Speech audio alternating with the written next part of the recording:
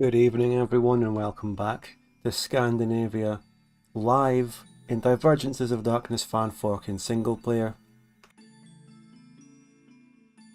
The year is 1863, we've painted a beautiful map, we have intervened and fought wars all over the world to increase the Scandinavian dominance, and it's been very fun and cosy and comfy and enjoyable, and it's going to continue as we get closer to meeting our goals this stream, as well as continuing to go through the DoD fanfork LARP, event chains, political intrigue, revolution, counter-revolution, characters, kings, and fiery upstart demagogues as usual.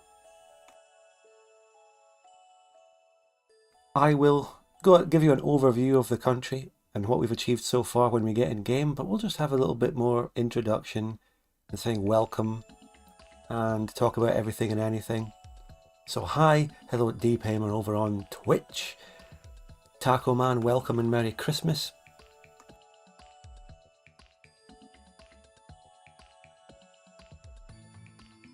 As we get closer to Christmas, I realise I don't have that much time to stream this. I'm going to be doing today's stream, and then I have time for one more stream after this, before Christmas and New Year. I'll be gone from streaming for a bit. I will be able to stream this today, and then another time on Monday. So we will have part 4 on Monday. Time is a little bit of the essence. I do need to increase the pace. We may even see spells of 4 speed. Although, living on the edge. I don't know if I can guarantee that.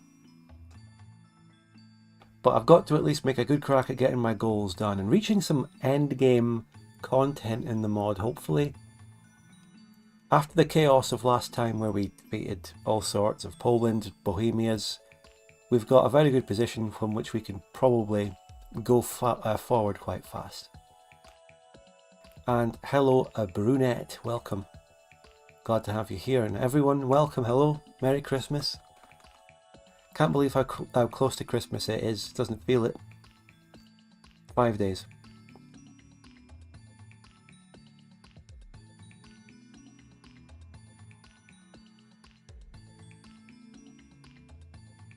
Ho ho ho, your navy is encircled. Get video, I hope you get some ships built next video. I understand little of which to ecosystem. Oh, thank you, Tace is already here, so just propping up this dying channel, thank you so much. 200 Danish kroner. All super chats are very welcome, of course, but Scandinavian super chats in Danish kroner, Swedish kroner, Norwegian kroner, and I remember one time, the Scandinavian donations are especially appreciated on the Scandinavia stream, but I remember one time. Does anyone else remember the one time?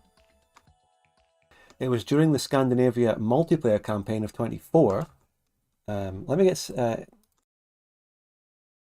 we'll go in-game and I'll get the in-game background music on, but I just want to still talk about the intro here. I want to mention something. Thank you so much for the super chat. Background. We're looking at Iceland because remember, who was there? Who was there?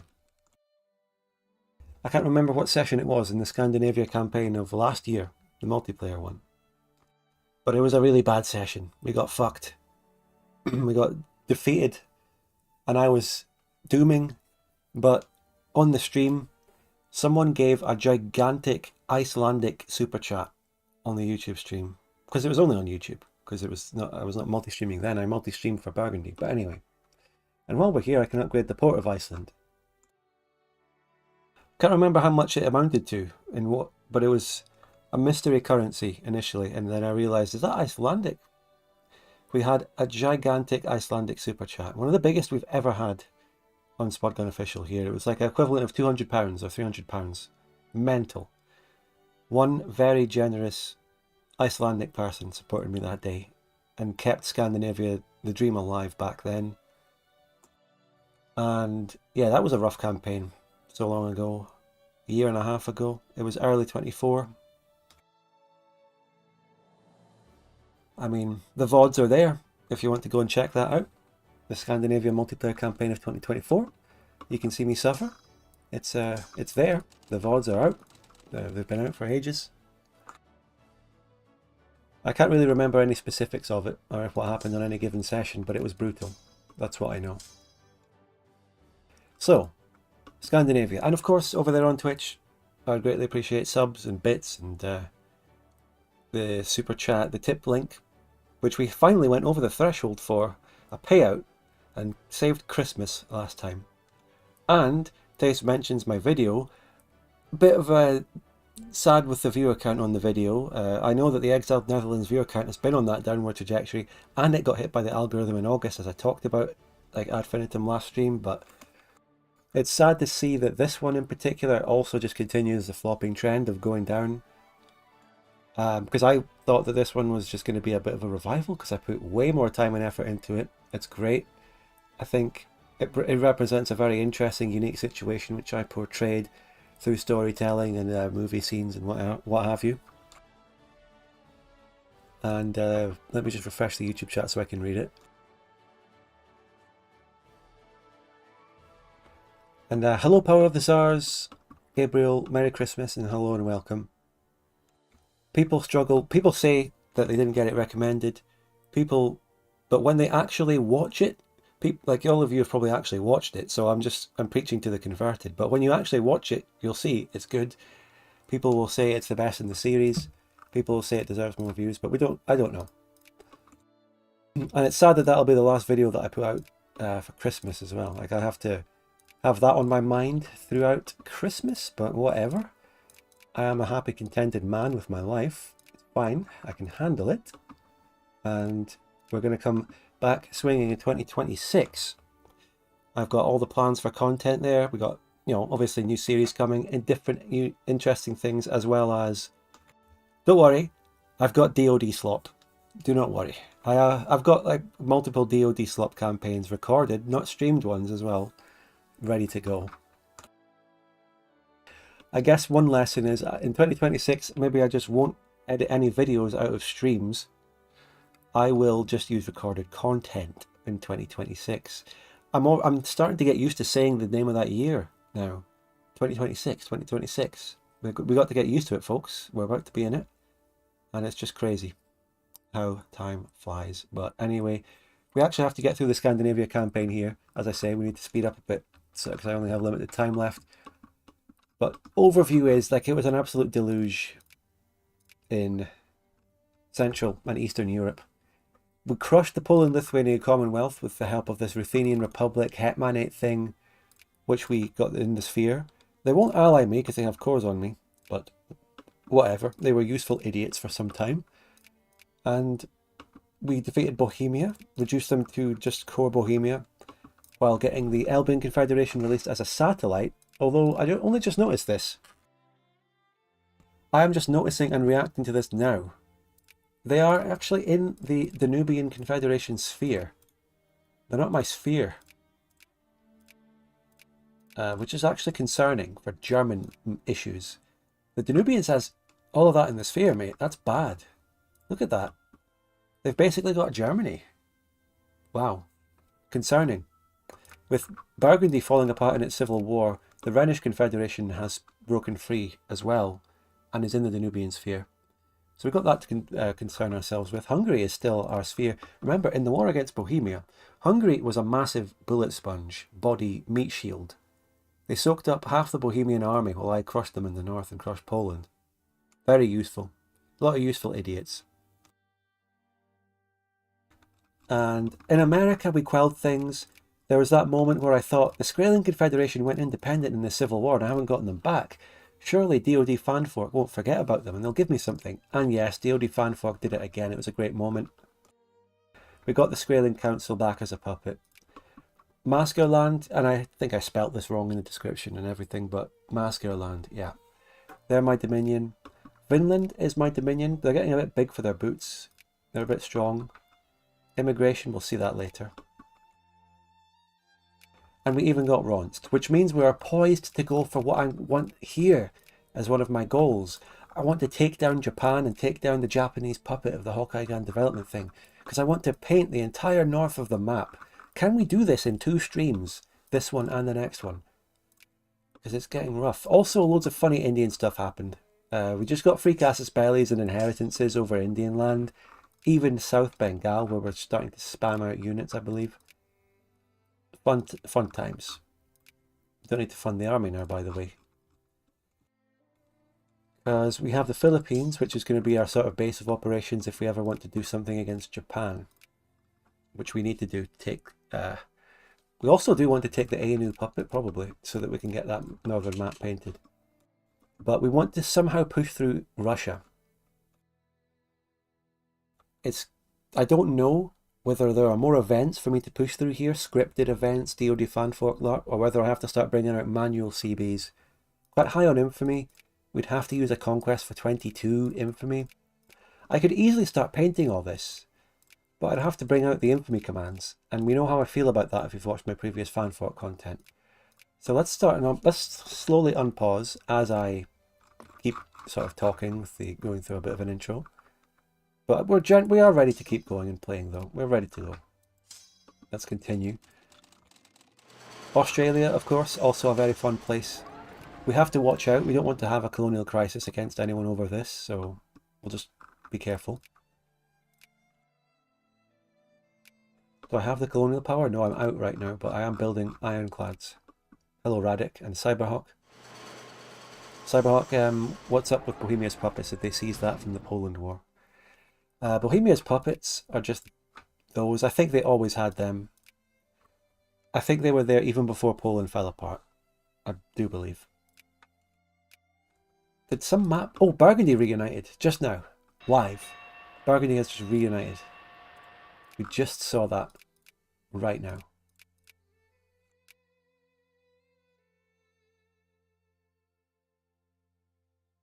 Gabriel says, I didn't get any events for Northern Russia in my playthrough besides for Karelia and Ingria. You might need to go manually on them. Shit, yeah, okay. The mod doesn't have minor conquest. So we have, like, infamy. We're going to have to eventually just decide, you know, we're going to have to make a decision on infamy. Oh, interesting. So we actually have the ability to get re-allied with Burgundy, but yeah, no, yeah. We made an alliance with the dual monarchy, but it was a bit of a meme with all that. So I think personally we should get the alliance back with Burgundy and reconcile with them.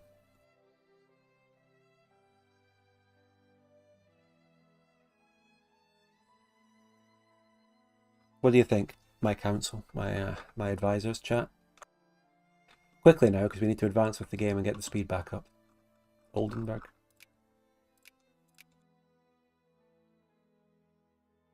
Oh, I can remove Oldenburg from Burgundy's sphere. We do also have this alliance with the Belgian Confederacy, great power. Berg is the long-time friend, yeah.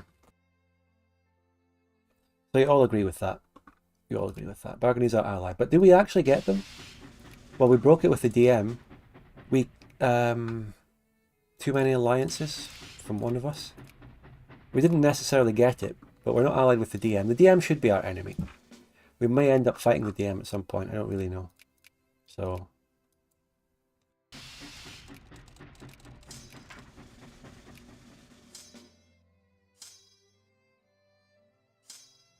Our stacks are looking comfortably 30k. You'll love to see it.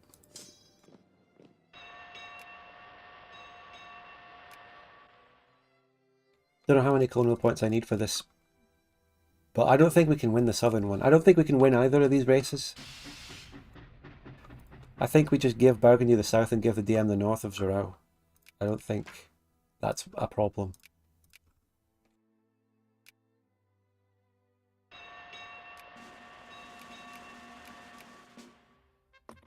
Let's get full relations back up with Burgundy and then see what happens from there.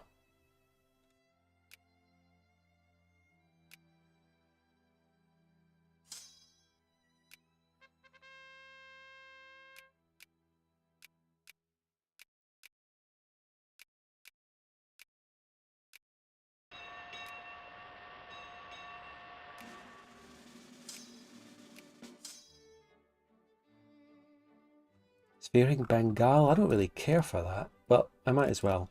Bengal is actually my puppet, so yeah.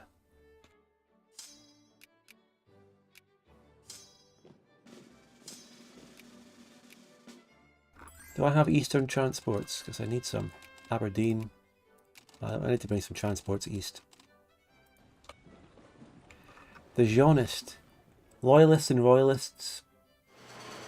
So, Burgundy is going crazy. They regained their monarchy, their reactionary country regime. We might be on a collision course for Burgundy going to war with Germany or the DM or something. Let's see.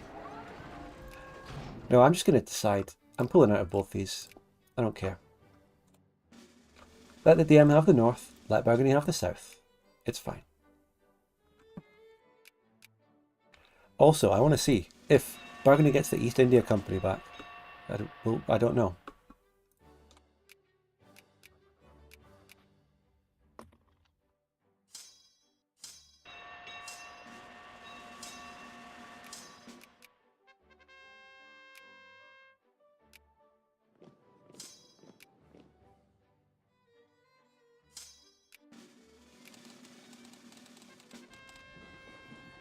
The Ruthenian menace. Ah, oh god. Big thing happening here. Now, eating Novgorod will make your northern border look quite nice for considering expansion there. Expansion there is the whole point. I'll take Novgorod, this, and all of this. I want to. I wish there were events for it. I hope there are, but I don't think there are, and I think we might need to go in manually. Infamy.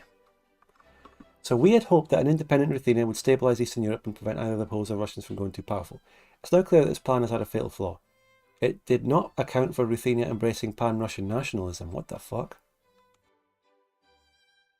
They have crowned a prince from the old Rurikid dynasty, King Nicholas I. By the way, Scandinavians, those Ruriks, all of those fucking people, they're Vikings. They're Scandinavians. They belong to us, really.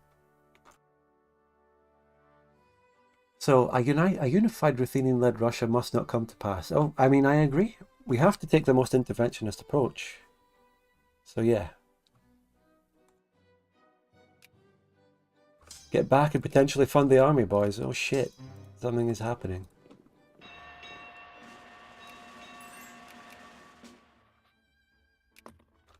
I don't want any other alliances in case it scuppers the plan of getting allied with Burgundy. I think too many alliances is preventing me.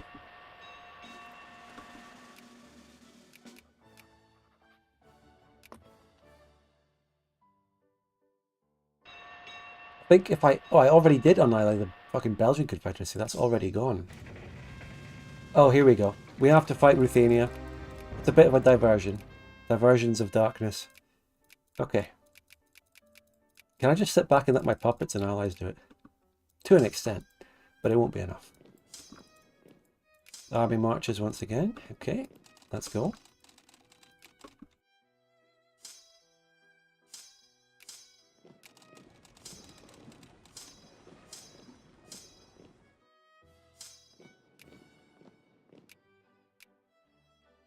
Diversions of darkness.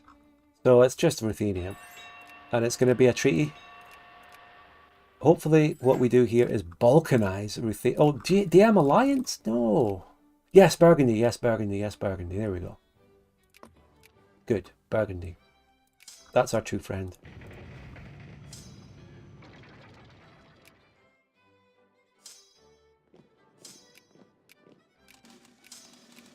True friends are rare in this life. Right. Otto Jardine for attack. Let's go. On we go, Otto. You know the drill.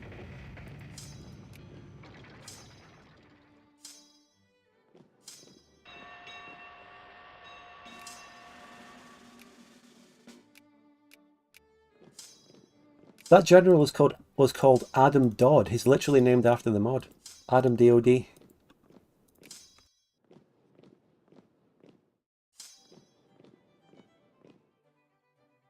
The Hungarians again! Always loyal, coming in from the south. Oh, I only just noticed that Greater Poland is a Bohemian puppet and sphere. I think someone else earlier pointed that out. But, yeah, just noticed.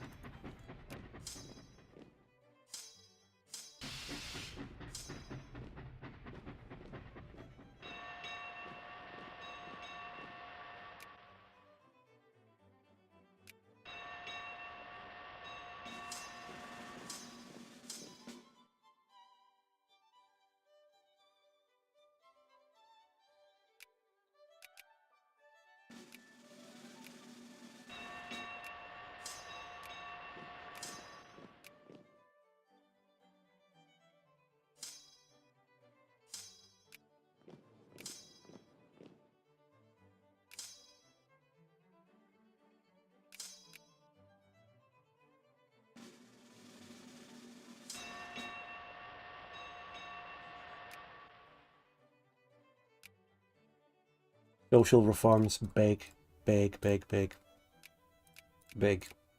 Pop growth. Them pops.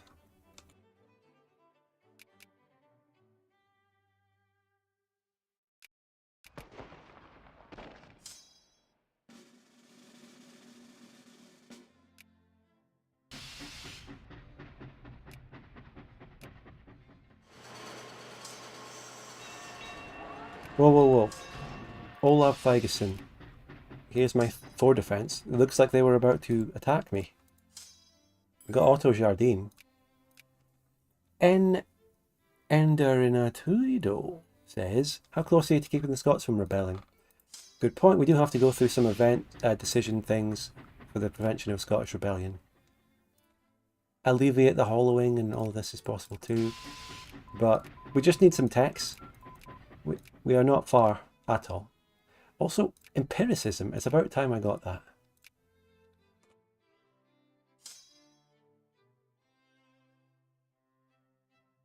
You want me to show pop graphs? Not mid-war. Not mid-war. I won't show pop graphs mid-war. Too busy. Now, I'm also kind of sphering Galich. They can be a sphere. I don't think I need to paint that one for my goals. Okay.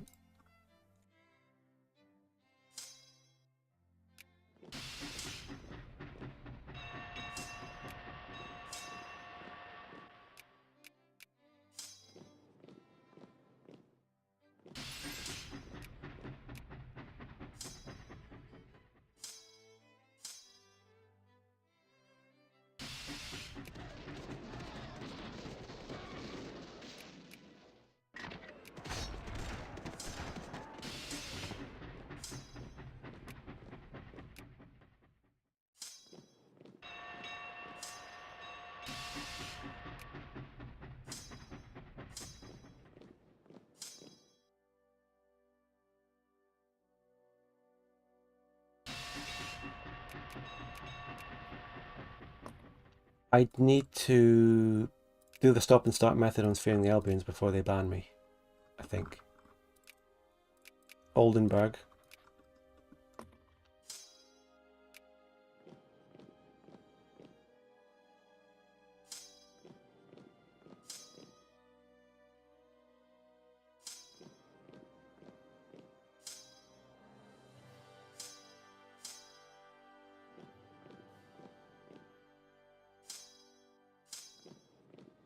A nice comfy war.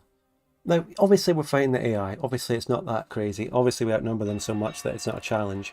But what I like about Fanfork is when you fight a war that you haven't fought before, it's interesting to see what happens after it when you negotiate the treaty thing. It's unique every time.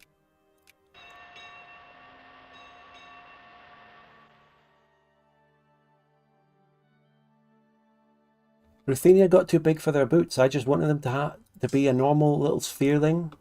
Comfy little sphereling, but they had to get too big. They had pretensions of forming a united Russia.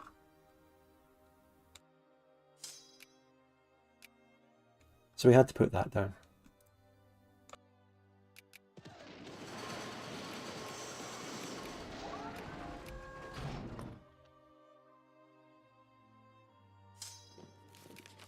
And surely we must be getting close to piecing them out.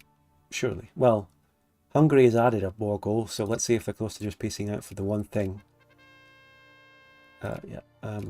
Yeah, they would accept the treaty. That's it. GG. Well played. Now let's see what we can do to them.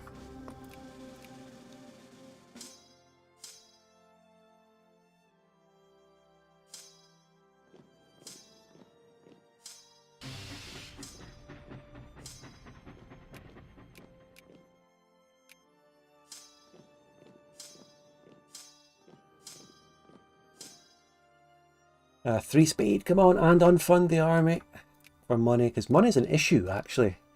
Because we have this party that's free trade, we don't have tariffs, so that's the issue with money. Maybe we change that later. Maybe we just research tax. We'll see.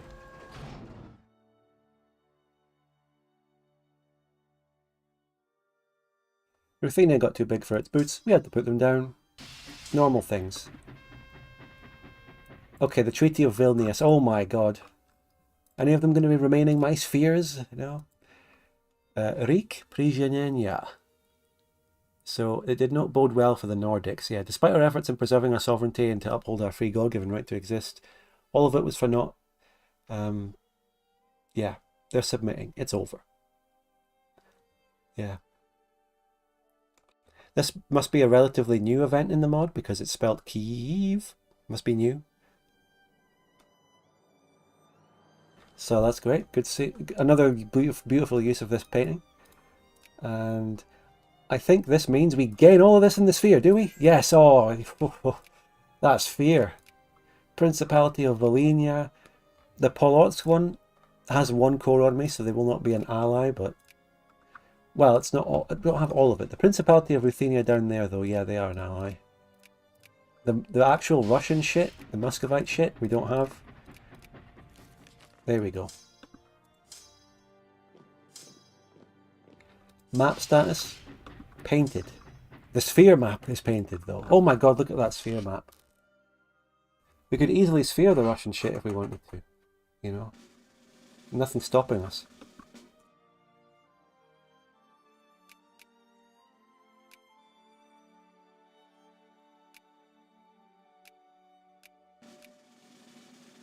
So Danubian's up to 46 points. I'm going to... Okay, that's an instant discredit, so we can stop. I need to get the Elbians back in my sphere, actually.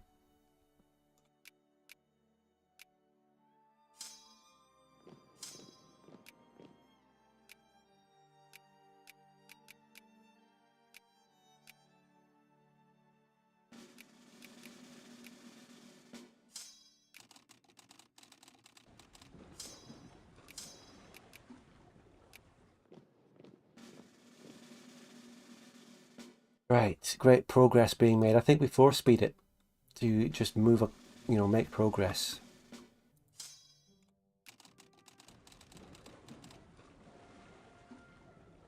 And if something happens, I'll pause. Well, we have a lot of debt. We have a lot of economic issues to get through here. I know. I really know.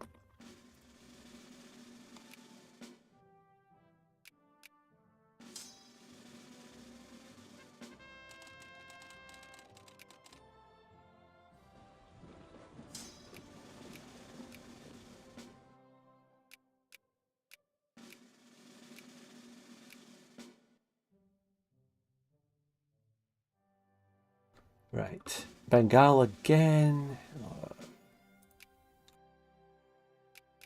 Is the list of countries you're sphering in alphabetical order? It is. Yeah. Just to clarify. You look at this. When you're a big empire and you're sphering so many things, it helps to know that it's in alphabetical order, so you can just click on that.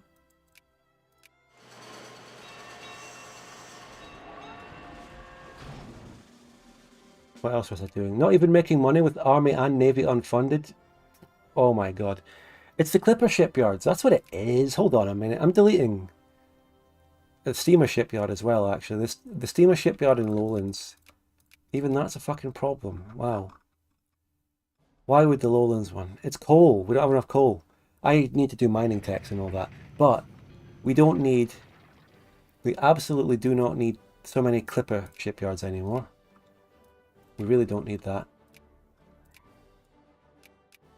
One of the things about the economy in Victoria too, ship building, ship supply chains are very expensive if you don't have all the exact goods for it. They're very expensive. Clipper and steamer alike, both very expensive.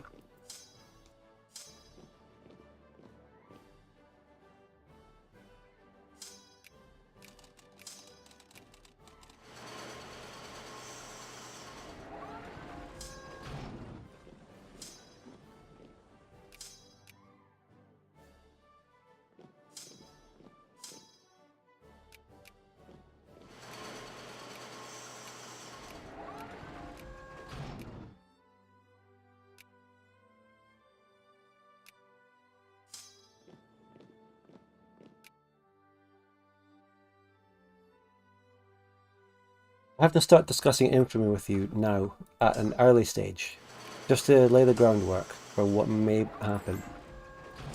What are your thoughts on infamy and infamy commands? What are your thoughts? So that is that Bohemia losing its puppets and shit because they rebelled? Nah. Death of the Red Sultan? Oh, what's this Burgundy? They want to call me in against Nri? Well, I have to join or else I'd lose the alliance with Burgundy, so sure, I'll join, but... Wow, that's so irrelevant. Ma Wong. Do we remember Ma Wong from when we played this? Do we remember Ma Wong?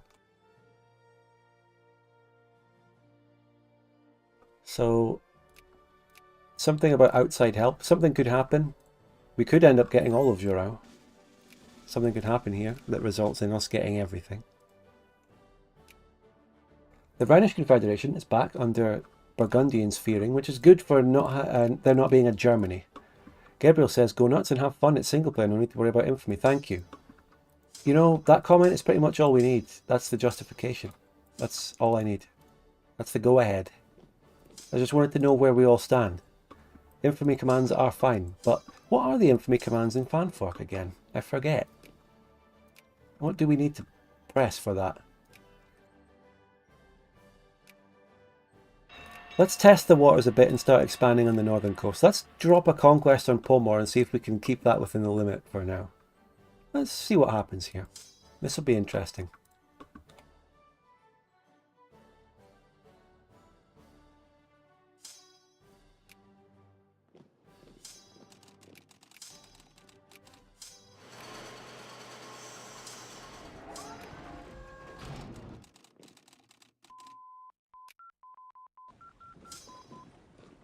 I think we need Nat and Imp, just in general. I don't know if that's any of the anti-Scottish rebellion thing specifically, but it's just good to get that.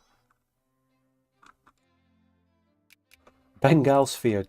If we ever needed dye, we certainly fucking have it. Maybe not in the bit we sphered, but I think there's dye 10.2. Wow, that is just below 25. We have plenty dye in the actual bit of Bengal we own. Romania formed, good job. Nothing else happened in Italy after that Italian Federation formed ages ago. The Grand... okay. Shit. Oh. Getting rid of the Balter privileges is really important. It's a devastating modifier because of the old nobility of the Balters. And we need to get rid of it. It turns out we went through a lot of discussion last time about getting Balter or the Baltic cultures accepted. I decided to stay with the Balters, who I have accepted now. But we need to get rid of that modifier. So we're going to remove Balters, but we gain Estonian and Latvian, which is good. Those are good cultures. Balters is really good though, because it's Prussia. Actual Prussian land with the gold mine. But the modifier, it's terrible. Factory output minus 90%. Artisan assimilation rate, mining efficiency. It's horrible. We need to do whatever we can to get rid of the privileges. It's like EU, it's like European Universalis, it's an estate, the Balter estate, the nobility. We need to curtail a privilege or something.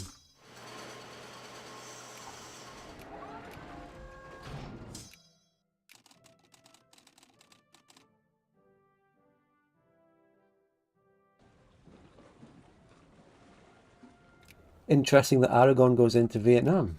That's cool. Dominions? Okay. I don't remember that when I played Aragon Italy. Is this new? Is this new shit?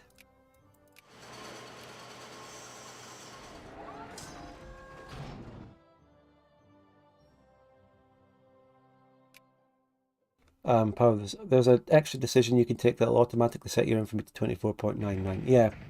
I remember using that one a lot. Is there another that just outright lowers infamy though? Is there another?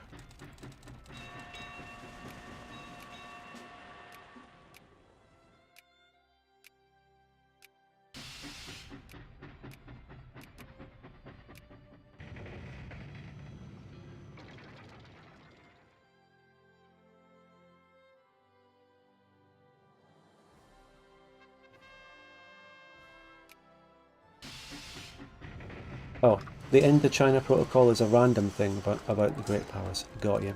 Okay.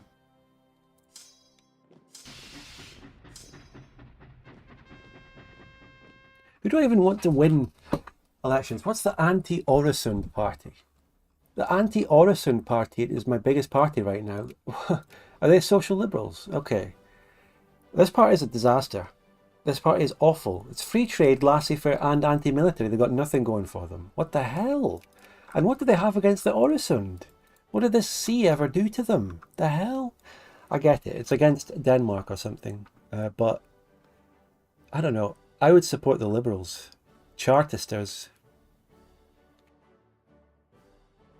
And it's the same policy. It's liberal. It's limited citizenship. This isn't even a good thing. That's a terrible event. It's like a technical fucking wartime election because we're in this stupid Burgundian war. I think this is like general HPM feedback. The wartime election thing doesn't really make sense.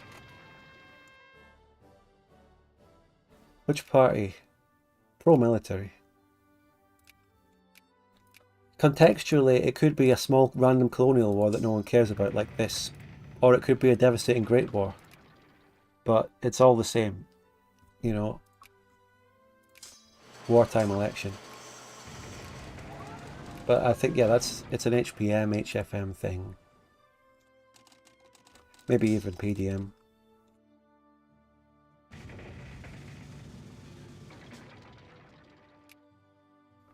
Yeah, of course we have the Suez, by the way, but I need to actually build it. So look at this. We need to go interventionist. Interventionist, COD players. I don't need to sphere the rest of Egypt. We got the Suez region.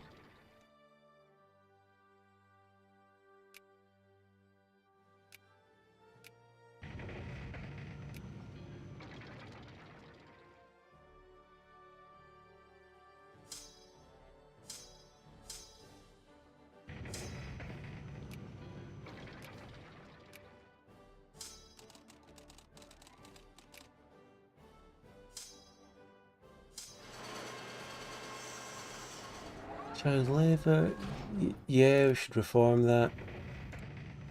They're against the sound tolls or something, yeah, no doubt, no doubt.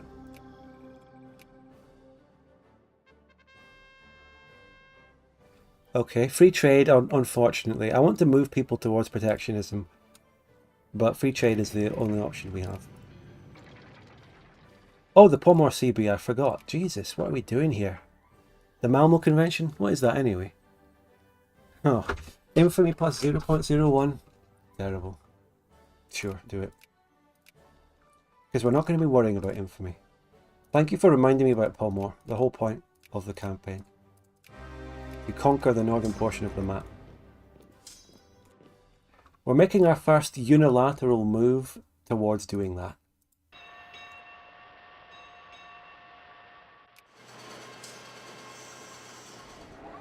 Peace is on its way. Ah, fucking... So stupid that events like that pop up over irrelevant little 2K wars.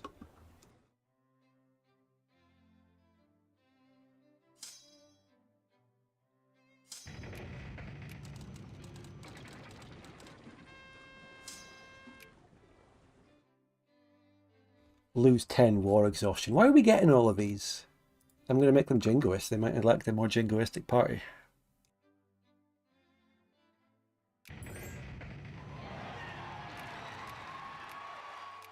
Albania? Nah, mate. You're on your own, Albania. Don't know why I even allied you. Albania, great playthrough. Maybe we should play Albania. Maximalist Albania.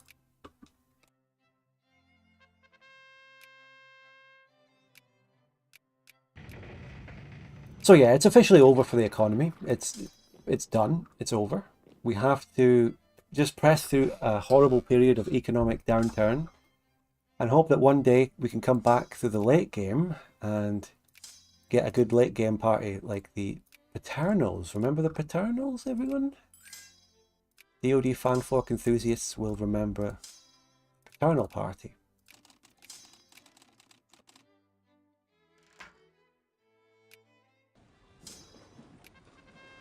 A strongly worded letter from Burgundy. The Burgundian ambassador delivers the disturbing memorandum to our government. It opened by expressing its gratitude for Scandinavia's continuing cooperation. Then we withdraw all our forces from Oldenburg. Oh my god. The so-called ally of Burgundy. Fucking hell, 113 Brigade.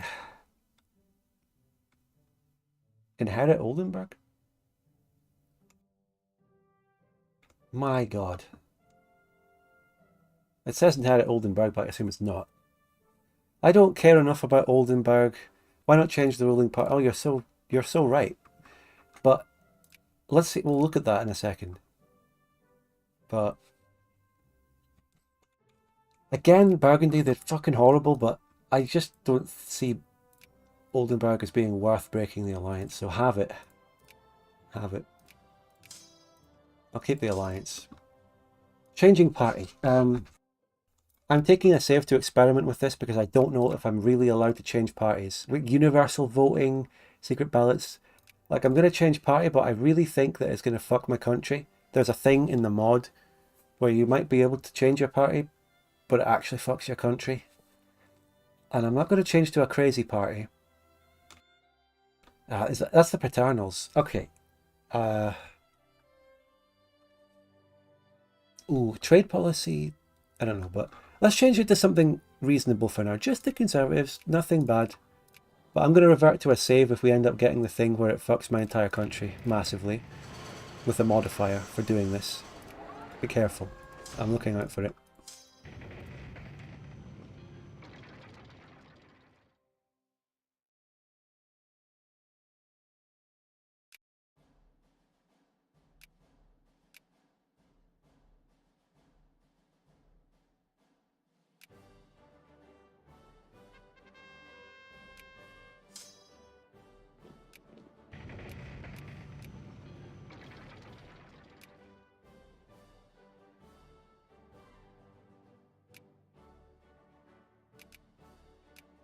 Is anything going to happen in that regard? We'll see.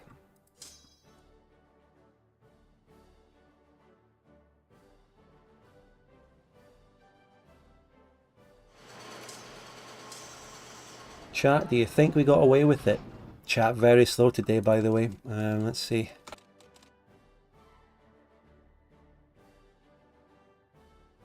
Well.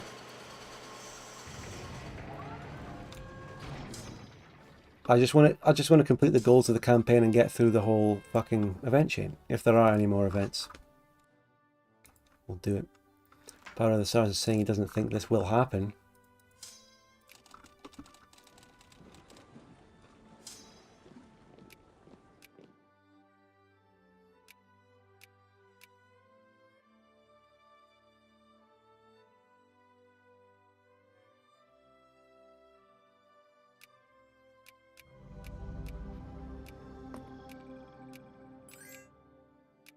Hey, Peacekeeper, the campaign isn't really winding down. What it is that we're just hitting session 3, and you know, every streaming campaign is really about session 1 is a big view count, then it goes down. It's like a gradual downward chart every time. But the campaign itself is great. Like, we're only in the mid game and all that in terms of pure campaignness. So that's a nice bit of map we painted. It looks good. Looks really good. Got dominance of the White Sea. We've got the trade node. Trade node. Komodo's asking me my favourite cigarette. I don't smoke. Can't answer. The next target will be the Pusterorsk Volost.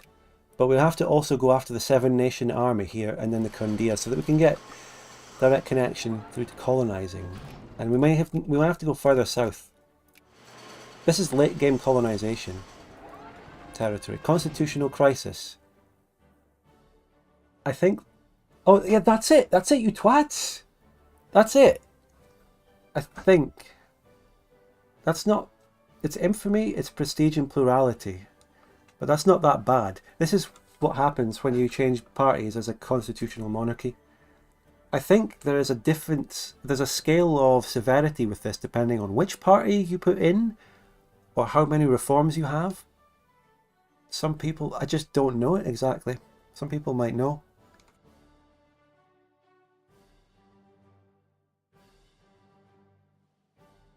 But this isn't bad. I think I will just live with this one. We're going to have the Conservative Party in here for a run of time. And by the way, having tariffs up? Holy shite. We can fund the army and navy. Look at that. But we need to start building up towards a different party. We need to... What's the party voting popularity? Electorate vote. Looks like the people still are solidly Chartist there.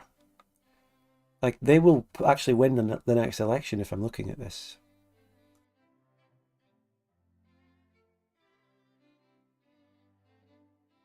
It's 1866, not 1666. The king can't just change the ruling party anymore because of woke. It's true.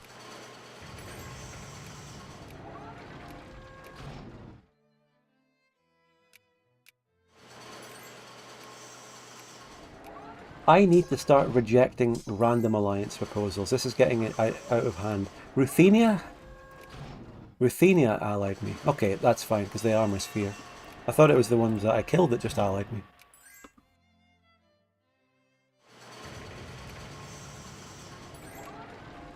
Pondia. Teschen? Teschen.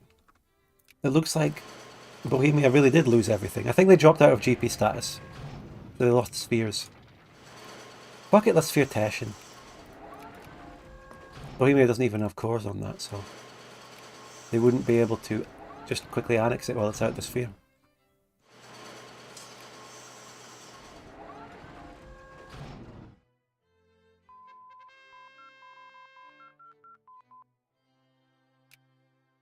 Alright, we got a lot of things to do from nationalism and imperialism, so hold on a minute. Sulu. This event is to warn that the Imperialism CB is available for you in one or more of the following regions. Okay.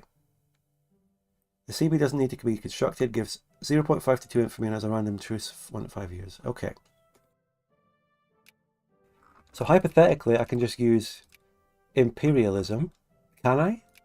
There's established protectorate, but I can't see anything like imperialism. Anyway. We've got a bunch of events we can do. Organize the Gambia. This is just simple stuff, creating some cores of nations. Establish the Malacca Protectorate. What exactly does that one do? Delhi. Inherit Delhi. Are these sphere? Ah, yes, this is Malacca. Okay, yes, I'll do that. This is inheriting spherelings in the East Indies. It doesn't appear as if I got any infamy for that. We're good. And now I think we can do Sayak. What was it? Oh, this one here, Delhi. Grab that. We can organize Christiania, which is the Philippines. Great.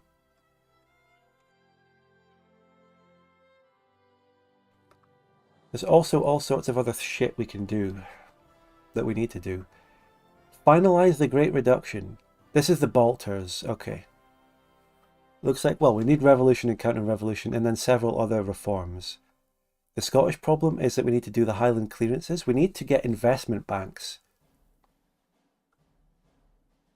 We need to get investment banks and blue and butter work-burn schools. So 1870, we get that tech and that tech.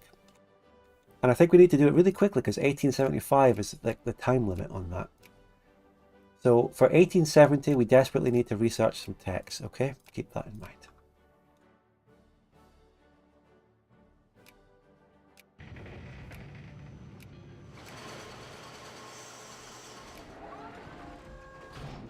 This Smolensk-China here is my biggest region. Okay. Hungarian conquest. Wait. No one big intervened against you, did they? Okay. Well, let's help. I think Hungary deserves our help after everything they've done for us, to be honest. Actually, they actually do. Ho ho ho, your navy is encircled. Hayes been a while since he was able to catch one of these. Based to the peaking on Dutch Great War with. Here is a big dono. Cheers and Merry Christmas. Thank you so much, MK Ultra Fonder. $49.99. Thank you. Merry Christmas to you. I think you enjoyed part thingy of the thingy series. The series that shall not be named anymore.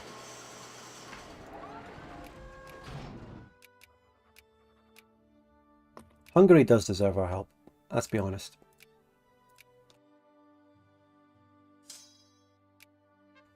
Let's call in the Volhynia Republic, just, you know, for fun. Bring them in the water. Bring them in. Sorry. What's a good reform? What's a good reform? No police, regional police. That's good. That's good. Yeah, great. See how quickly the economy turns around when we just have a decent party in power? That allows me to use tariffs.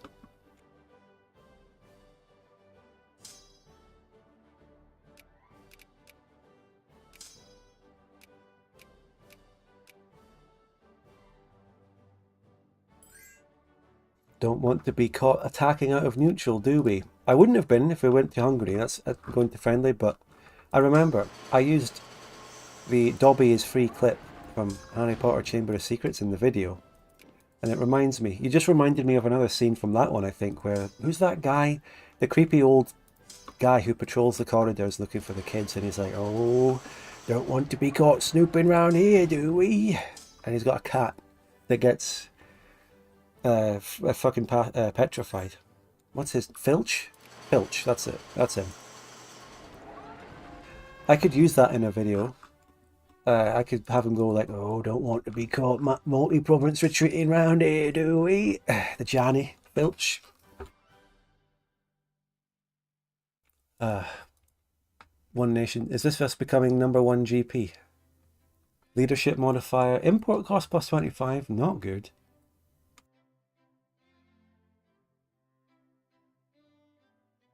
This isn't good. This is an objectively bad modifier. I don't want world hegemony if this is the cost. And Pax Britannicum, Pax Scandinavicum, Pax Scandinavicums, Pax America. It's bad. Diplo points is fucking shit, you know, and it looks like it just utterly tanked my economy. It actually did, because it forces me to lower my tariffs a little bit. So I'm not pleased. I don't want to be the world hegemon. Minus 100% loan interest, but I'm not taking loans. No loan interest. Did I see that? Sorry, wait. World hegemon. What do you mean? Oh yeah, no loan interest. That is so accurate to the modern USA. They just have the weird money system where they just print money and they're fine. Because they are money. They are the money. The USA is the money. So who's going to come collecting those debts?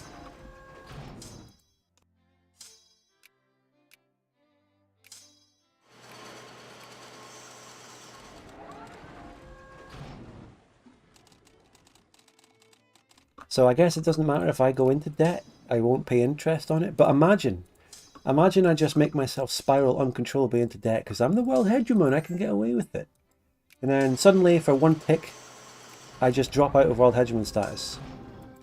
And I take one tick of interest and it's like £5 million and I instantly bankrupt. Did you ever think of that?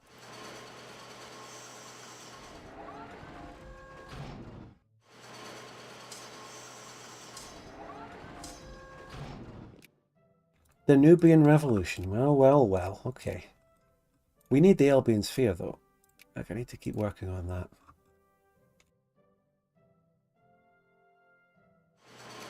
Yeah, boy, Seaman over on Twitch is saying, and you're the one who pointed out the minus 100% interest, the coal dollar or the petrol dollar. I mean, what's the resource that we're mostly exporting? Lumber. The lumber dollar. That's the lumber kroner. Because we're the Swedish kroner or something.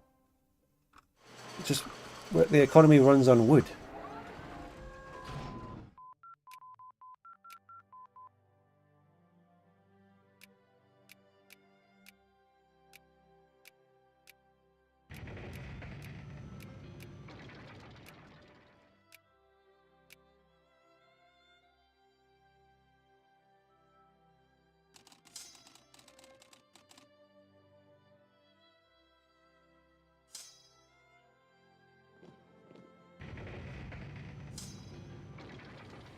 So, Hungary did a very cheeky thing. They took Moldova, it doesn't... You look at Romania there and you think, wait, they don't look too dissimilar from their normal map because they still have Bessarabia, but yeah, they took this whole fucking region. Ku Rien says, invest in wood coin.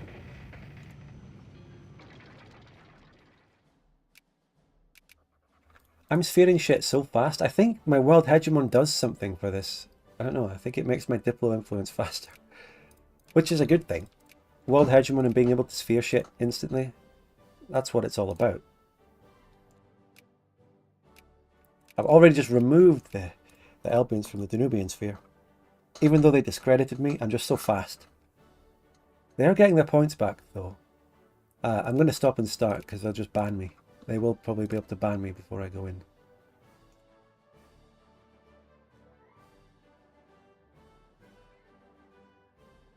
Jonil says, given the area's control and the importance of lumber, I could actually see the wood kroner being a thing. Well, that's what we're doing. We're living it out. That's what it's all about. And yeah, I am losing money. And I don't really want to go into debt, even though I have... I mean, there still is technically some interest, but it's very low. I have to defund the army and navy for some time.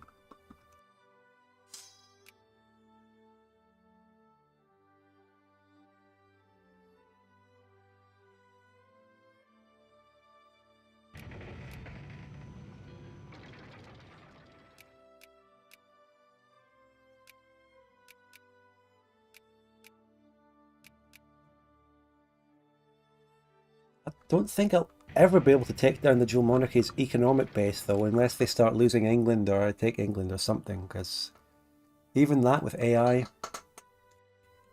does nothing. I don't know. I mean, this region here is one of my most populous regions, and it's got fuck all craftsmen, so we'll do something with this region. That should boost my industry a lot. Of course, we need investment. Capitalists need to build in there. I think regular clothes and artillery is good. Pretty good.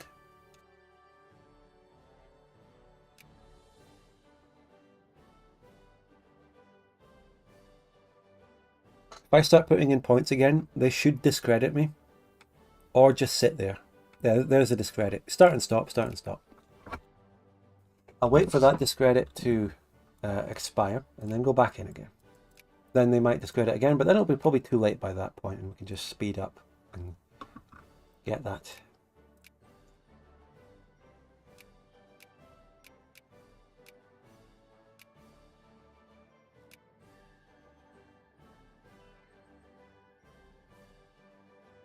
Yeah, lack of coal. Lack of coal. Is that a problem we have in our country in general?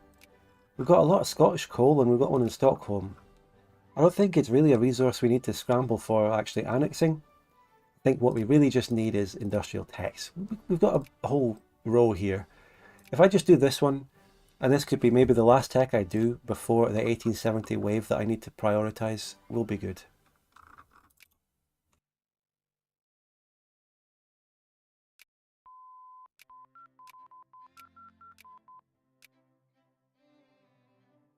MK Ultra says, #1 producer of Scottish coal. I see.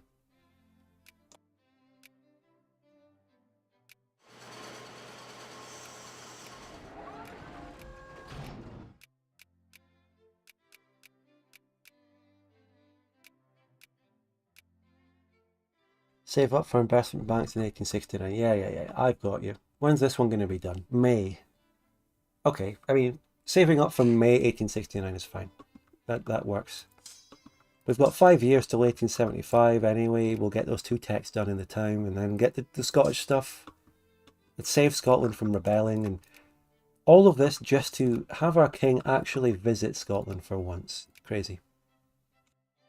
Also, I mean, I remember we have South America shit here. This may be the only time I look down here ever. I don't know what's going on. We've got a Mapuche sort of puppet, and we've got Bjornian exile LARPers over here, who are mostly living in a mostly native place because they got kicked out of actual Bjornia. So there's that. Colonial map mod. Is there anything we can do colonially? Nah.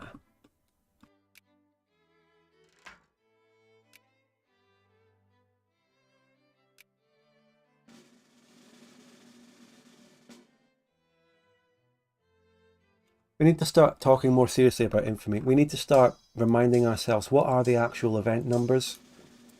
And is there one that actually just reduces infamy instead of putting it at 24.99? We need to get these noted. We need to figure these out. I need numbers. And you know, I never actually write these down physically. Years of playing single player fanfork at this point, and I never write down the decisions, the event numbers. I just don't. Force of habit, lack of good habits, laziness, call it whatever you will.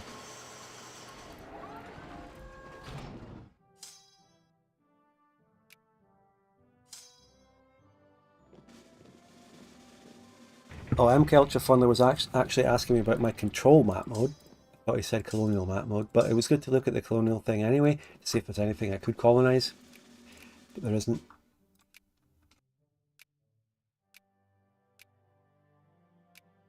You want to talk about EU5? You want to go there? Shall we go there? You want to talk about it? I actually do have things to say about it, because I made a tweet before the stream, which is taking off a little bit. And let me just quote it for you, so you know what I'm talking about. It's blowing. It's going to be one of those that blows up.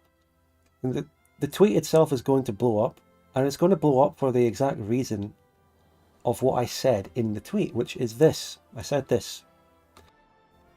EU5 is just a perpetual discussion. The main content is guides, reviews, and takes. Everyone just talks about EU5. In 1,000 years, archaeologists won't know it was even a game. Absolute yapping simulator. So I put that out there, and that is going to blow up because, first of all, it's true, but second of all, itself is EU5 discourse, therefore it will do really well because EU5 discourse is massive. Yeah, it's not 18540, that's vanilla, it's not in fanfork. Yeah, we've got that. Yeah. But anyway. I'm pretty sure if I were to just go on the fanfork Discord and type in infamy, search infamy lowering event, there would be info about it. But EU5. My point is that EU5, it's technically a game, but it's as if it is actually just a phenomenon. It's a talking point. It's a discourse. It is just something that everyone talks about, more so than playing. And nowhere is that clearer with the type of content that does well with it. People watch EU5 content that talks about EU5, guides for EU5, takes on the direction of EU5, reviews of EU5, but less so actual gameplay of EU5. And look, there's lots of gameplay of EU5 that is done well and is big content. But EU5 is just yap about the game. It is takes. Bokoen and everyone, One Proud Bavarian, big Paradox YouTubers are tweeting and talking about it and talking about the controversial latest patches, which I'm completely out of the loop on, by the way. I really like EU5 and I've enjoyed playing it, but I'm currently out of the loop because being in patch hell has put me off of it a little bit. I just don't want to touch it because I'm thinking, well, it's just getting patched. Everything is changing. It's completely in flux. And I'm sure I'm not the only person who feels the same way. It's an absolute patch hell.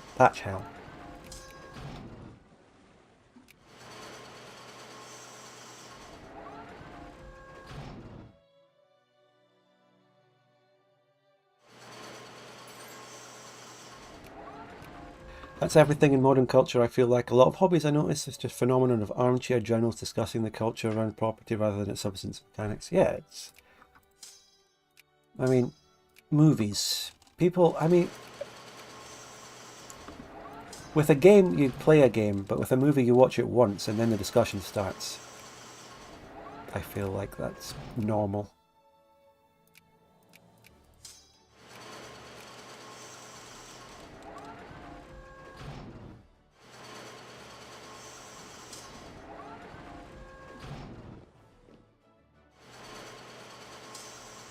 Johnny says, took a break from it when I tried it again, then tried it again the other day. Single player is a weird place because the AI is much more aggressive now. I don't know what to do with it. Where do we go? If I played it now on the latest patch, would I suffer from the AI being too aggressive, or is it not aggressive enough because they've been tweaking it the other direction? I have no idea. I'm out of the loop. I've been too busy with other things. I have a life, and I have my main priority, which is Victoria 2 editing content. I don't have time for EU5 at the moment. And boom, I'm out of the loop. I'm completely lost. I don't know what the fuck is going on with the AI or anything. You fall out of it for like 1 or 2 weeks, you're gone. It's a thing that you just have to keep actively up with. Tomorrow says the main thing you should know is that 1.0.10 made the AI schizo expansionist. Yeah, that seems to be what everyone's yapping about. That's what the massive talking point is. Now we save research points, by the way. But in terms of DoD fanfolk infamy events, we've pretty much determined there isn't one that actively lowers your infamy. Although, when I played this before, and also, who the fuck is calling me into a war? Ruthenia against the Sloboda Ukraine host. What's this? This is Ruthenia annexing them. You can handle that on your own, lads.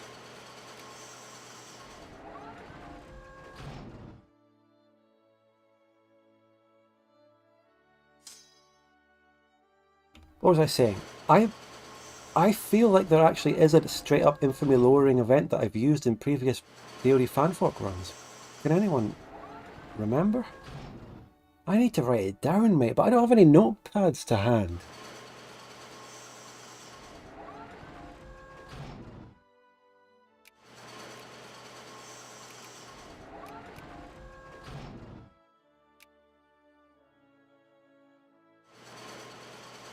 There is. Can someone tell me the actual... Do we know the actual number for the one that puts you at 24.49? Also, what the hell? I forgive you for going bankrupt, Elbians, but... Yeah, I forgot about spheering them. But yeah, let's get in. Let's sphere them. Siegefrith says, can you save edit it? Yes, you can save edit, but that is such a horrible way around infamy. I just want to quickly get on with the game. Oh, the 24.99 is a decision in extra decision. Right, yeah. There was also more to this, wasn't there? Disable army mutinies, by the way. Yes, please. Just for that. Fucking shit. Government decisions. We can choose a trade policy. Let's get even more money. Border policy. I don't think we need to change the border policy.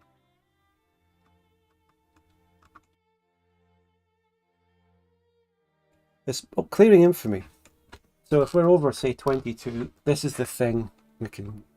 It costs money, and it puts us at 22.5. Okay, I'm going to activate that. I'm going to deactivate everything else. Wait, it already is. The local government. I think I just changed every puppet of mine to my government type, but I can't be sure. For now, I'm just going to use that. Let's go for the next Russian thing here. Conquest. Go for conquest on that.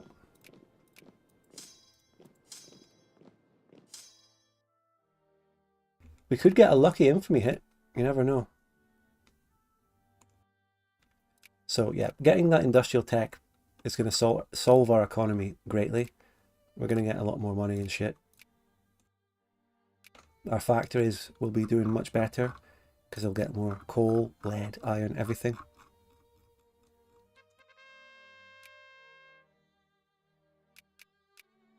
I do have a lot of unemployed craftsmen, but they're in places that are actually colonies, so I could never make a factory anyway.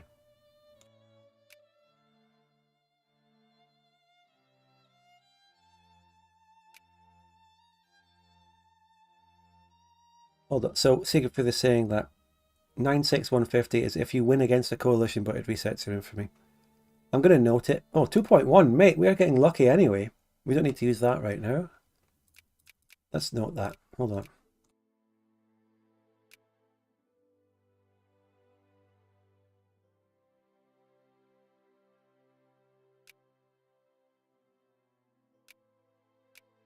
I'm taking notes, but I'm taking them in-game. I won't be able to transfer them between different games, different campaigns.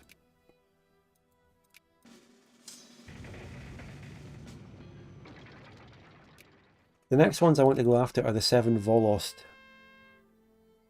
The Japanese Empire. Oh, this is American shit with Japan. This is what I want. Yes. Brilliant. Yes, please. We might have to send our navy out. I'm sending the navy. I'm funding it and sending it east. Shit could kick off here. Does Japan have any allies? No. No, they don't. I'll send my whole navy east. Let's go. This is good news.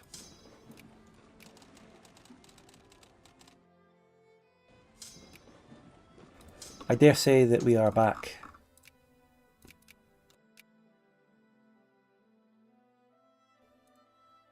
So, I mean, what are they saying? They're not cowed by our declaration of support for the Rhonnst. They have instead countered with their own demands for our immediate withdrawal. No one is remaining. The one remaining question is whether or not the Japanese Emperor is willing to escalate this matter to war.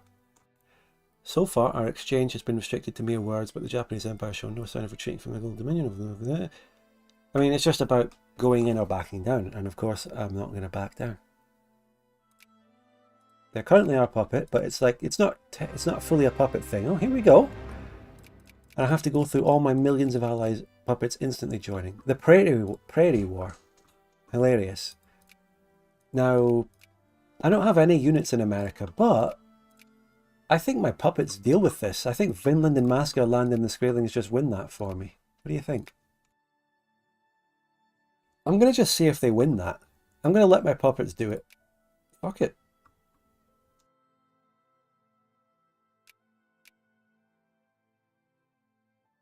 The Prairie War happened. Loads of people didn't join me. That's disgusting. All the Russians didn't fucking join. What the hell? Hungary didn't join. What are you doing?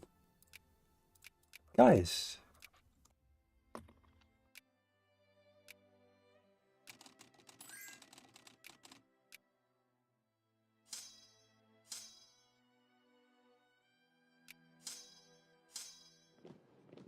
That's so sad. Sun Emperor Jaeger with the Circular Navy Smuggling, be careful. It was me playing Scandinavia and Jaeger playing Japan where it originally happened. By the way, if you want to see the naval encirclement with a great Christmas twist, drop a super chat or join the membership now. So, 30 transports in the east. Let's have 2 hussars on it. Let's have an ugly 30k stack. As long as it's 30k, that's all that matters.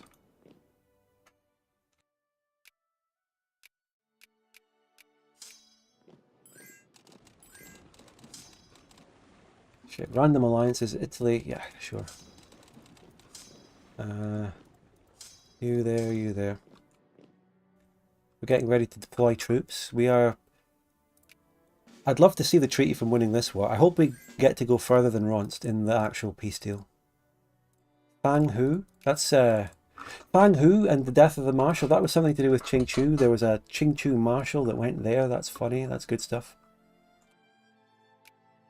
I'm not going to command the puppet units. Let's just see my puppets go off and fight themselves and see how they do. I'd love to see this. 8070 tech reminder. Ah. Which one do we get first? What even did we need to do? Well, of course we get naval bases first, right? We could start upgrading them.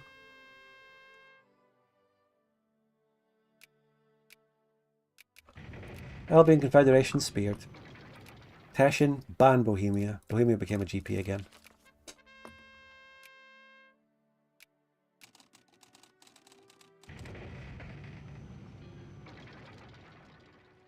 In before, this is the time that the dual monarchy happens to make a move against me. In before.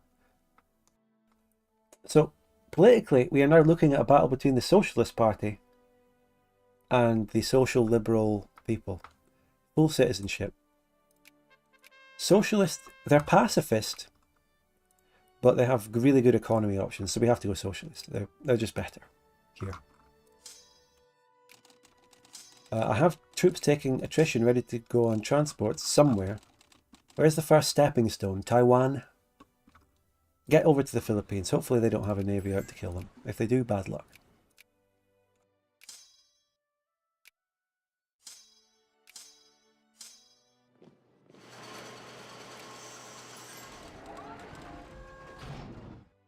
I only took some of the men there. Hold on.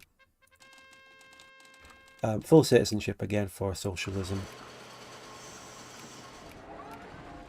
Hey, San Marcos Republic, you allied me. Would you like to join my war? No? Yes? Turkish Empire must... Okay. I'm going to... Stability in the Balkans. Let's get Macedonian land and some shit like that. That's fun.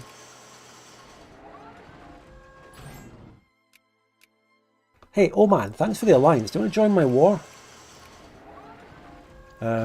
Secularized.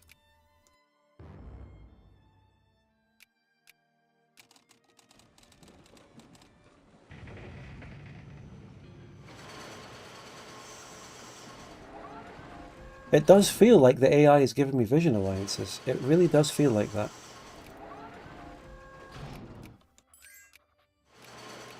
Hey, Aragon, thanks for the alliance. Want to join my war?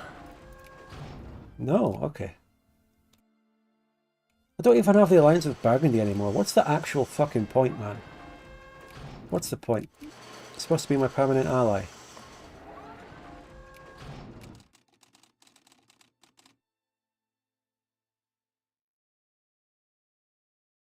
Well, my puppets are pushing well into the Hokkaigan development community. They're going crazy. Oh, wait. Also, we have to go pacifism. I forgot, I am still at war with the Siberian thing. Whoa. Full citizenship. I think I've done the political events the right way to get the socialists to win this. I hope so.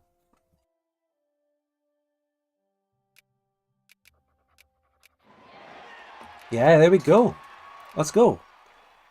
Unfortunately, that's really low military spending. Jingoism is brutal. Fucking hell. Turkey agreed to the things which has led to Bulgaria, Macedonia a little bit more. Nice. Sorry, yeah, boy, C-Man on there on Twitch there. I'm not going to read the Spanish Civil War stuff, but hopefully other people on Twitch find that useful and helpful and interesting in some way. I'm not reading it. Sorry. We're scrambling to get through this. We're busy.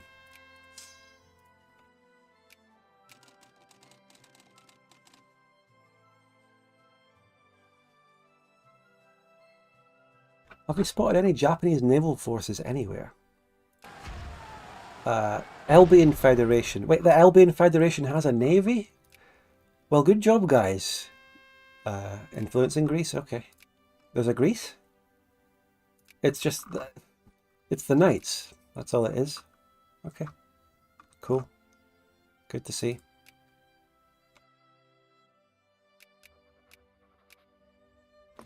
So the Elbians sent their navy round, and it got encircled by Japan, by Jaeger. Oops. Terrible. Lads, I think my puppets have it covered in America. I was actually thinking of sending troops to America. But that's the whole point of the puppets. We don't need to send our own troops. What else are they for? If not to win this war for us.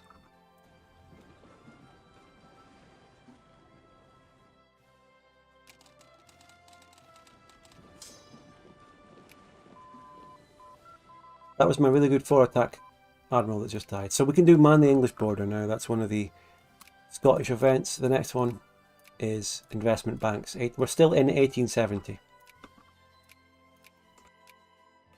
Upgrading ports, very tiresome. Let's start a little bit. Let's not do them all right now, but get a solid core around Europe of level 4s.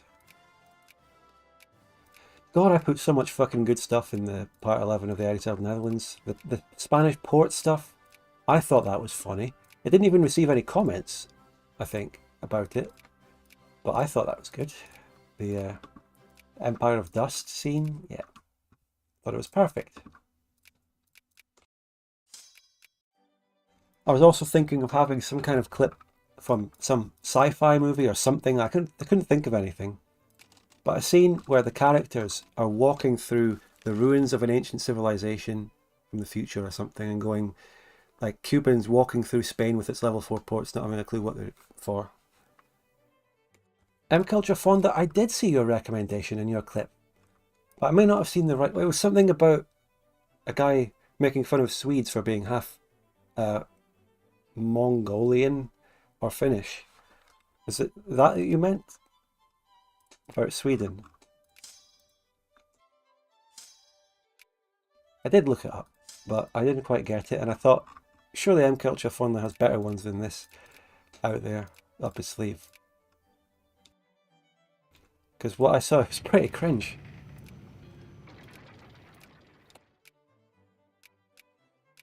Sure, it was funny because of the CSA versus Sweden beef. Oh yeah, the CSA saying it.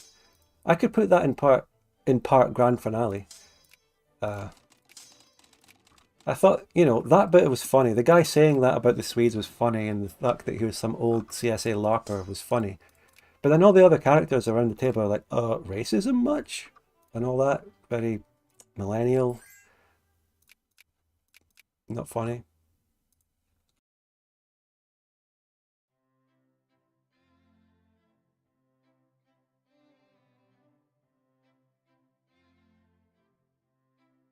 It would make more sense for the Finns since they're Finno-Ugric. Well, this guy was taking it a step further, saying the Swedes were Finno-Ugric for breeding with the Finns in the first place. Yeah, you haven't seen it. Yeah, I get it. It's funny. It's good. Vinland is coming over here. That's good. Anyway, my actual navy's repaired enough. Let's start fully blockading Japan, I think. And launch an invasion of Taiwan.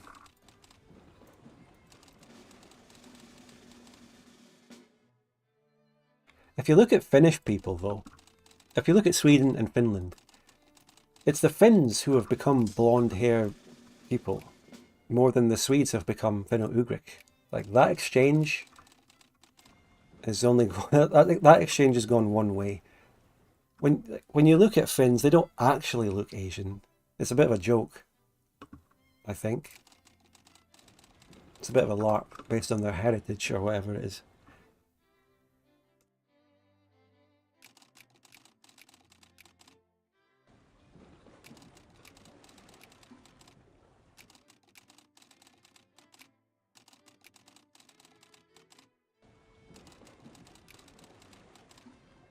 So a big blockade here. This will be a good war score for eventually just getting this war finished.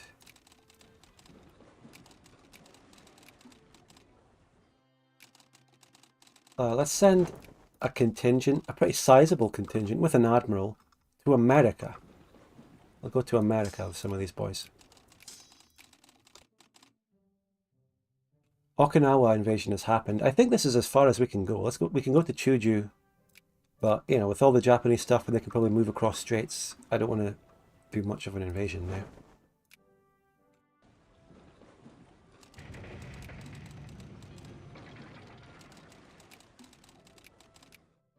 The Prairie War score-wise, we're far off.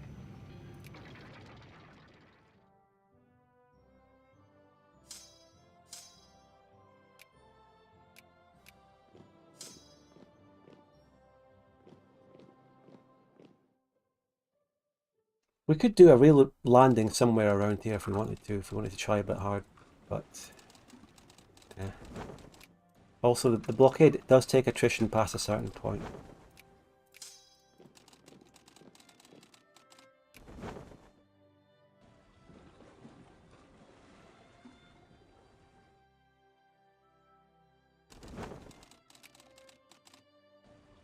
But yeah, actually, M Culture Fondly, your clip would have been perfect for the CSA describing Sweden, or insulting Sweden. But I'd never heard of that. I'd never seen that before. Ever. Fucking hell, Bohemia got Teshin. You twats, get banned now.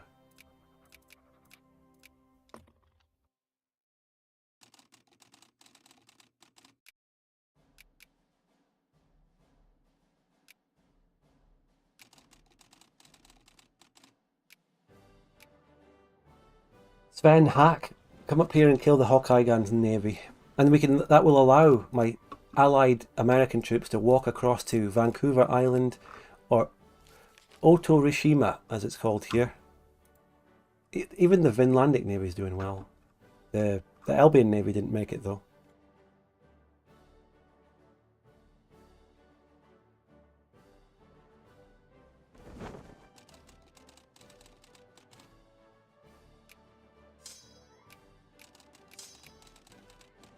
Any more islands? Let's go up to Hokkaido. Not Hokkaido, Karafuto or whatever. What's this island called again? In real life, this is Sakhalin Island. I don't know what the Japanese call it. Probably Karafuto. But maybe not. Maybe that's a DoD thing. Guys, all the boffins in chat. What does Japan call Sakhalin Island? Trivia. Also, the fucking Siberian War again. My god, I keep forgetting. I'm all over the place this stream. Let's get Teshin back in the sphere. Let's accept military access from Ashanti. Let's lower relations with the next Russian thing I want to take again. Power of the Stars is saying the Japanese do in fact call it Karafuto. Good to know. Brilliant. Here's the Soya Strait. Fun times.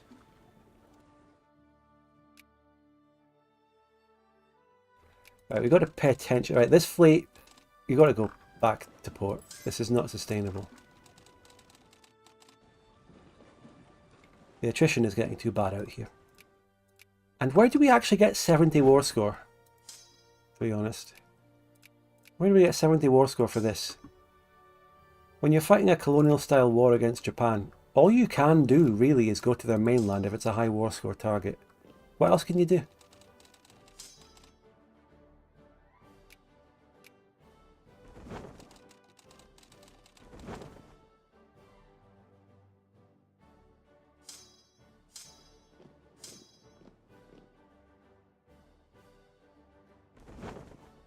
Custom CB tickers, maybe.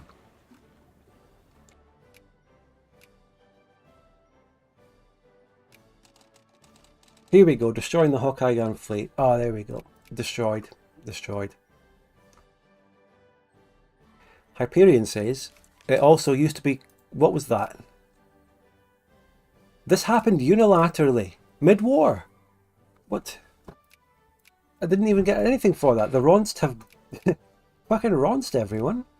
I'm going to need to directly annex Rhonnst to get direct painting of the northern map. What the hell was that? Go on, Rhonnst. Go on. Go on, Rhonnst. You've got this.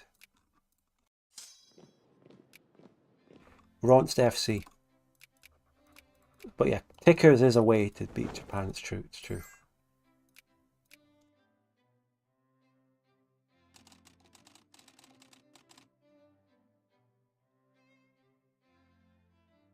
Decatastrophe. Yeah. Everyone's going crazy in Prague and Bohemia. It's over. So here we go though. Invest in the Highlands. But we have to be at peace. That's what it is, right? We have to be at peace. Prediction. Organise Mughalistan. We can do that. Resolve the Scottish problem. At peace. I knew it. I knew it. Absolutely fair.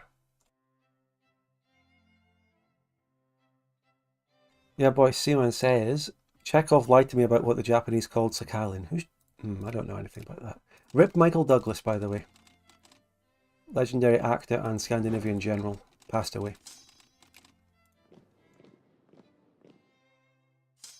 We could do the Kuril Islands now. Maybe we can get away with Hokkaido if as long as we can blockade that strait though. We take a lot of attrition there, but maybe we can get away with a cheeky, very cheeky Hokkaido. I don't know.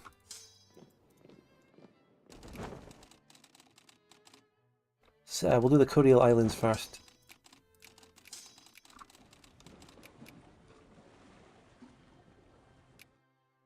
And then attack. Well, it's anything really. Revolution and counter-revolution is absolutely a must though.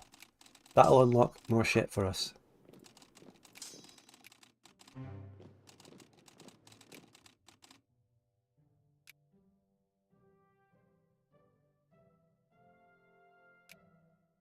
State of Hokkaigan, which is now a thingy that is not at war with us.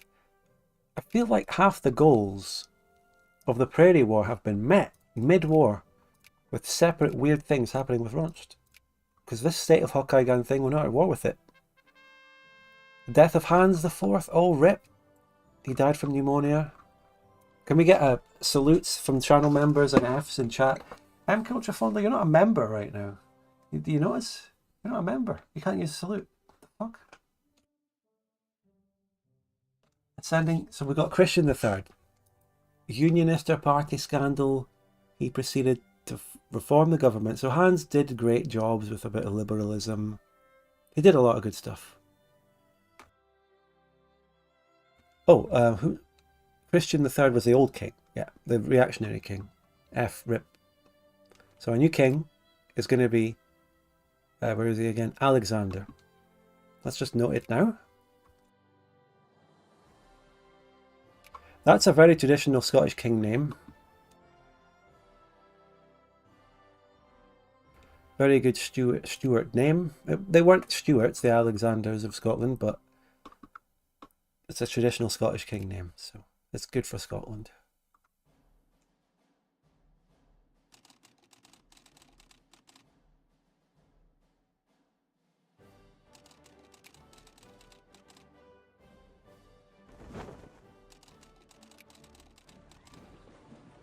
Oh shit, Navy, whoa. Long live the king. Alexander, he's Alexander V.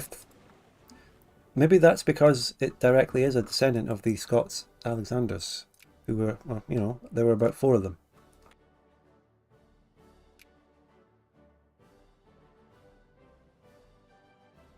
There we go, to give him his proper name. Long live the king. He specifically highlighted the increase in socialist ideas as a threat. Oh, that's awkward, considering the party we have in power. No worries, Member Culture Foreigner. Don't. I was only joking. There's no pressure on you to be a channel member. But in general, everyone join the channel membership. That will trigger the Christmas Naval Encirclement alert. So we'd love to hear that.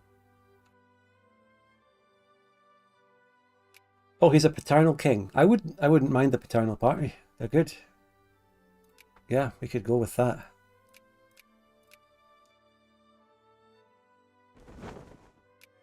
Spanish Civil War. Well, okay then.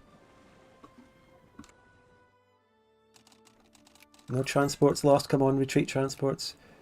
Right. The Russian thing is done. That's good. Horrible attrition in wastelands. This, okay. This might be very important. You stay there, actually.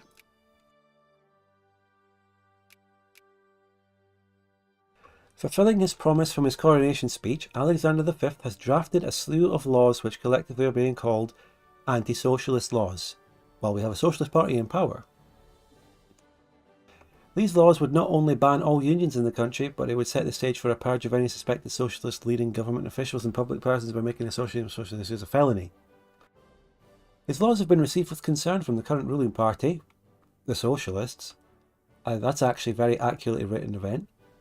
Unintentionally. Or intentionally. Maybe it's different depending on which party's in power. Is it that advanced? So Alexander believes that the strength and popularity of his position will ensure that they pass, but he could dissolve the current ruling party and install a new prime minister and government led by paternal officer-holding party. Shit. Oh.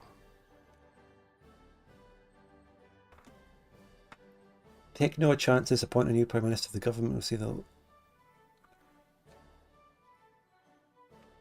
the options for the events are written weirdly. I don't understand. Take no chances, appoint a new prime minister. Isn't that the option that would make Alexander appoint a prime minister? Yeah, it would be. And it pisses off the people.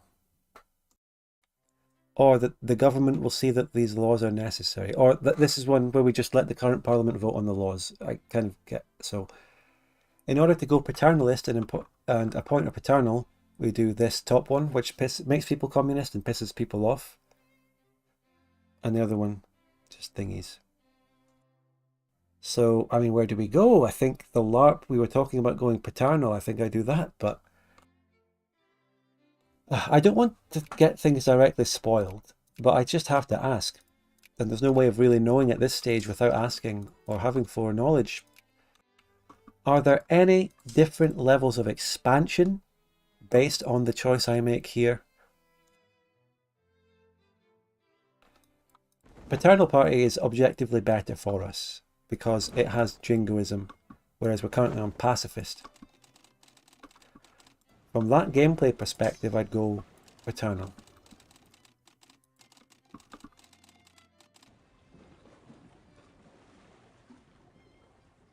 That's the main reason I'm leaning into that.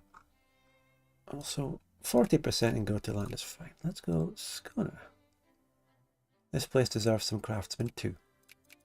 And the Highlands definitely, they have good RGOs.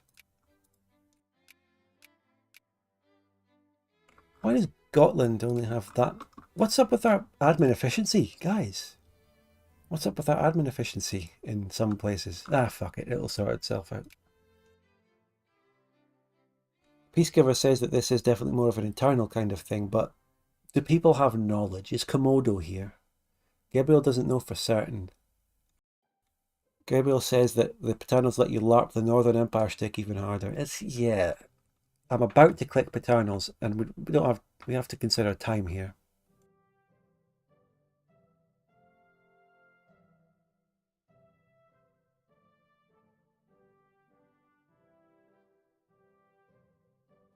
Time is of the essence.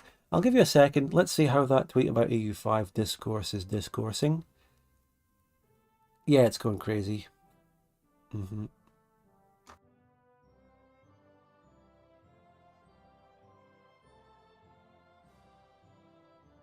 Yes, yes. Yes, indeed. Yes. Yes, yes, indeed. Let us vote. No, I don't have time. We need to get through the playthrough and paint the map of the North in 2 sessions. Power of the Source says the tweet about the Epstein logs was funny. Oh yeah, I made a hit Epstein tweet. I'm not even going to say what it is on here. Go to my Twitter if you want to know what that is. Twitter.com/spudguno. Like spudgun and then the letter O, all one word.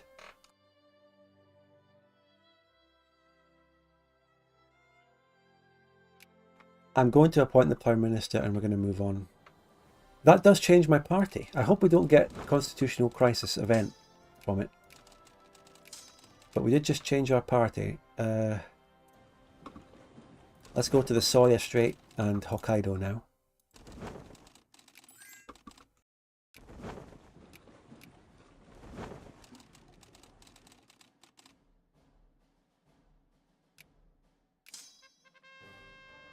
Protests over the new Prime Minister. Is this the end of democracy?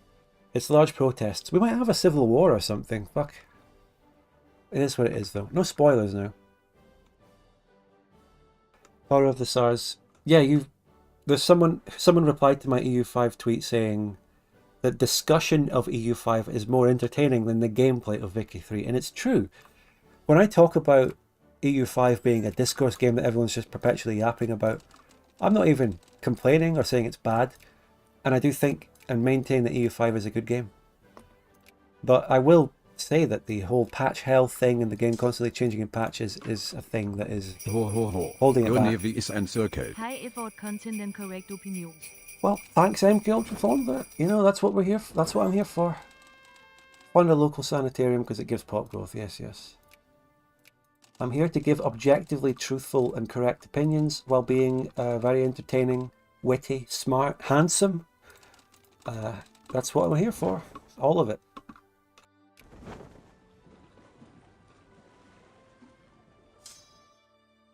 Some of the people responded to me saying that EU5, like saying they don't like EU5. I wasn't implying that the fact that everyone's talking more about EU5 than actually playing it makes it a bad game. I think the reason people are talking about it so much is partly due to the very transparent level of development from Johan, which is an approach they took from day one with Tinto about, you know, Project Caesar and all that. That's why it's very discourse-ish, because there's been that from day one. And also all the patching is very hot topic. Everyone needs to talk about that and give their take. It's fine. I'm not complaining. And state of Hokkaido, like what is going on? How are we doing in the Japan war? We're getting war score. Is there something I need to get a ticker on this main war goal? I've got it 17% fulfilled. I don't get it. Oh, wait. That's it. It's over. War is over. John Lennon wins. War is over. John Lennon enforced a treaty. We did it. GG. State a random bit of Angola in celebration.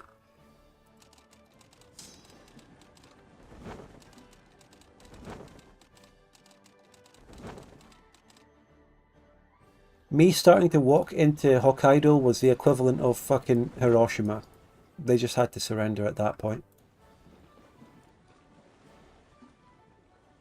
Oh yeah, time for the best king to visit Scotland. It's funny how it's actually going to be Alexander who visits Scotland, technically. It's not going to make a difference to the event of the decision though. Hans IV did all the groundwork, but it's actually Alexander, a king going back to the traditional naming of Scottish kings, Alexander, who's going to visit. And he's going to do it right now. Like, right now. Immediate. I'm clicking it. I'm clicking it. We have to go to the top. We do Asian farms and mines, African farms and mines. We organise Mughalistan, don't forget that too. But we resolved the Scottish problem. We did it. Maybe more events will pop up from that, but we did it. Alleviate the hollowing compound steam engine. Looking at, we should have gotten that maybe earlier. I should have done that tech instead of the other industrial tech I did. Because we need to alleviate the hollowing. Hello Nuclear Phaser over on Twitch. Yoko lost. So yeah, EU5 is a discourse-ish game because of many reasons. But we are the Defender of the Isles, we get prestige. All of Scotland is filled with energy as the Stuarts have for the first time in generations returned to the Isle since the 1700s, according to the LARP I think it was. Cheering crowds in Edinburgh. Yeah. We toured the Highlands as well. No expense was spared. We visited some of the new constructed communities in the Highlands to reverse the degradation of the area due to the clearances. Oh, that's lovely.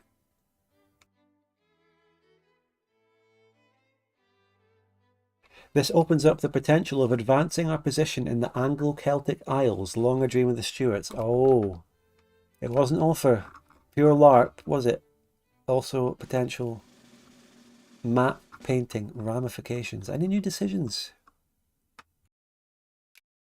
What's Nordicism? It's just money and all sorts of things. It's culture tech, it's prestige.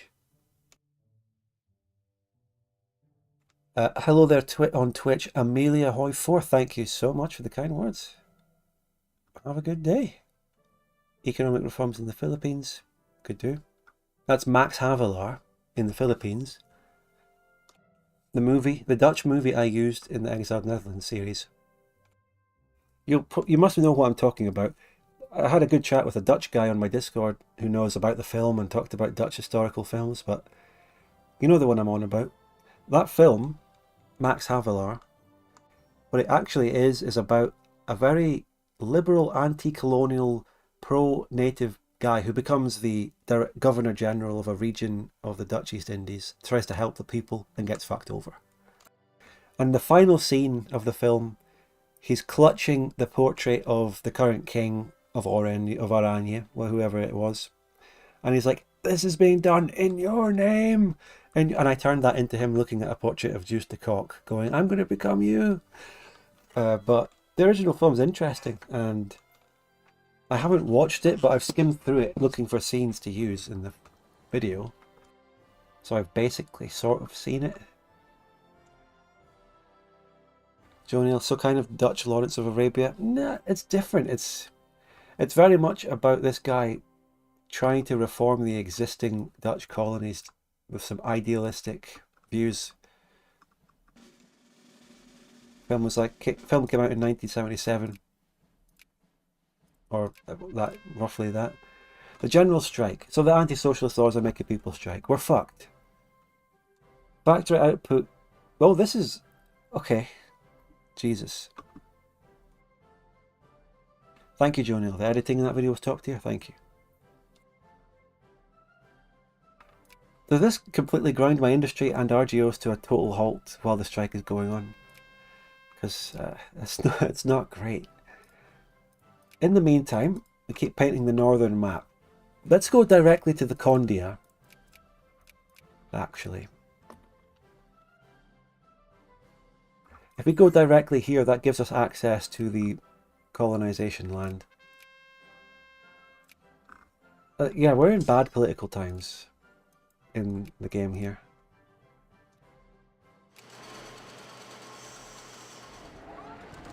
But anyway, a really funny thing about the Max Havelaar film was the comment section in the film.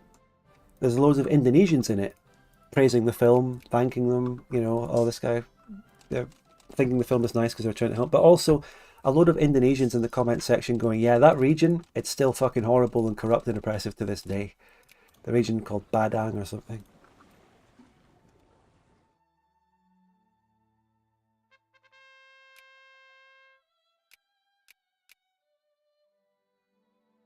Wait, what? He fucking died?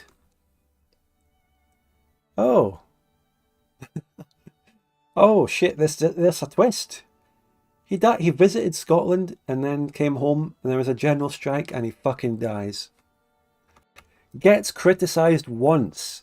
Fucking dies. The king. Let's memorialize this for all time.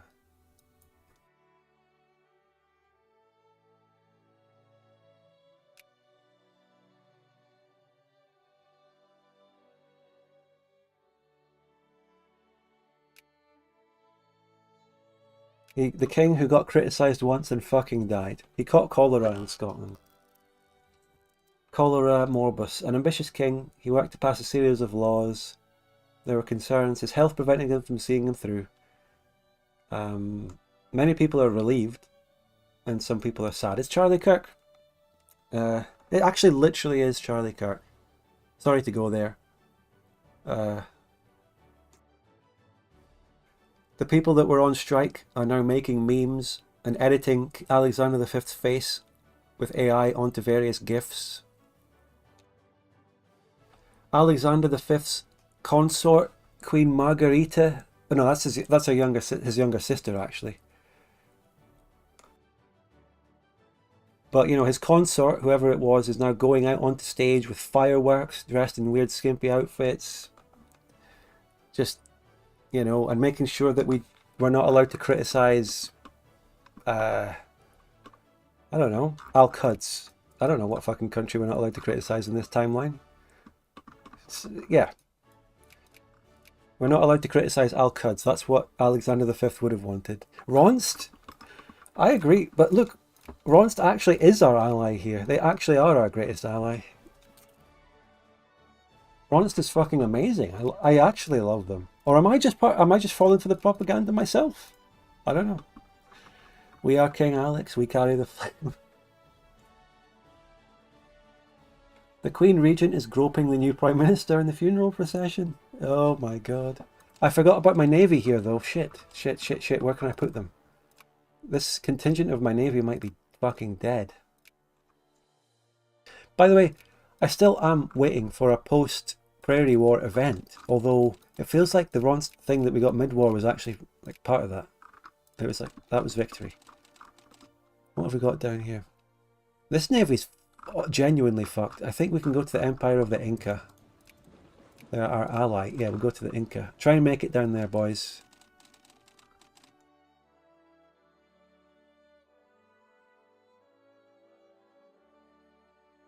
But the crown does pass to Alexander's younger sister, Margareta. Which is, Margaret was another big name around the time of Scottish Wars of Independence against England, along with Alexander.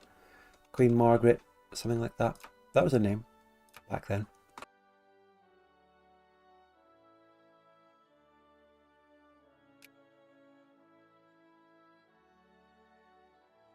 What? Yeah, we go. What's the fate of Rhondst's decision do? I think it annexes them. Blah, blah, blah, blah. We only need revolution and counter-rev, which we can get. I believe that's going to annex them. I think that'll annex them. It's neither here nor there, but I do want to directly annex this land eventually, just so I can fully paint the northern map. That includes Vinland. I think we should. I do want to, there is a decision to annex Vinland later in the game too. But yeah, okay. So now we get more information. For the first time in 500 years, Scandinavia is now ruled by a queen. Margaret II. Ah, we need to add the second onto the name. We got to get this right. We can't leave that.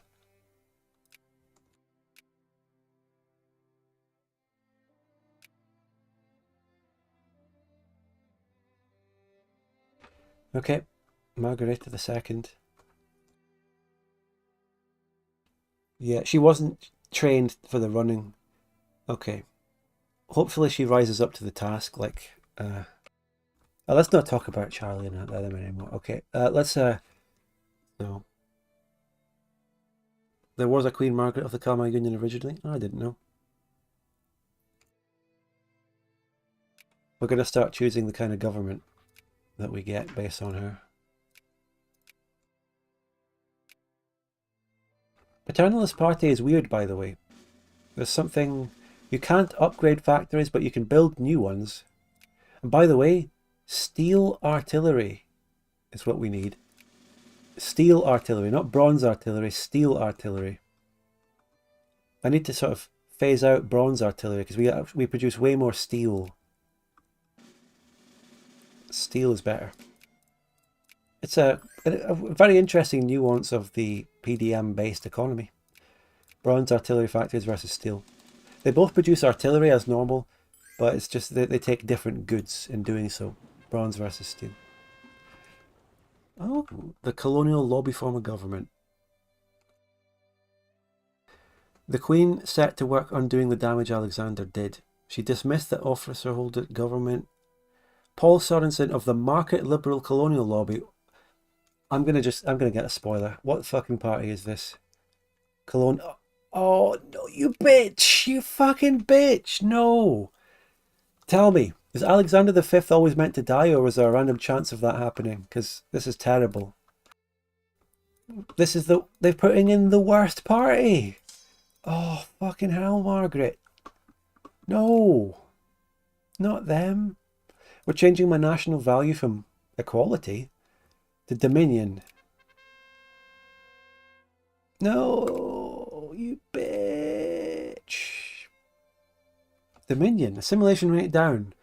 It's a militaristic one, which we don't need. It's a navy and military one. Great, but good in multiplayer if there's if these kind of national values were in multiplayer. But Kobe says 50-50. I believe I've seen it fire quite often. Thanks for the info. Okay. Terrible. Constitution. Okay, I got the constitutional crisis because of the event that changed the party. Damn, this is... Nah, we wanted Charlie.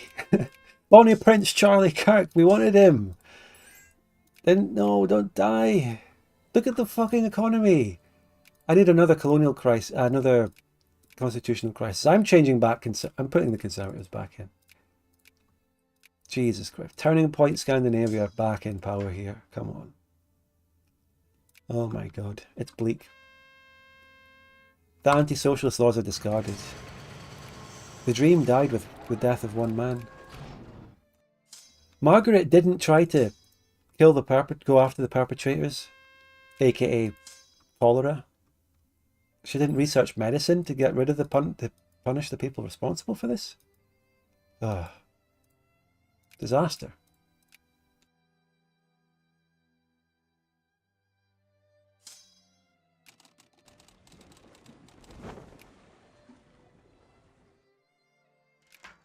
Who's saying is at war with Japan?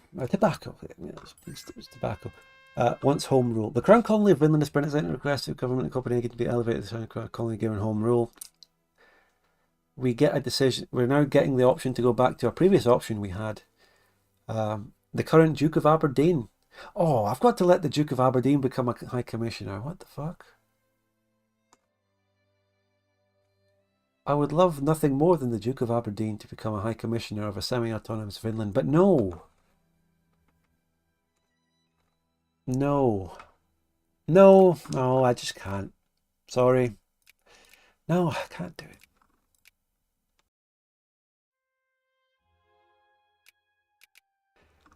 I swear, if we have a second, Mr. President, a second Vinlandic independence war is hit, Scandinavia. Are we going to do that? Are we really going there? Direct rule soon. Indeed. What exactly was it that we needed for that? Impose direct rule over Finland. Mass politics and Great War paradigm. Mass politics is 1900. That's so late. We need to get there. And that's another constitutional crisis. We have no plurality. It killed all our plurality, but whatever. Where do you get Great War paradigm? I don't know. Victoria 2 needs a thing where you can search inventions to find out what tech they're in. I would suggest that for Victoria 3. Yeah. That would be a great quality of life improvement. OpenVic should have it. OpenVic will have it. It's the coping mechanism we say for anything.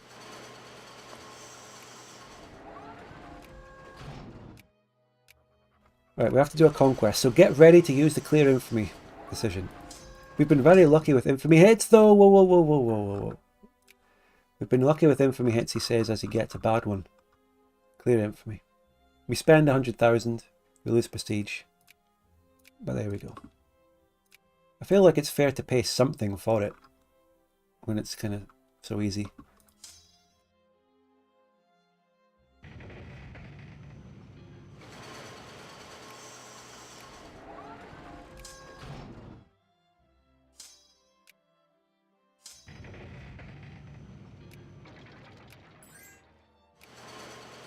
Amazoni.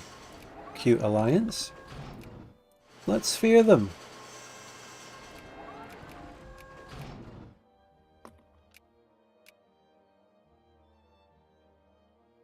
The Belgian Confederacy tries to take Hungary from us.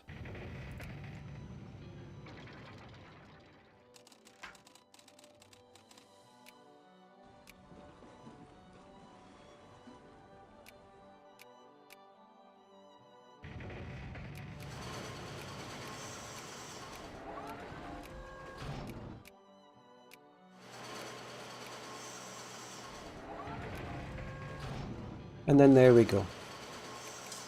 So after this Condia Principality thing, all we need to do, cholera vaccine. There it goes. That's all we needed. We could have saved Charlie. Fucking hell. So sad. We can now prospect mining lands. Ooh, that's expensive. But it's fine.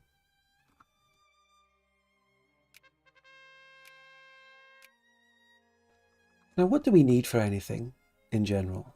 Electricity is 1880. Compound steam engine! Shit! I forgot about the hollowing. Sorry, Germans. I forgot to... Oh, no, Japan's colonizing this! No, you twats! You fucking twats. Oh, it's all going to hell in a handbasket. Everything bad is happening. We need to take the Sibir Khanate to maybe colonize this? No.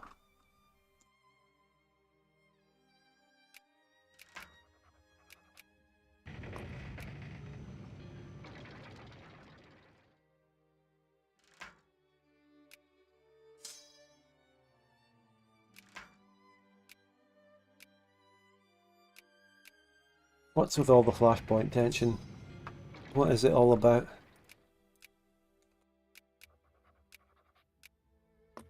So they're known as the Bohemian Empire. Commercialists. Who knows what the fuck's going on in Bohemia anymore? No one knows. Let's leave them to their nonsense.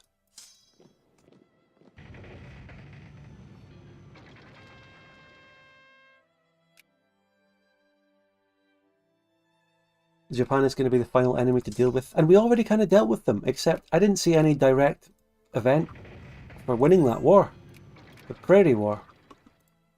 But it seems like the victory condition, the victory result of the war did fire mid-war, because it makes complete sense that what we got there was why would have happened if we won. If I'm able to get the words out, like Rhonnst expanded. Japan directly annexed part of Alaska or released some of Hokkaigan. It looks like Hussein, the formerly people known as also the Spanish Civil War, former Qingchuians are winning against Japan.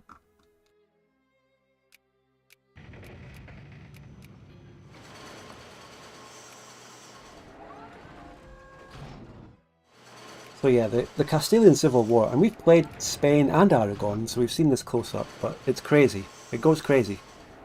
It's like 5-sided, 4-sided, 3-sided, 4-sided, with Galicia just popping over to independence.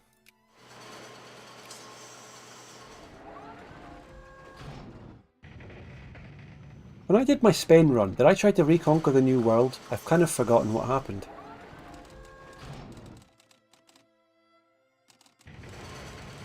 Oh, did this navy die anyway? Did that... Oh, that navy, I think they died. I think we need to build more ironclads to keep up here.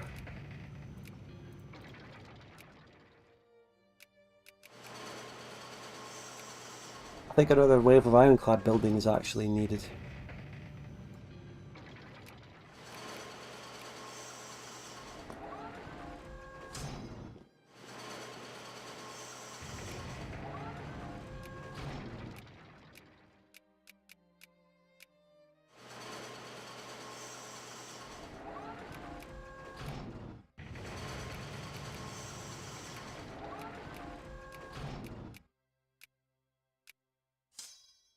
Right, trying to make comfy 30k stacks out of this. Right, you there.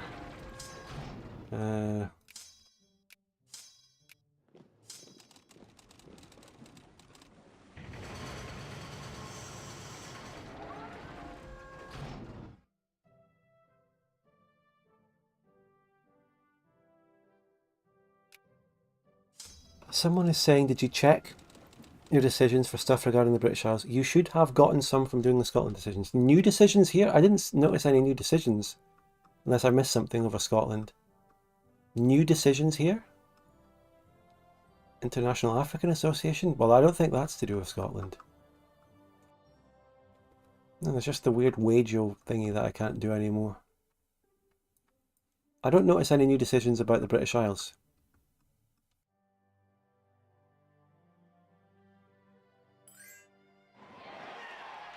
Iron Railroad. We do need to upgrade our railroads, and then we can do some more economic decisions.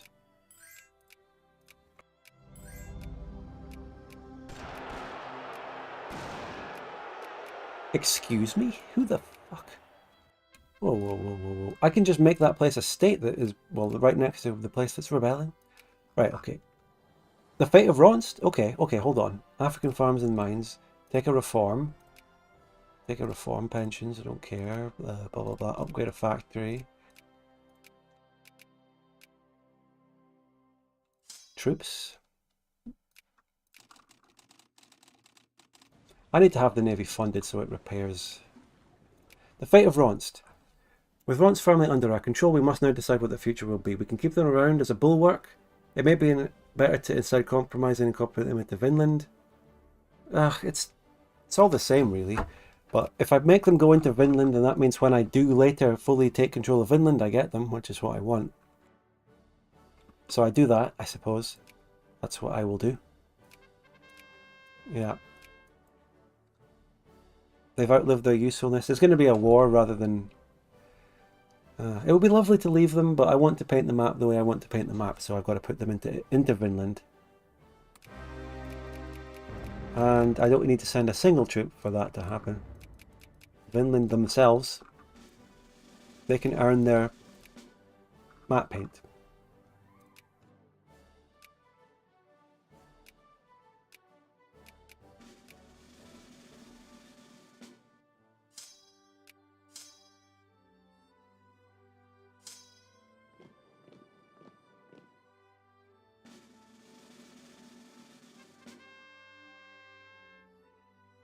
Okay, we've got a political crisis because those social liberals are really going to win the next election, and no one's even close.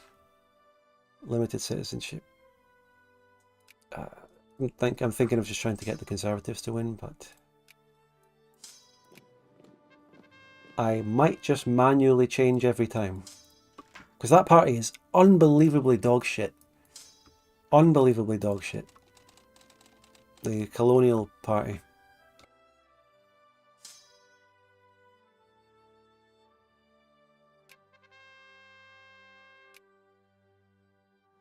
No, Japan, don't colonize this. No, no.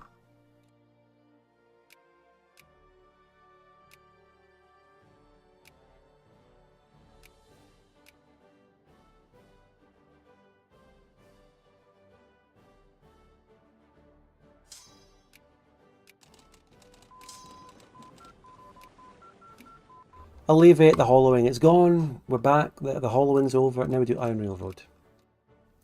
The hollowing is fully over. The pops in Germany, pretty bad, but no, yeah, just bad. No doubt about it.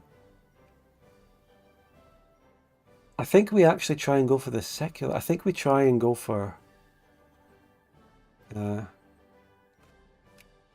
try and go for secularized. We try and go for the socialist again. I feel like they have more of a chance of realistically winning elections.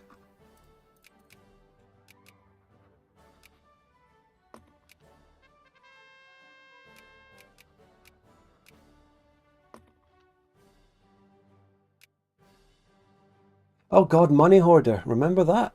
It's back. You can only really have about 5 million in money at any given time, and then it gets rid of it.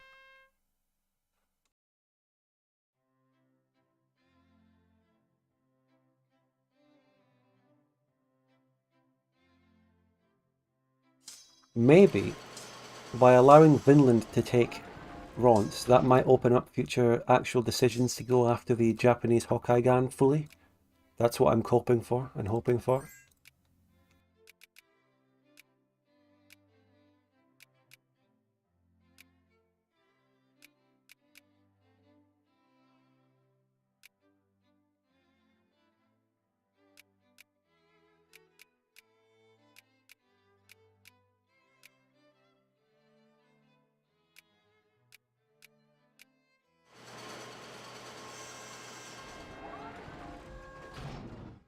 Full citizenship. The Nordic style flags you get for your colonies are peak. They are. I haven't really looked at the flags themselves all that much, but Masgirland, yeah. Develop the basins, 500k. Yeah, sure. We have to go pacifist because of socialism. Yeah, they won. I'm sorry, but yeah, no, I just your party is unplayable. Unplayable party. Not having you.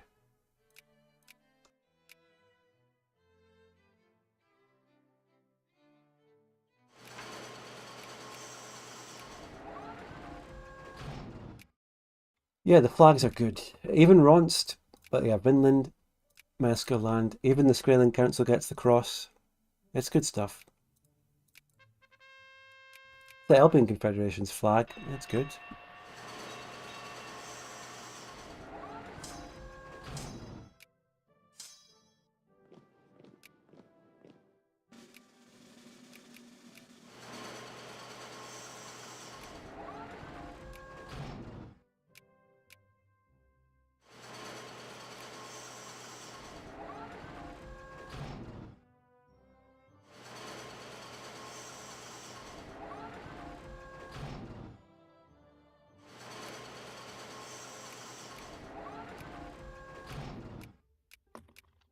Crisis, because crises have been unlocked.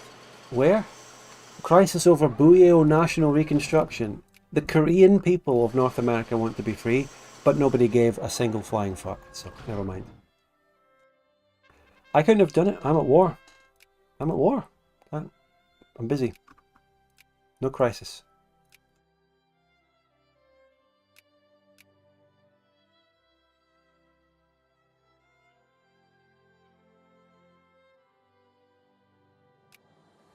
I mean, what is the viability of Rhonnst here anyway?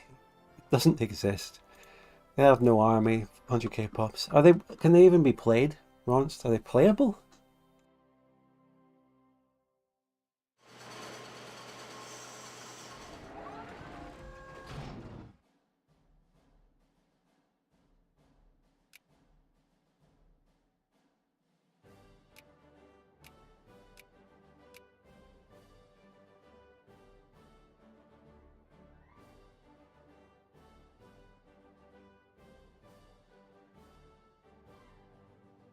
Rhonnst is nothing but a geographical term. On the actual absolute contrary, Rhonnst describes a group of people.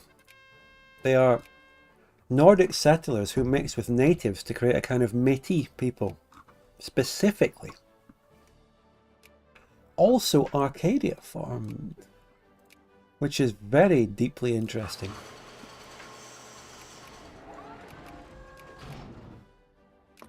I feel like if I sphere Lusitania and Dongguo Hussein, whatever the fuck they are, I gain some allies against the Arcadian threat.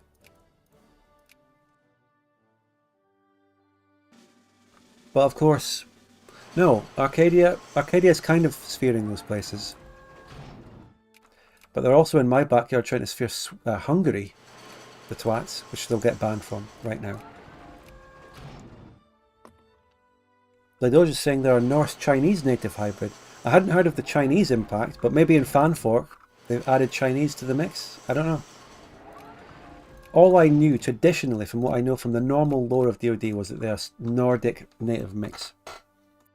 Blake is here Studios asks, do you think TNO is overrated? I don't know a single thing about it. I've never played it. I don't care about Hoi 4 whatsoever.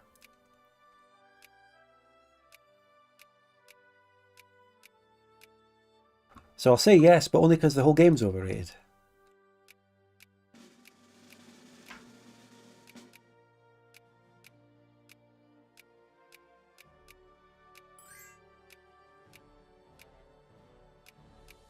I fucking didn't read the event with the dual monarchy. Sorry, someone clip that. What did the dual monarchy get, guys? I directly own Rhonnst, by the way. But am I going to give that to Vinland? We'll see.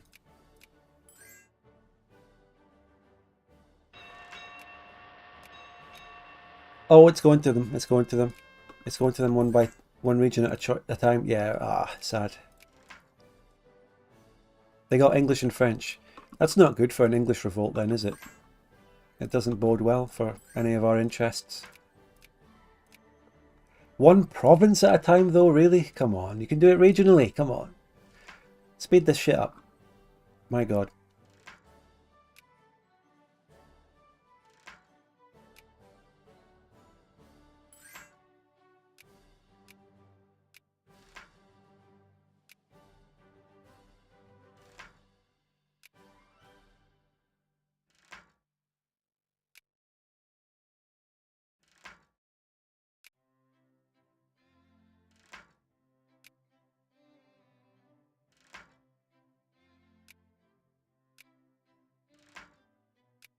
We have no choice. Maybe that's the developers answering the question. This is the only way they can do it. They have no choice. But it's painful. It's painful.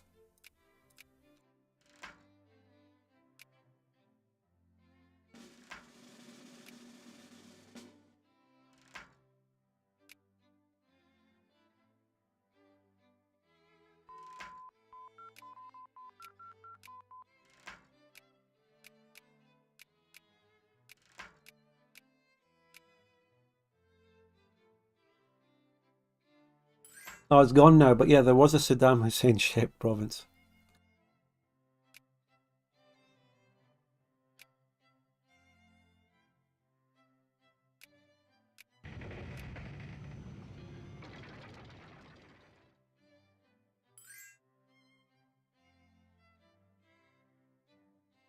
That's it.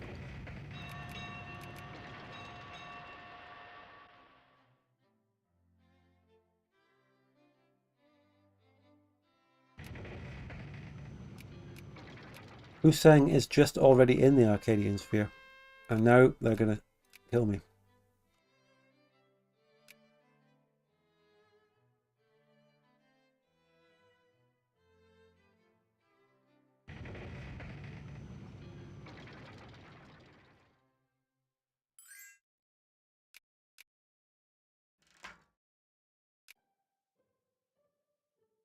Big Booty Master 69 on Twitch says, imagine Canada, but the Scandinavian and Chinese language split instead.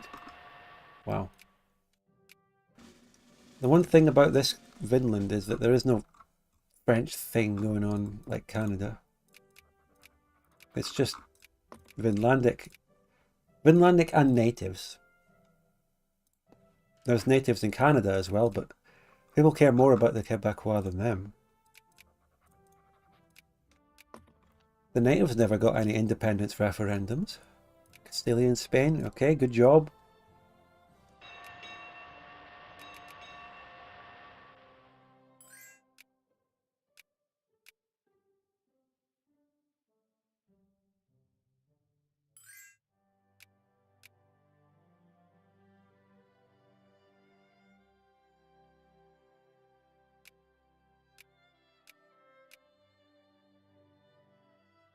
That warship commission is so fucking annoying. I'm going to take it.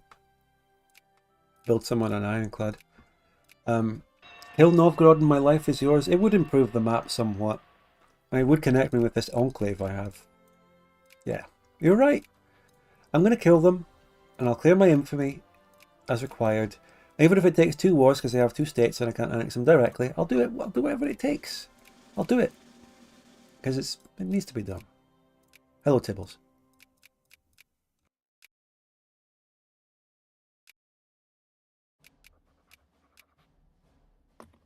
I'll do what it takes. There's a Warcraft 3 unit. Which one is it? I think it's the Griffin Hawk Rider. Warcraft 3 unit. When you move him, one of his quotes is, "I'll do what it takes," because they give the dwarves Scottish accents. I'll do what it takes. It's like not a good Scottish accent though. I don't know. I think it's the Dragonhawk Rider. Someone's got to know what I'm on about.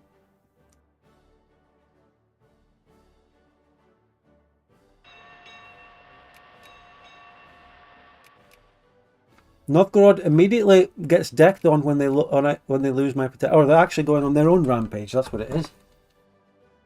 Novgorod started immediately attacking people when they came out of my sphere. What the fuck? They're going to make themselves harder to annex. They're going to be bigger. They're going to win.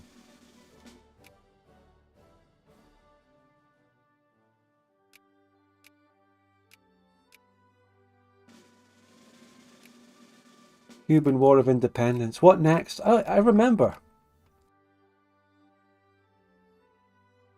When I played Plantagenet into Arcadia, I think I did this.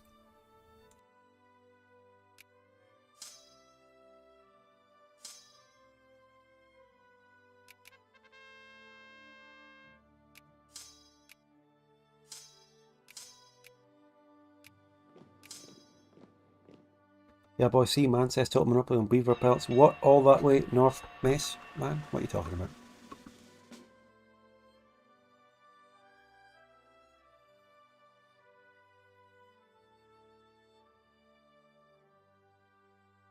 Oh, this is going to be a big battle. The Yaroslavl have moved into Veliki Novgorod, but Novgorod is coming in with Semyon Ostrovsky.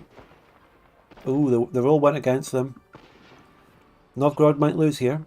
That's a huge roll against Novgorod. Yes. Kill them. Kill Novgorod. Yes. Ah, Stronghold and Maceman. Cool. I never played Stronghold. I don't know them.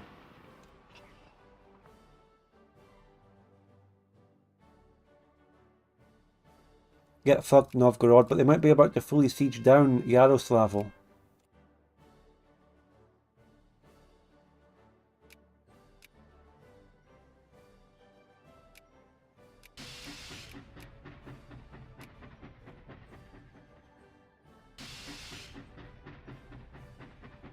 Blake is here, says, I wonder if Hoi 4 will ever come out. Why are you just here talking about Hoi all the time? But look, Hoi 4 is going through the same cycle as EU 4 did, which is just like a 10, fucking 15-year DLC cycle. They are in no rush to make a sequel because they can keep milking the existing game with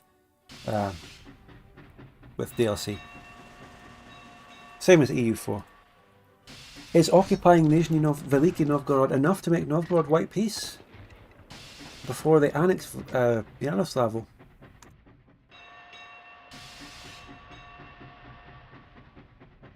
But what I wanted to say about... Oh god. Is this... Okay, that's just some leader, right? I wanted to say, related to when you asked me about TNO, is that so many Hoi 4 mods are about trying to insert LARP events, event chains, story chains, LARP and geopolitics into a game that's just not made for it. Hoi 4 is a straightforward World War II war game that's designed to be railroaded into war. Granted, with the national focus system does allow for flexibility and chains and interesting different stuff, I guess, but fundamentally they're trying to put a triangle shape into a fucking circular hole whenever you're trying to put that sort of stuff into Hearts of Iron 4. It kind of works. I mean, it obviously works because it's massive and loads of people play these mods.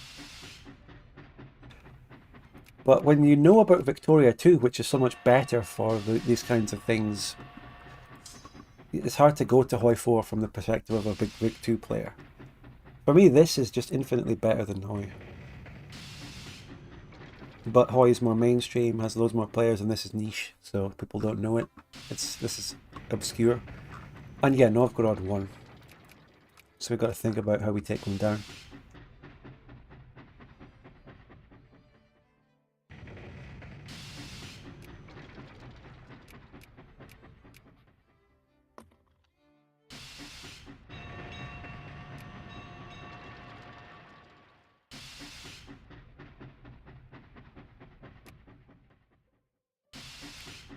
We can just do acquire state mid.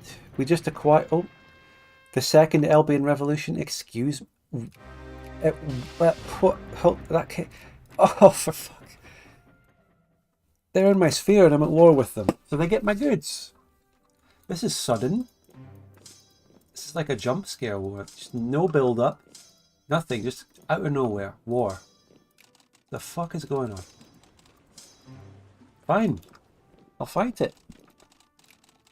My navy and everything is already funded. Yeah, we're good to go. Will the Nubian join? Who are we at war with? Just a 1v1. What? The Elbians turned into the League of Magdeburg. I hope this is the final straw for this shit. I hope I get more out of it than this. Can I don't think I cannot remove them from Sphere mid-war. By the way, both my 4 attack generals have died, but I haven't really been checking. Have I rolled anything? Nah, mate. Christian Daneman? We don't have any good generals anymore. Early game 4 attacks are dead. They're dead. Just like King Alexander Charlie Kirk IV. 5th.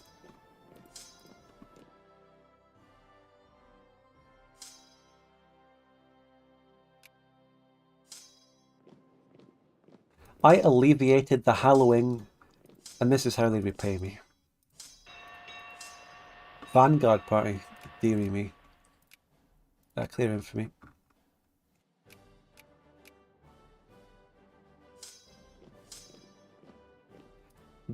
Fucking Burgundy's been going crazy. They're up to all sorts of suspicious shit.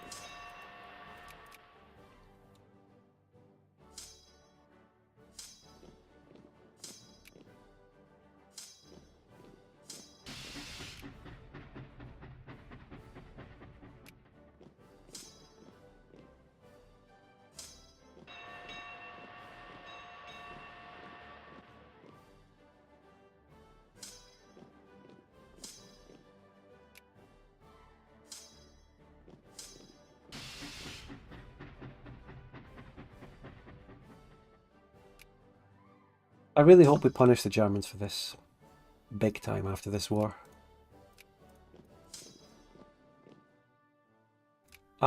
We talked about this last stream, I think. I'm all for the Morgenthau plan at this point. Defense generals though? Any defense boys? Best we've got is a 2. That's all we've got.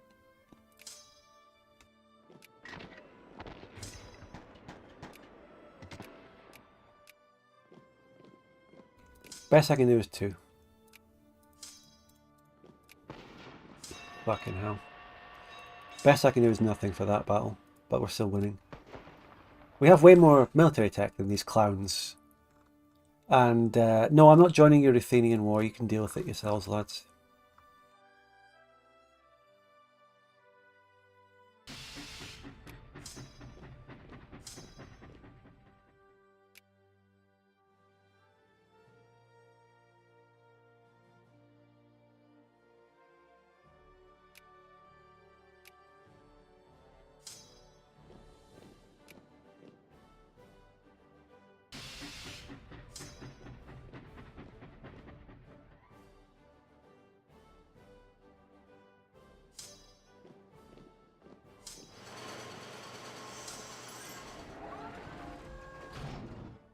Who's this?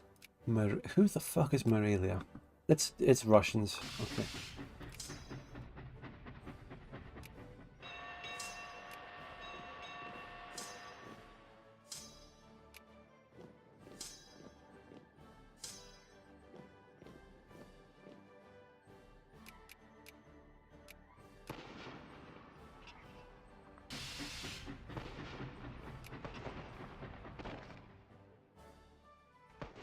Leave the -4 dig in. You know, I've played multiplayer, not for a while, not since the Burgundy campaign, but I remember some good multiplayer chats, like leaving the dig in. Don't reinforce, it gets rid of the dig in.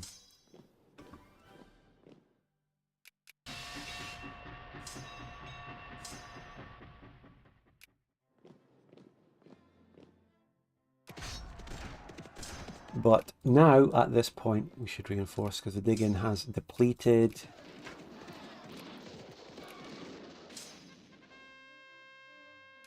The new Kiskoyaner movement. Okay, Haiti, Scandi Haiti is looking to revolt against me. That will probably happen. Obese McD says, what the fuck is that compressed air noise? What? I don't know what you mean.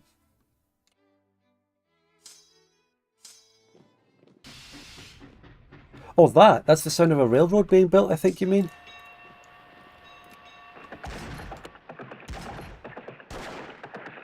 Different sound effect from vanilla, I think.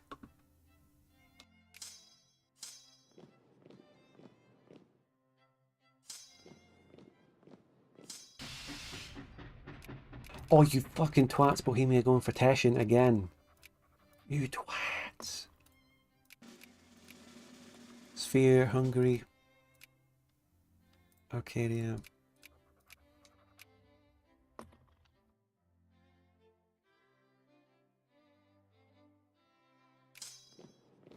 I feel, yeah, I never really thought about it, but some mods change, I believe, the railroad building noise.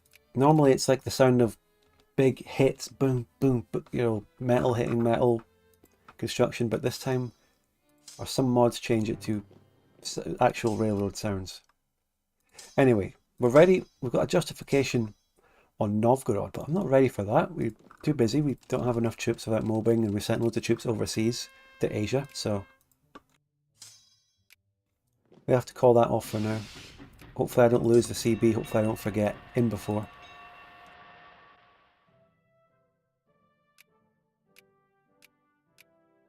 As soon as this Magdeburg thing is done, we will just march our troops over to Novgorod. Someone is saying that someone in the chat just said the dual monarchy has fallen. Now, is something going on over there to my west that I haven't noticed yet? And someone caught in the corner of their eye. What am I going to see when I look at the dual monarchy? Are you trolling me, or is something insane happening there? Do I have any defense generals? No. Oh, fucking hell. This one, the two. Go to Berlin. I'm going to go and look. What are you on about? Oh no, yeah, you're right. It's the United Republic now. They just changed to a republic. You're right, something happened. It's a bit of a nothing burger, but something happened.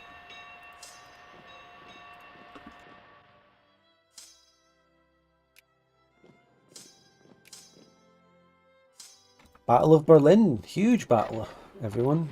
That's it. The Battle of Berlin is being led by my general called Leaving Berlin. It's poetic. You couldn't make this up. Just the naming of the general who led me there. Leaving Berlin.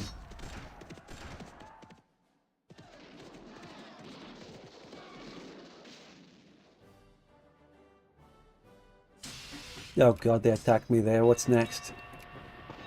Shit, it's digging, but I don't have any general, then, you know, whatever.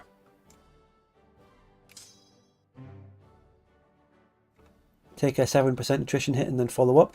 The AI just timed that retreat perfectly to get a reinforcement tick and for me to get an attrition tick, by the way. Sometimes the AI does moves like that.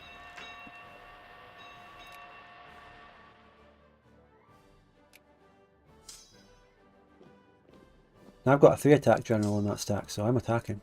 Following up Göttingen.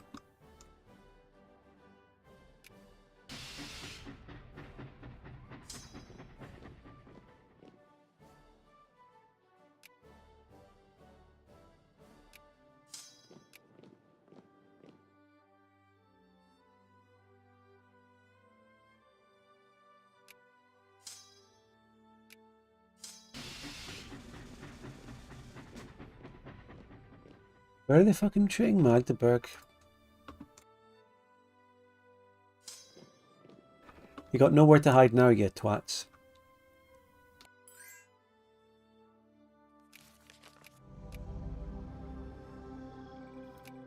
Was the war goal of that just that they become a puppet? 'Cause I just don't read shit. Oh my god. But I think that was just they become a puppet.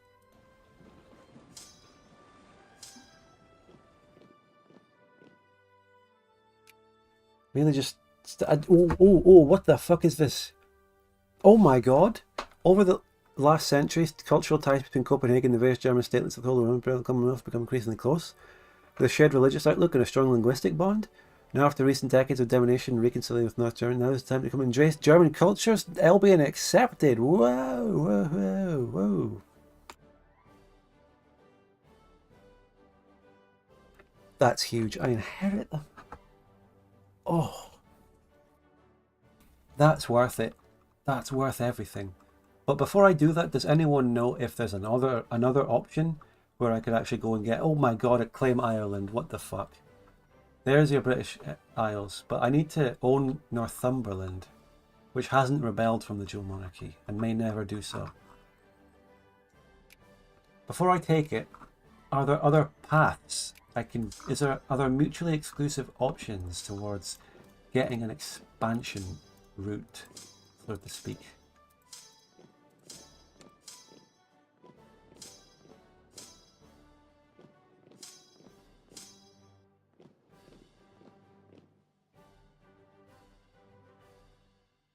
Elbian accepted and getting North Germans is massive.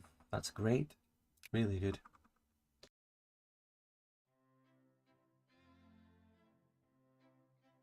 Does anybody know anything about this?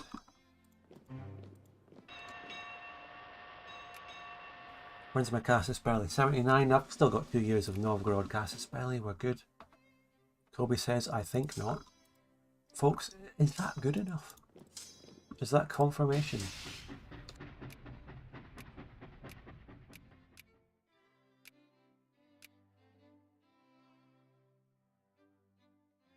I think it's pretty clear that I am just going to press the button anyway.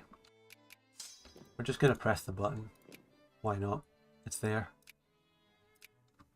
Nordsk... What's this? Nord takes land. I didn't inherit them, that was just the accepted pot. The Bohemians could not stop our ambition. We control much of northern Germany. It's our duty to help the Elbian people and get them in the Union of Crowns. Proclaim them as brothers of Scandinavians and use the statelets to the ashes of the Holy Roman Empire to strengthen our cause. Okay, do that. Anything more? Good. Oh, shit. Whoa. That map. Oh, Jesus. What kind of text should I be getting? Where's the Suez Canal? Mass politics is for angry and more things. The Great Reduction. That's loads. I need loads of good reforms. Child labour illegal, for one thing.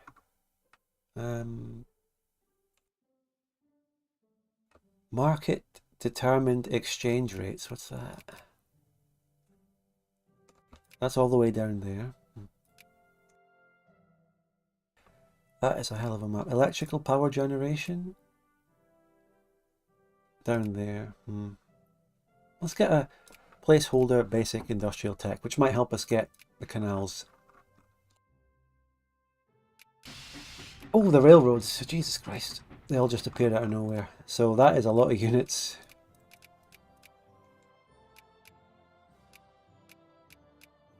Wow.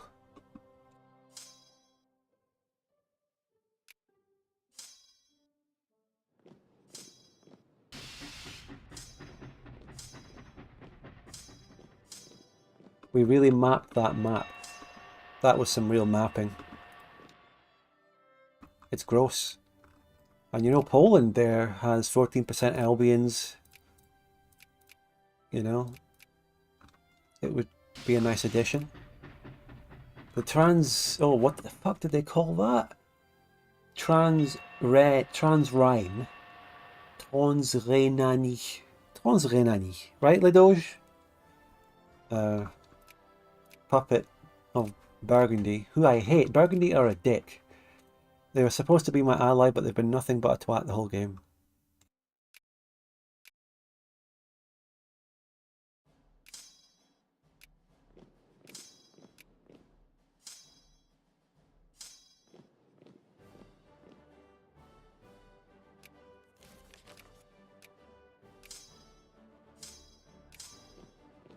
I just saw that correctly, but the invention of electrical lighting just lowered my pop growth. So when you have electrical lighting, people are less likely to shag because they're scared they can be seen? Or what is it? Why would electrical lighting lower pop growth? Okay, Novgorod, calm the fuck down. Stop invading others. I'm taking your land. Start with Novgorod Prozhorovsky. Good attack generals, yes. 2, you'll do.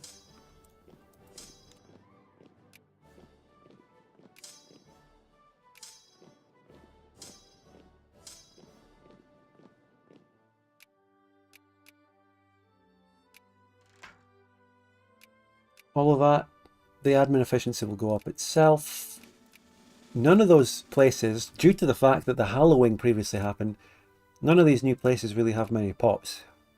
That's what you've got to remember about the Elbian land. It's great on the map, but highly depopulated post-hallowing.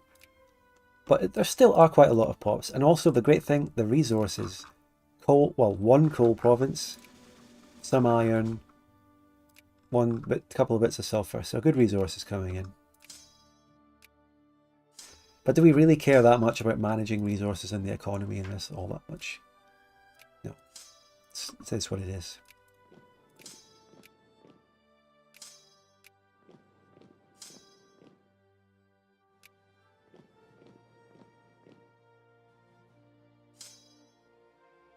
Your boy says they started playing Vidya instead of sexy. But it's just lighting.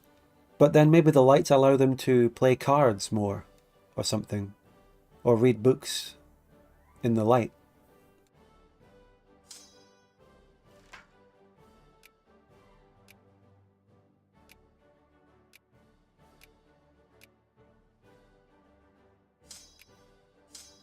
That's all I can think of, you know. I don't know any other reasons for this.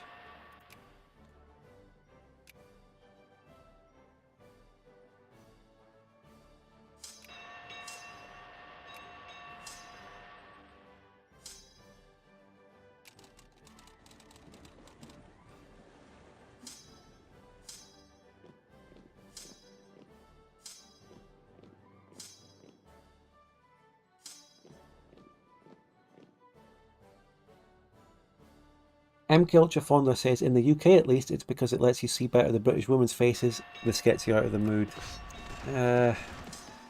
Maybe. No, it's not true.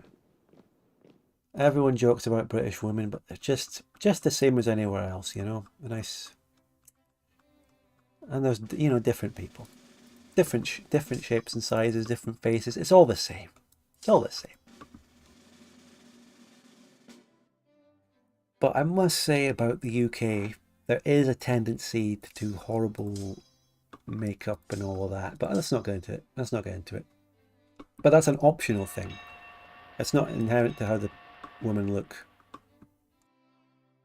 And I know you're just joking.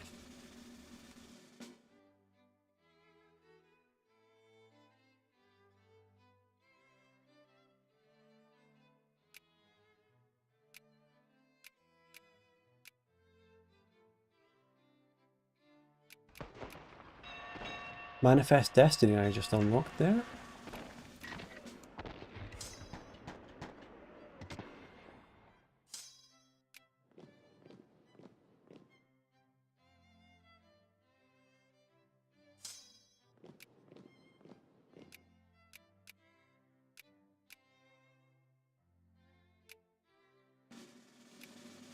Let's add the war goal for the other state. Oh my god, war score? Fuck me, we can only take one state. Jesus. Take capital 100. Oh. We're just taking the one northern state. Their expansion actually fucked us over. All we can take is that. But it's fine. The map starts to get painted, we come back, finish it later.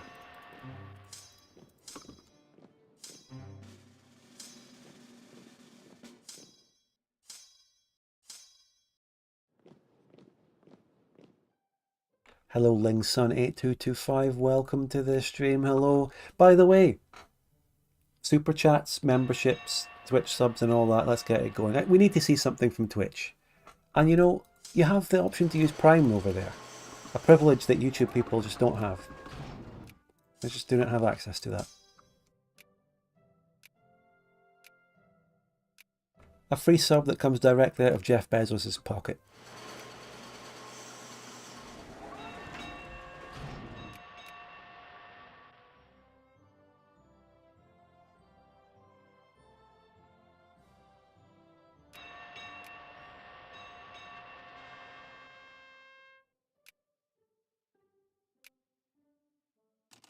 Let's blast forward ahead in years, because so much of what we want to do next gets unlocked at mass politics.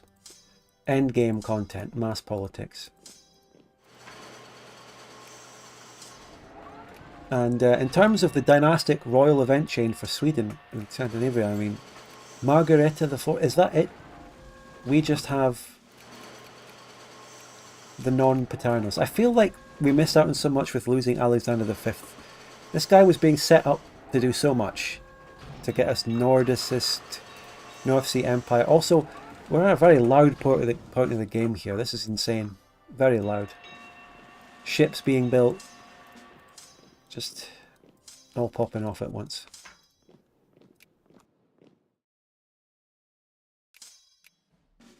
Railroads, ships, everything just happening.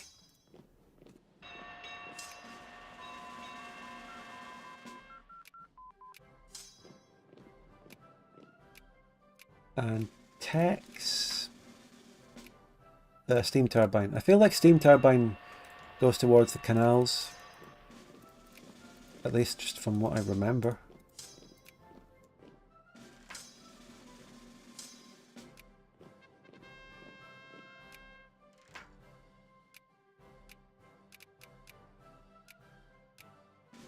Also, defund army for money. Things are bad right now for money.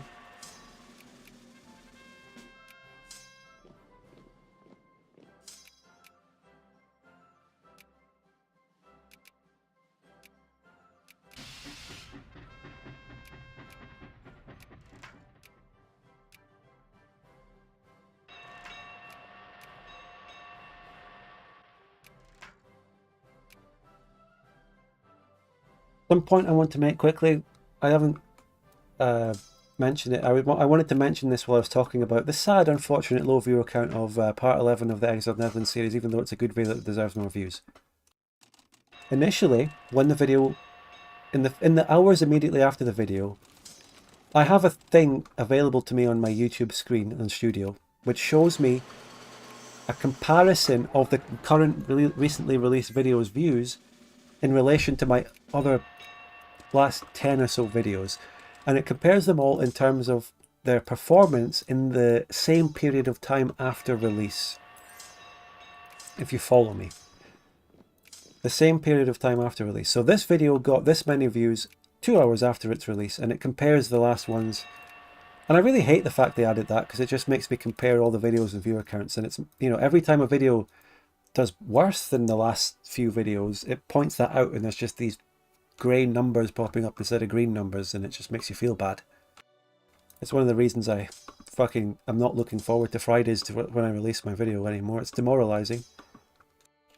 And yeah, for everyone, when a Spudgun video comes out on a Friday, they're like, yes, it's Friday. But for me, I'm not looking forward to it anymore.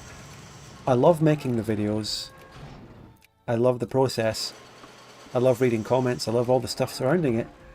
But the actual release day is depressing because the videos just don't perform well. Like, even in the Gran Colombia series, which was a hard-hitting good series. Some of the later episodes not performing as well as the earlier ones was demoralizing. Just hate it. But anyway, the direct point I wanted to make rather about the Exiled Netherlands video, I'm not just whining, was that for a portion of time, for like 12 hours after the release of Part 11, even my persistent Bannerlord video performed better than Part 11 of the Exiled Netherlands series for a period of time. Of course, is that Teshin again? Oh, is it? What was that? I give up on Teshin. I'm down to neutral. I don't care. Bohemia wants it that bad, they'll get it. Which party? Well, Conservative? I don't know. It looks like the shit party is getting elected again, but we can just put the Conservatives in. Interventionism. We don't get an option. Anyway, so comparing my persistent Bannerlord video with Part 11 of the Exiled Netherlands series, in terms of, say, the first 12 hours after the release, persistent Bannerlord video actually performed better for a time.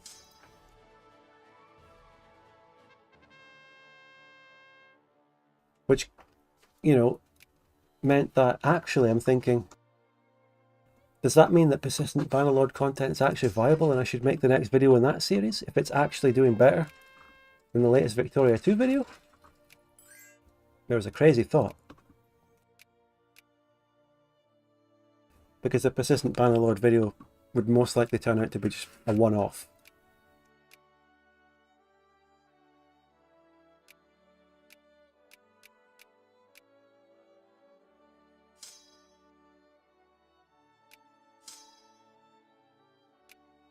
Bloody Warship Commission. What do you think of all that then?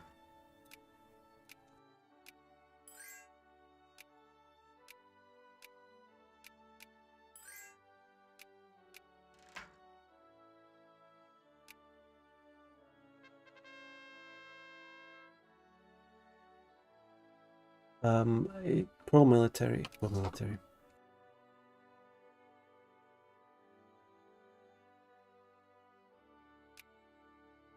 I don't think anyone has any thoughts on the matter. Does the upload schedule have any effect? No, not that I noticed. Support the Conservative parties. The early phase of the Exiled Netherlands series didn't benefit from the fact that I initially had it as a weekly series again. It didn't do anything. A few people celebrated and they were like, oh yes, weekly. But it didn't ultimately make any difference to anything other than a little bit of hype among the viewers for a little short time. So, Suez Canal though, there you go. We can afford to pay 1.5 million for now. It's expensive.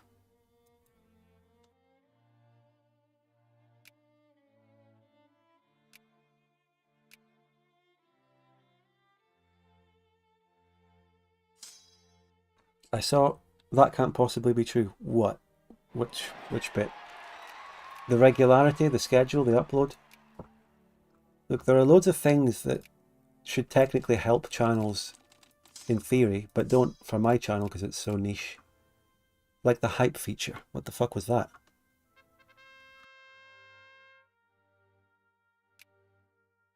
Oh, you were replying to someone else? So you went... Okay.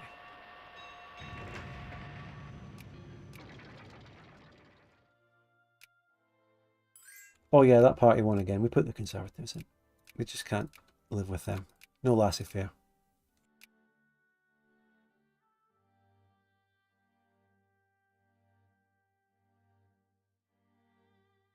So it's because it's not DoD and the last episode came so late.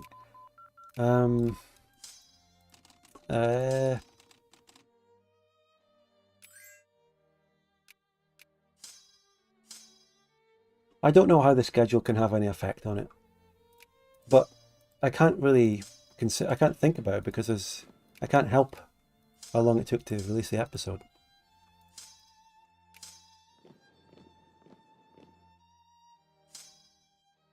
So even if, look, I'm trying to think about the things that are in my control. and what I can change, like the format of the videos and all that.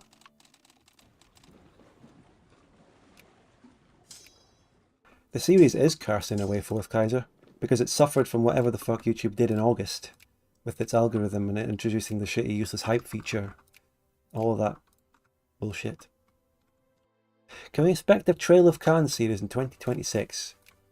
I've streamed the mod a few times, but I've never gotten into a proper campaign of it and recorded it. Nothing against the mod at all, it's fine and it's good, but I just haven't ever happened to have played it properly.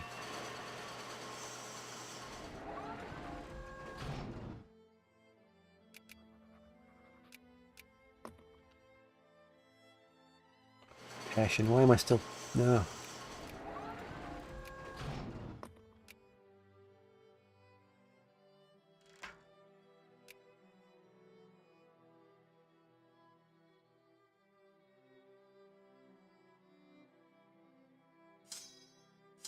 But when we talk about the series, people just start to theorize about different things, about why it might not be performing so well. And it's all just... what's the word? What's that word? It's all... the word will come to me. Why am I still getting points in Teshin? Over and over again. Conjecture.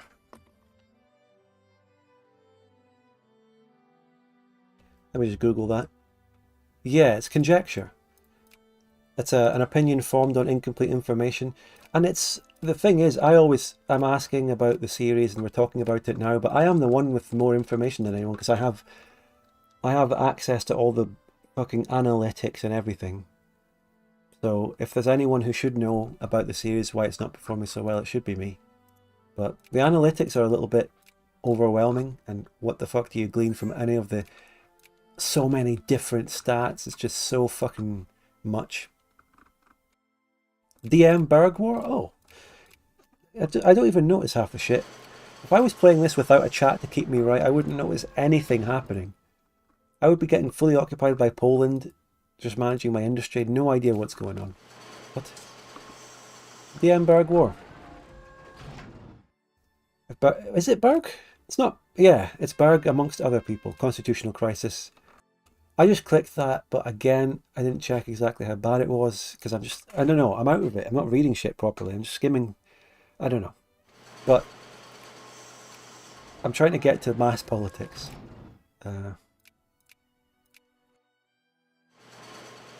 This war is shit. The GM hasn't... It's over. The war's not... Something happened. The war peace. I don't even know what's going on. I'm basically focusing on thinking about analytics in the series right now in my brain. What I meant by conjecture was that Joe Neal on Twitch is suggesting maybe it's to do with you playing a more secondary power. But I don't know.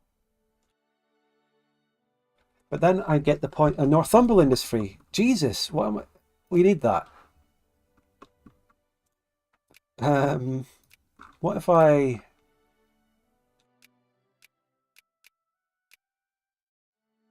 Is there a decision? I want to know if there's going to be a decision or an event to go after this. And this is something I want to know now before I proceed. I'm okay with this being spoiled. Do I get anything to go after this? I feel like that appearing on my border should mean there's an event coming up that I should get something with this. I'm not allied with Berg though. I just use debug fog of war to see what's happening out of my vision in single player.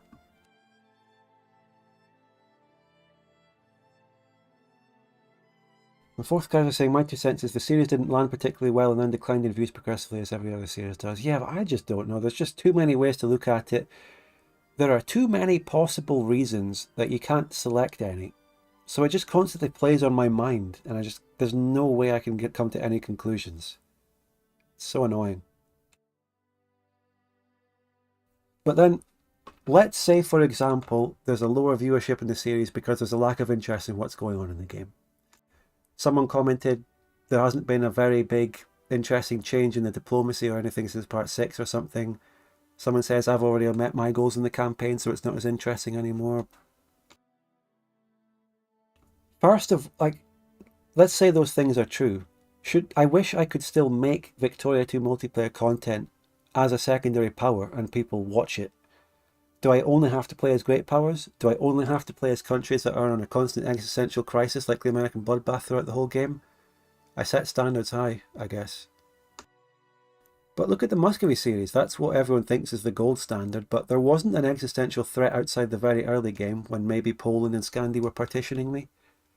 When that stopped happening, you know, different shit happened. I killed Poland solo, I moved on to going down to India as my goal. There was never an existential threat. I don't know. Every series is different with a different situation, but it's just conjecture. And it all could just be the random YouTube algorithm doing bullshit the whole time. I don't know. It's a bit of a fool's game to just keep yapping about it and talking about it, because you never get anywhere. No conclusions, just a mess, just a mystery. And it's all because of just the way YouTube works. Joniel says the whole point of the last episode was you making a massive Diplo change. I know. One of the comments on the community post says that there hasn't been a big change and all my goals have been complete. But the problem is that after, like, this is part 11, someone was saying nothing changed since part 6. If no one's watching since part 6, they won't know if anything happens later if they are not watching. How do they know that some crazy move happens in part 11 if they're not watching in the first place? So people can't comment on why they're not watching part 11 if they don't watch it. Then they've watched it. It's a paradox. Oh, I'm not going to watch part 11 because no big Diplo change happens. Well, it does happen. You just didn't watch it, so you don't know. That's crazy. Why people would say that. And then the fourth guy comes in conjecturing that it's the tone because of the player replacements and changes of movements of players. Well, maybe. But I want to be able to make Victoria 2 content where sometimes a roster change happens without the series bombing. Can I do that, please? We set such a high standard that, you know. But basically you just did what I said to stop doing, and that's speculating about this shit. We need to stop. It doesn't get anywhere.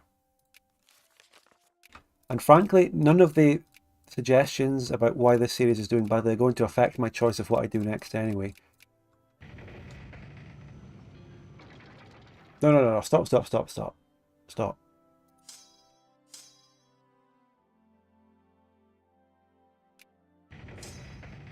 The whole choice of making the Exiled Netherlands series in the first place by me was a bit of a risk. Okay? It was. Because it's edited from a stream, because the series is unstable, because there's massive roster changes in the early game, all these things. But I decided that I wanted to make the series regardless, because it's a great story of coming home from exile. There's Juice de Coq, which is just like an iconic thing in my channel that needs to see the light of day.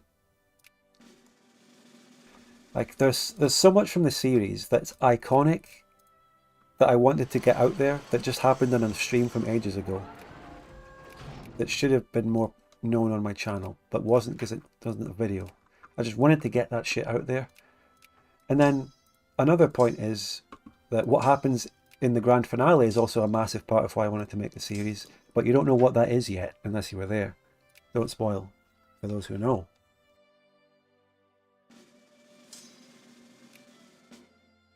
It's taken a long time to reach it, but what happens in the grand finale is one of the most hilarious and iconic fucking things that ever happened on anything on my channel in Victoria.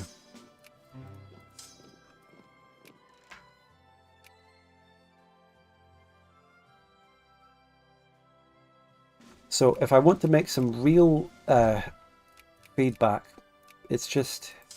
are you still with me here? Or should I just change the subject? But what I should really consider is that there are really iconic things in the series that I had to get out into a video. Asquith's crash out as France as well, massive moment. That had to be in a video sometime. But the series kind of got bogged down in its midsection with the back and forth between Austria and France, which I thought was fun anyway and made videos from.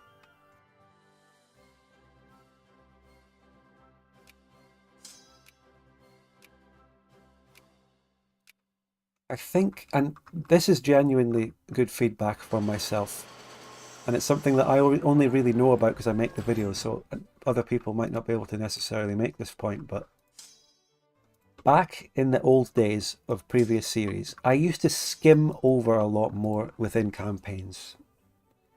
Do you remember this happening? I used to skim over years. And it comes, it's very deep info here that you might not necessarily understand.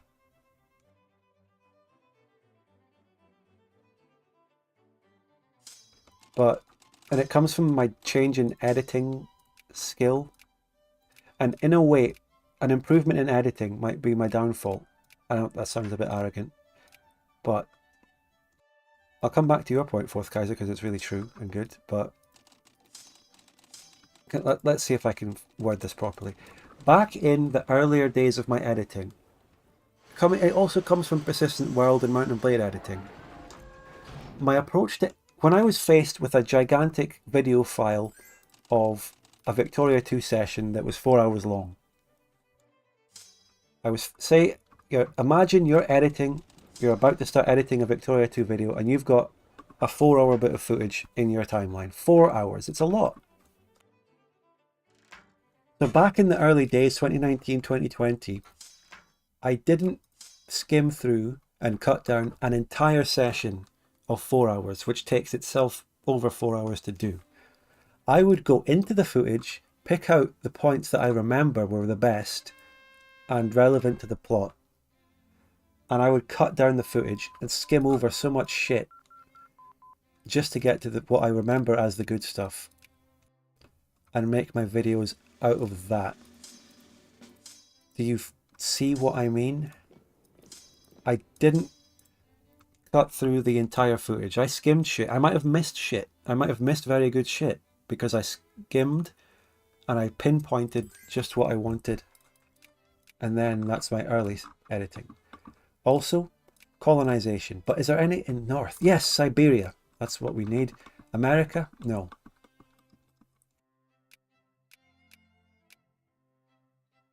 Do you follow? Different editing style. Old-fashioned editing style. This is why the series are longer today than they were in the olden days of 2019 and 2020. Patagonia. Good shout, good shout. A little, something there, something small. Okay.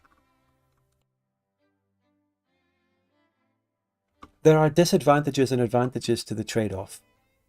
So back in the day, I skimmed, I missed shit, I pinpointed just individual scenes that I remember and wanted. Nowadays, I edit through entire sessions. It takes longer. Another reason why videos take longer to make. But I don't miss anything. I don't miss anything. I get everything out of it. But this has created a tendency in my more recent series to cover the entire campaign. Because I don't want to, because I see stuff happening and I think, oh, that's funny. Even though that's an irrelevant thing to my country, that's funny. I might make a video out of that. Take the Asian Hugbox series, for example. When I was originally planning the Asian Hugbox series in my mind, from my memory of the campaign, rather than seeing the footage, I remembered my Japan playthrough. And I thought, I planned the campaign in terms of just what happens to my Japan. The Day 1 war against Bolton, losing horribly. The Taiping War. The naval war against Spain, and then the grand finale, Great War against China. Basically 4 big plot points for Japan. Think back to the Asian Hugbox series.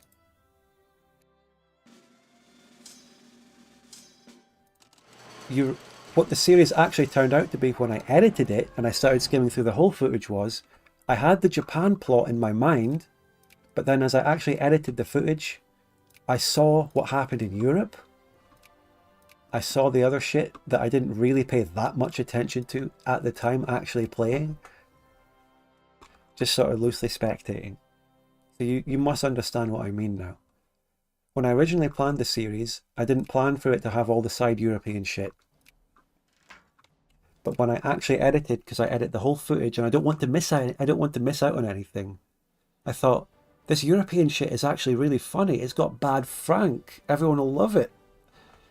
But that became one of the big criticisms of the series, that it just got bogged down in spectating shit that Japan wasn't involved in.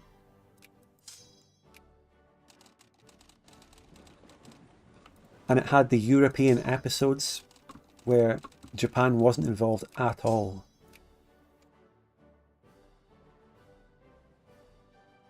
The Aragon Italy cinematic universe had the same thing going, yeah. But that one was successful. No one had a problem with anything there. I don't know.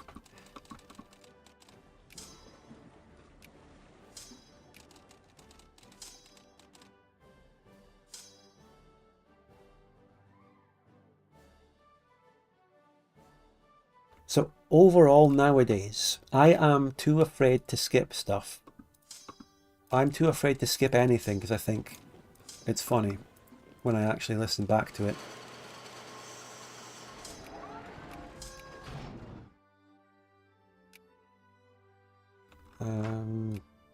Aragon, Italy, Latin Empire, good stuff. Fourth Kaiser says, instead of going in with an idea of how the series is going to look like, you now view the footage and use that as your starting point. Well, it's both. You're right, but specifically, I do go into a series with an idea of what it's going to be like, but then as I go through the footage, that idea changes and updates, and I cover everything in the campaign instead of just what I remember from my campaign. I cover side plots. I cover other countries. I cover other continents. You know, I make the American side plot. It's every recent series. It happened in the Bavaria series. The American side episode. The spin-offs. The late game shit that was focused a lot on the Asian defeat force. And you know, another part of the reason for that is definitely with the Bavaria series, there was my German playthrough. But then all the other players basically asked me, "Oh, Spud, you've got to cover the Asian defeat force. That shit was so good."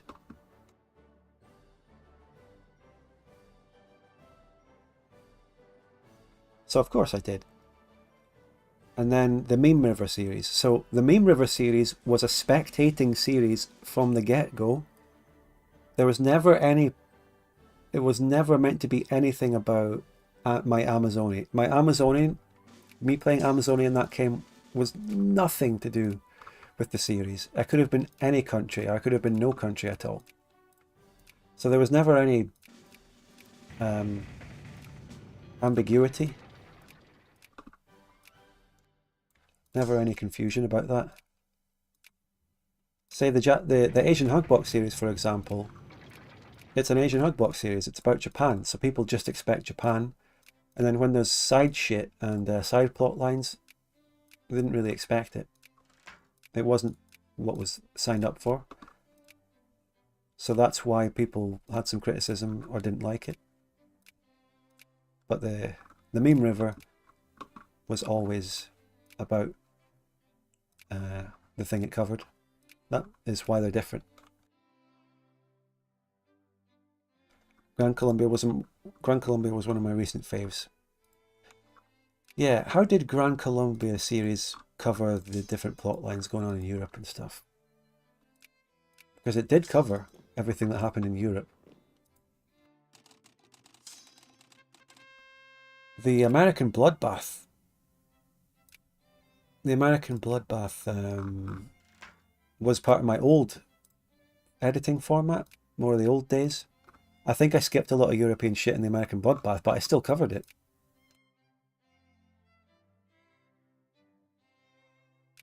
Anyway, the ADF in the Bavaria series was peak, people are saying in chat. So I guess people didn't mind that it was a side plot that was kind of irrelevant to Germany.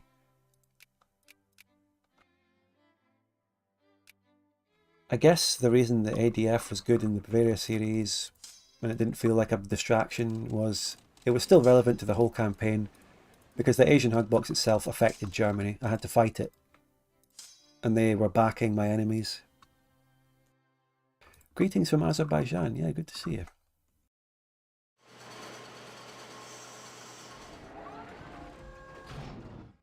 So the fundamental issue with more recent series that people are having, like the Exiled Netherlands and the Asian Hardbox series, is what I just described. That's really the crux of the issue. It's not about being a secondary power. It's not about other things people were mentioning. It comes down to my willingness to cover side shit that isn't directly relevant to my country after not having planned to do so, but then watching the footage and going, well, I can't leave this out, this is funny.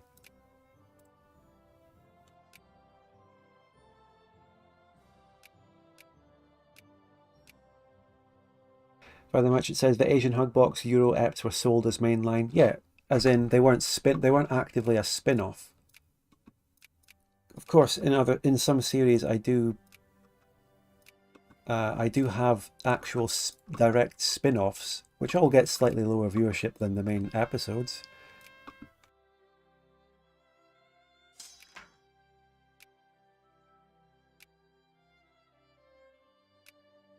But the thing, again, why I covered the European shit in the Asian Hugbox series, it was really funny.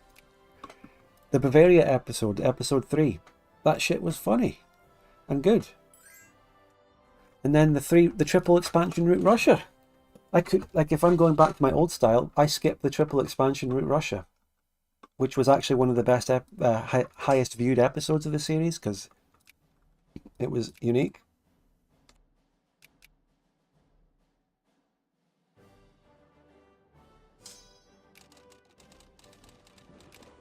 And it was a main episode of the series, but eventually, like, it didn't seem like it for many episodes, but eventually the triple expansion route Russia became part of the grand finale because we fought together against China.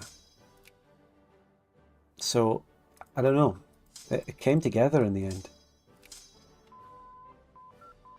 And I knew that, which is why I made it a mainline episode. Like, I was aware.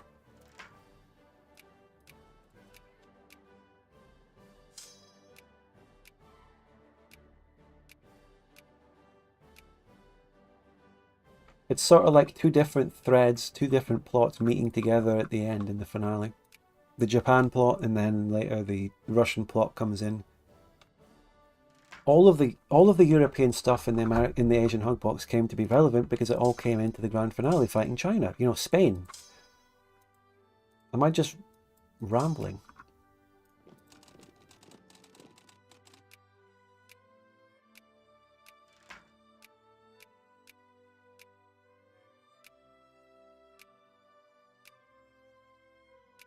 I can't believe I'm getting away with this much map painting in Africa. This is crazy.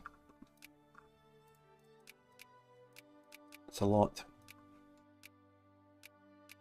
The most important shit is Siberia. So we've painted a lot of good stuff in Siberia. We're getting the north. We're actually getting the whole northern coast. Almost. Until this bit. We're doing it. We're doing the goal.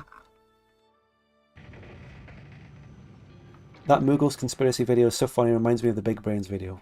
Yeah, it was an actual spin-off. It got lower views than the rest of the series, the Bavaria series. But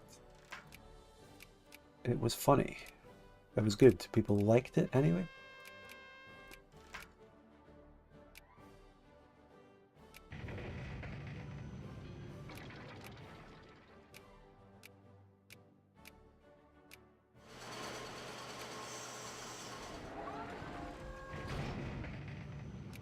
I don't know.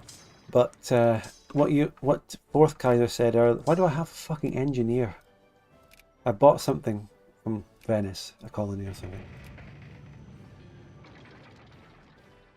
Is that I do take creative risks and I make something different. The Hungary cinematic universe was different.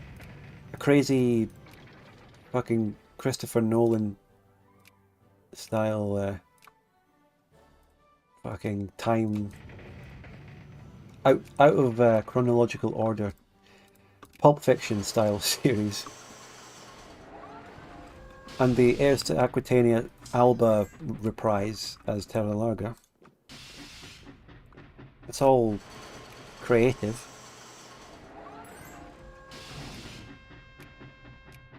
Allying the Danubian Confederation. How it all comes to that in the end. Let's put Fog of War back on, just so we see really who we're allied to.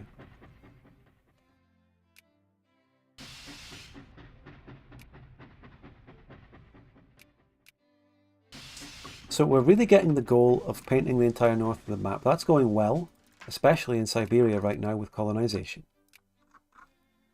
But we still need to do a face-off with Japan for one last bit, as well as this Alaskan stuff. And then we've pretty much done it. And no, I'm not joining a Ukrainian war.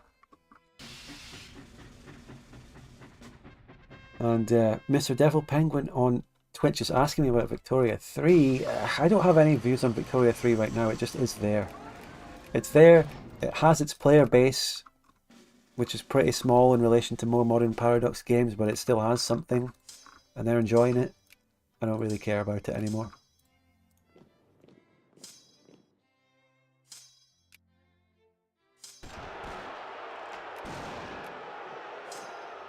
Oh, fuck off, you, the Boers. Oh, that's a big rebellion. What have we got? You.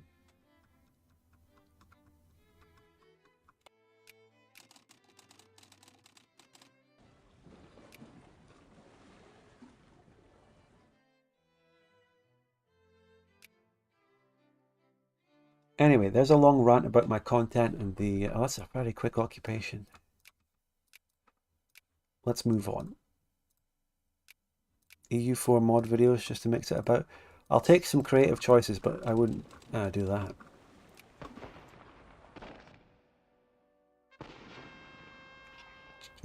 Vest post religion changes to Protestant? I don't know. Yeah, I didn't fund my army. I don't have org. These rebels might win. We might lose land to South Africa, which they look pretty strong. Batavia. It's Batavia.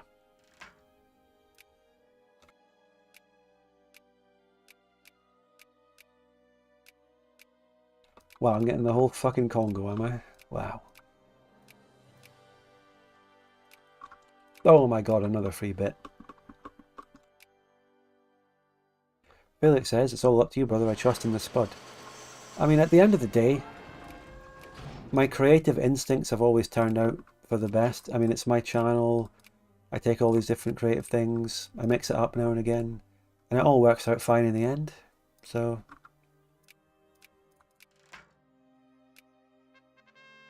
But, okay, to bring it back, though, to the Exiled Netherlands series, which is the point of what we were just talking about anyway.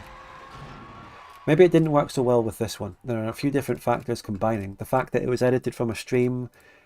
I haven't mentioned this, but the fact that I don't have analysis sections and all that. But, God, after the Grand Columbia series and the detailed analysis sections and recaps and everything I did in that, I was so fucking burnt out on them. So burnt out on yapping into my microphone. In terms of recording, I'm fine to do it streaming. But God, I just wanted to make a series without having to do any voiceover. That's another important aspect of this.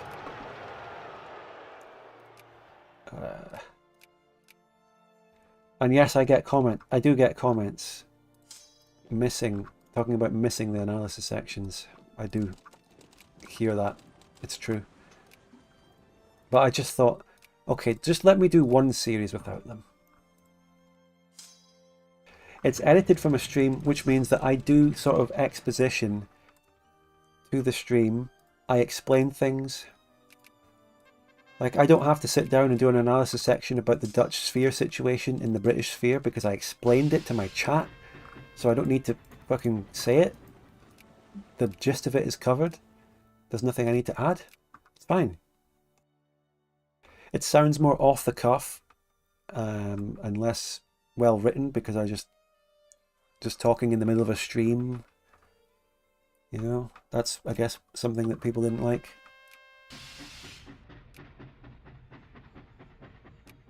But come on. Also, another thing about the Exiled Netherlands is that rather than doing big recap sections for 5 minutes at the start of every video, I used flashbacks. And that's something I think I'm going to do more and keep that way. Flashbacks instead of recaps. Flashbacks are really good. I like that a lot.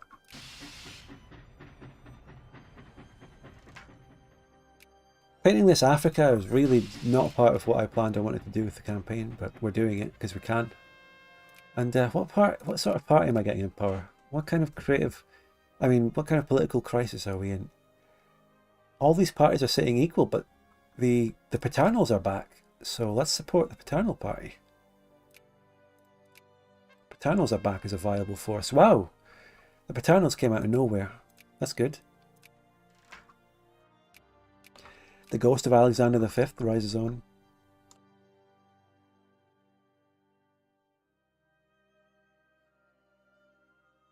In terms of videos, if it's a war you're not involved in, like a spectator war, I could care less about rule lawyering. I find it annoying when I don't have reason to care. Yeah. But what about the Peacock? What do you think about the Meme River series? Because you just described the entire Meme River series. Wars I'm not involved in and rule lawyering is the entire series. The series is based on it. That's the whole point of the series. But you say you don't like it. But did you like the Meme River? Did you like the Meme River series? But while you're answering that and while you're writing your message, I just want to say that if I'm in another series, in any series, great, we've got the paternalists. Holy shit, amazing.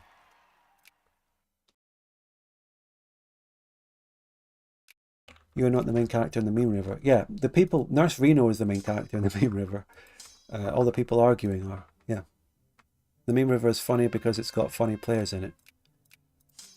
But what about the Asian Hugbox European episodes, like part 3, with those arguments? Onions, Bad Frank, Northumbria exploded. Well, this already happened. Expanded, oh. Do I not get events or anything for Northumbria? Wouldn't it make sense? To be brutally honest, it's the people arguing who make it entertaining or not. Yeah, the thing is, say for example, I'm playing a country. This isn't necessarily what happened in the Gran Colombia series, but let's say I'm Gran Colombia, and then a European rule argument breaks out. Should I include it in the video or not? I do if it's funny, but that's how I edit it anyway. That's what I'm thinking when I edit anyway. Japan clearly missed out on a colonization tech, so we're getting all this. This is perfect. Direct control of Assab. Yeah. Of course. What did I... This? Oh wow, that's amazing.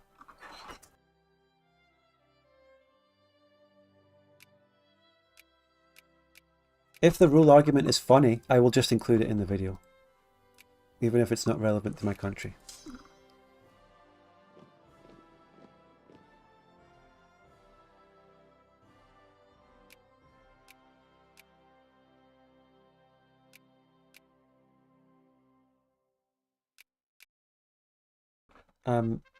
In the Asian Hugbox series, you had the episode with the dual monarchy machine parts, which is what, part 5?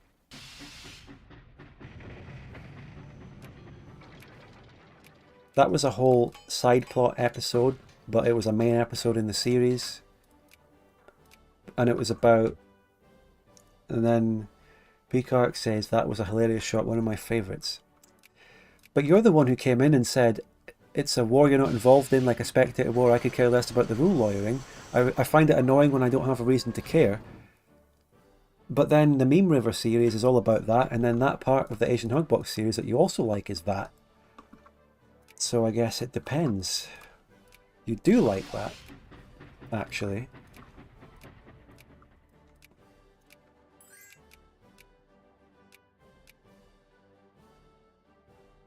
Give me an example of a bit you don't like. Which rule argument from a series in a country that I'm not involved with do you actually think I should have cut? And believe me, if I can say anything, I don't mind.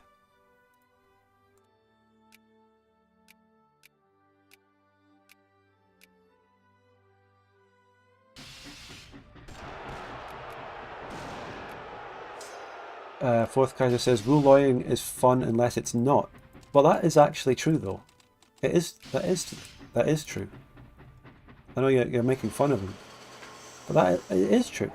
A rule lawyering section could be cringe if the players are not funny, and they're just whiny and they're squeaky voiced or something.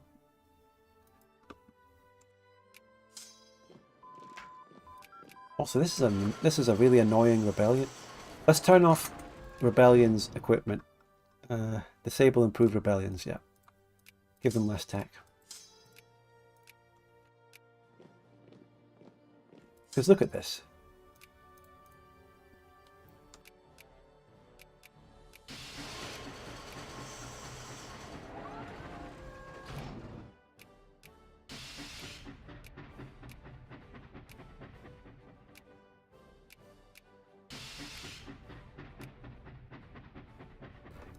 It depends if the argument is funny case by case. It is. But I feel also in every case there will be some people who liked it and some people that don't. Some people might find onions arguing in the Asian Hugblock series cringe. Some people might find it funny.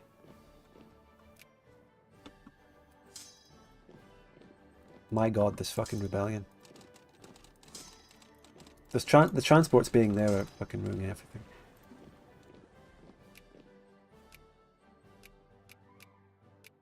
Oh, we're getting the next bit of coastline. Look at this.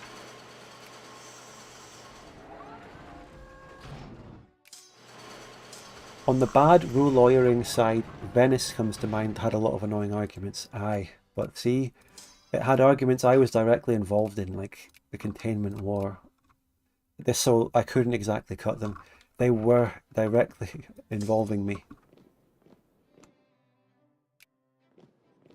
I guess it doesn't happen too much where I'm directly involved in a rule argument and another person arguing against me and people find that other person annoying. It doesn't actually happen that often.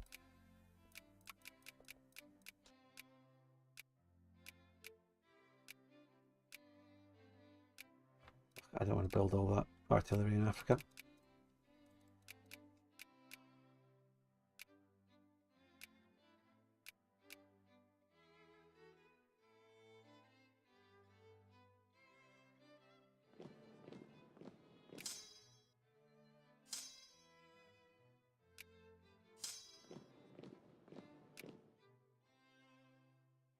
My god, it's the war-torn modifier. It's here. It's killing the pops when I have a rebellion. MK Ultra Fondo says Burgundy streams had plenty. Yeah, there was the Burgundy. It was a live stream. Peacock says the Meme River series I haven't watched. By the way, you didn't come back to me with an example of a rule lawyering section on another country that was actually annoying. By the way, they're fucking taking Copenhagen. The fuck's with these rebels being so strong? It's because they have full tech, as you can see. Not full, only 7? Oh, come on, what the fuck?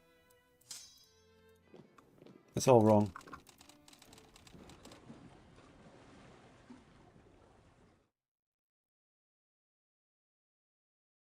Jonas says, you're usually quite reasonable about rule arguments and are willing to concede to keep the pace of the game going. Other players can get really passionate about it. Yeah. Sometimes to my detriment. Sometimes I give away points just because I don't want to hold up the game. I don't want to be petty. I don't want to be seen as petty, so I just let things slide sometimes. It's true. Sometimes to my detriment.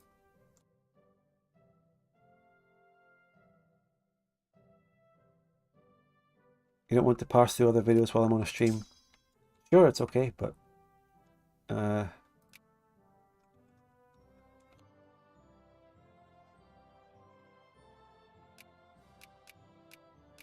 It's just that you came in and you said that... You made the point that scenes in a video where there's third-party rule lawyering on countries you're not involved in can be annoying, but I asked for examples, and you didn't cite any. And I'm not trying to make a gotcha or argue much, but I did want examples, genuinely, so I could see what you mean.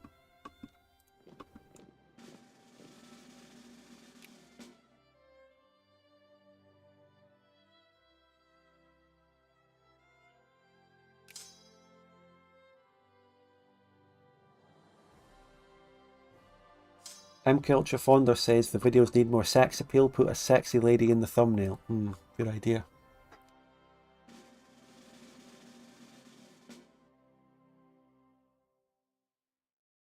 It's the Victorian era. Maybe I can put a bit of hot ankle on the thumbnail.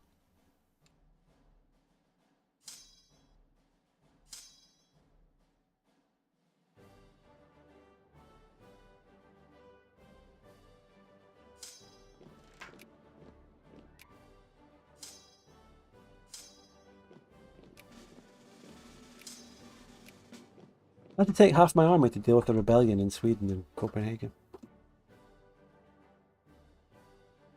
The most infuriating moment on the stream series was your Burgundy stream. The other players were very petty.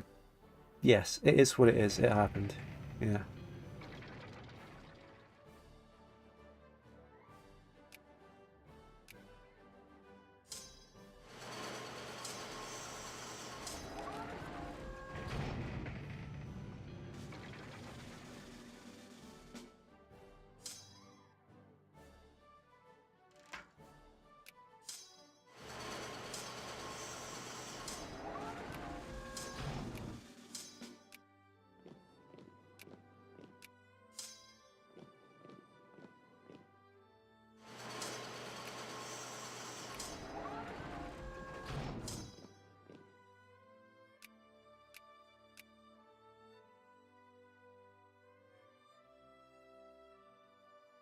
You dunked on them, and at the end of it, it was just a pixel on a screen.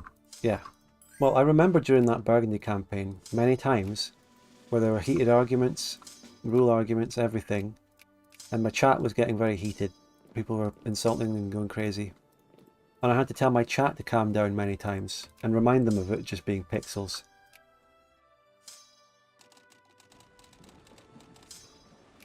Maybe streaming a campaign holds me back from rule lawyering too hard, because if I know that if I get heated and personal and really into the rule argument, then my chat will go with me, and I don't want them to, because I don't want them to dunk. I don't want people to message people from the game. I don't want people to do all that shit and dogpile them.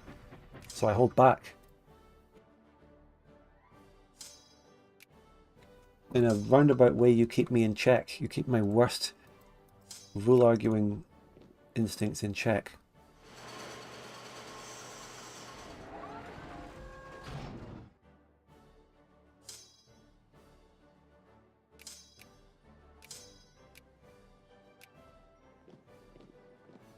It wouldn't be a fair fight. But if I'm just arguing one-on-one with someone and getting personal, it's a fair fight. But if I'm arguing one-on-one with someone and I've got 500 people watching me, it's not a fair fight. Maybe it would be a fair fight if I was arguing with someone else who was streaming with the same viewership.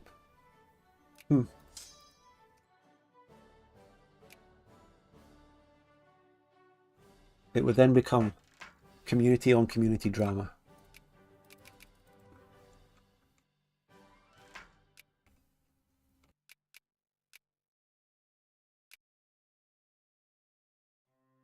I'm currently involved in 3 colonial races here. And, well, I'm going to beat this one. I don't even know what country that is. That's the Dual Monarchy Republic. Terrible flag. The Republic Dual Monarchy flag in the multiplayer versions is great. And it still highlights that it's the Dual Monarchy with the same colours. But this one might be accurate, it might be lower friendly, but it's just worse because you can hardly tell what country it is.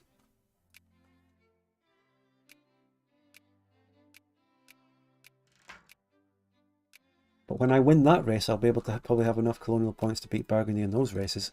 Hopefully none of them become crises.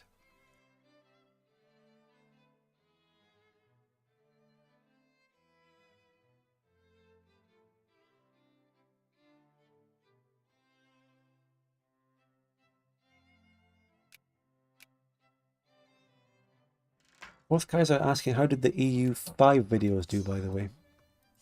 Well, that's a whole other fucking thing. But my pre-release video, which was a discussion about EU5, did really well.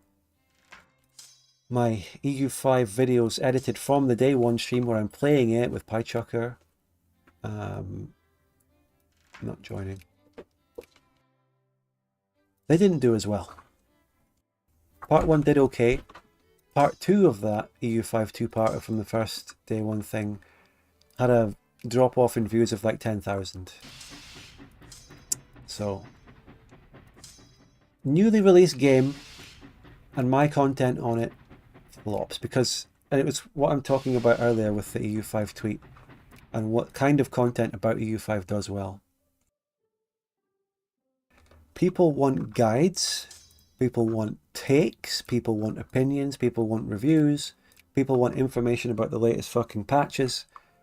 People don't want organic content from EU5 where we're just focusing on playing the game. It's a fucking... The one that I'm about to win against the DM becomes a fucking crisis. Oh my god. Oh. I'm not in the place mentally where I want to actually fight that. Really. Let's see who joins my side. Bohemia is not siding with me. Aragon might side with me. Oh my god, I'm not fighting Bohemia. Can't be bothered. I will give up the colony. I don't want it. I genuinely don't care for it anyway. It's fine. Crisis wars are garbage.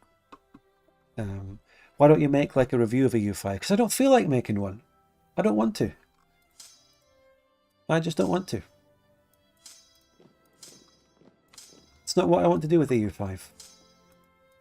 I can't even really gather my takes and thoughts. I don't know. I like the game. I have some things to say about it. But I don't want to make a review. I've never made a review for a game. It's not my type of content.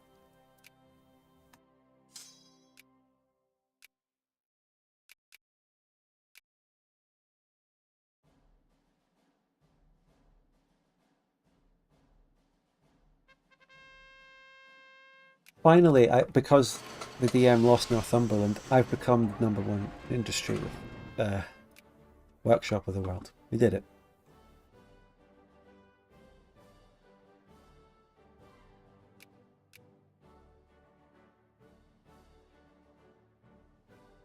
So, my 2 videos from EU5 edited from the launch day stream were multiplayer videos, slightly competitive, because we fought a player war, but they were fun, light-hearted, just exploring the game for the first time.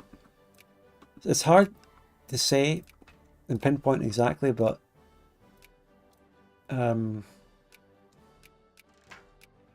it suffered from the fact that we didn't know anything about the game. It was really early, just seeing shit, whereas other content creators all had early access, so they knew everything.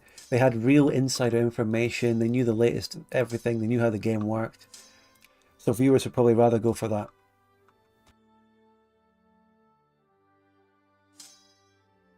But fucking hell, when I think ahead to actually playing EU5 in multiplayer stories, to be honest with you, I don't see it. I don't see it. EU5 in multiplayer isn't that good because every country is just fighting the AI half the time.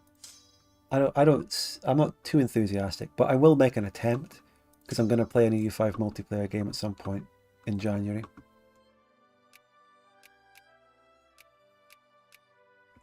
I don't know. Give a super chat. Super chat, membership, subscribers on Twitch. I'm seeing people in Twitch chat, not naming any names, who are just sitting there with Prime, but not my Prime. I'm not going to call anyone out though.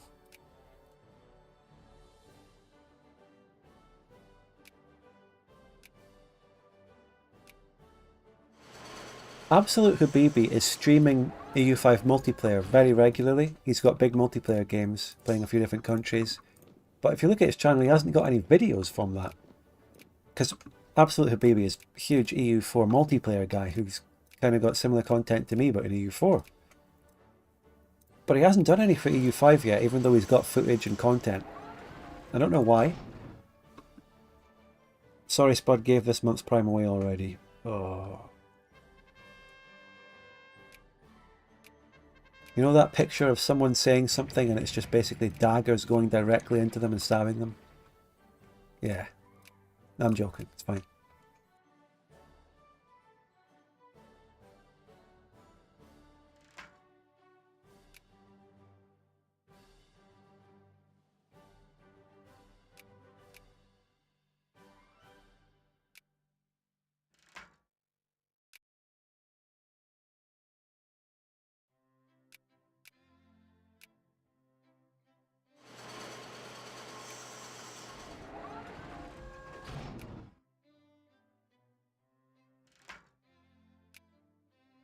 Absolute Baby is waiting for the one game that is good narratively so we can make a video from it? Okay. And you know that because you watch him and you hear him and he's saying this? Or are you just speculating? But damn, when I play, I have a plan for one multiplayer game in January, maybe. And that's gonna, like, you know, he's going through several campaigns. He's having the luxury of being able to see. And why do I get called into a Volhynian war against Ruthenia every fucking 5 minutes? What are they doing? Just finish it. Anyway.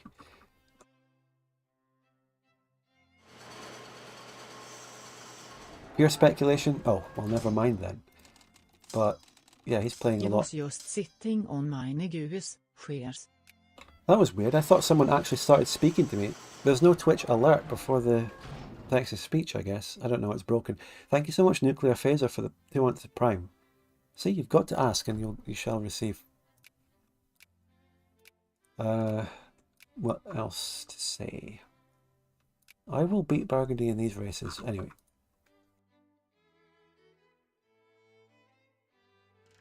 I'm not good at EU5. That's a fact. I'm not that knowledgeable in the game. I haven't played it that much. I didn't have early access to play it 1,000 hours before it even came out. So even going into a multiplayer game in January, I'm going to suck.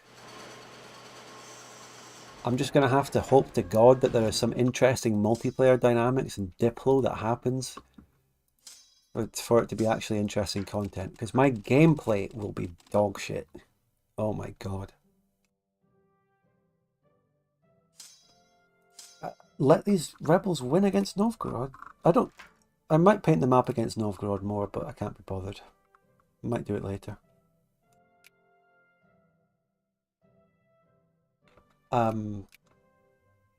Vinland annexing Rhonnst.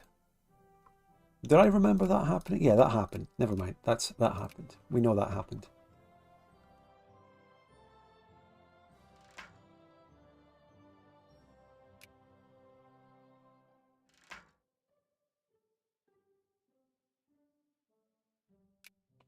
Good news is that, says Jonil on Twitch, the game balance and mechanics have changed so much since release that everyone might be a bit shit at it. Nah, it's not true. I'm afraid.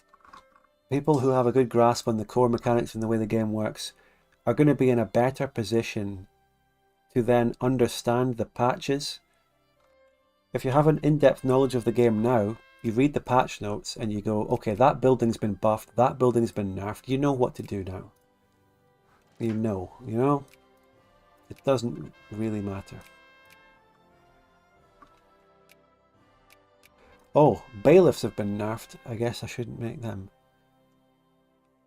Secret societies in China making nationalist Zora rebellions. Okay, good.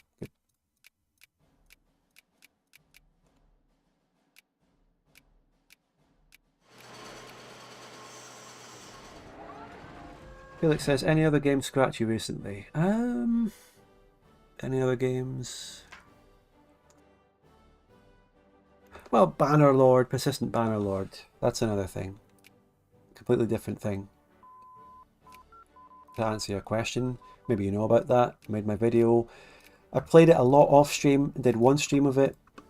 Lately, I attempted to do a stream of it, but it failed because the mod broke because of Tailworld's patch, and they still haven't launched the server since then. And that was November, I think.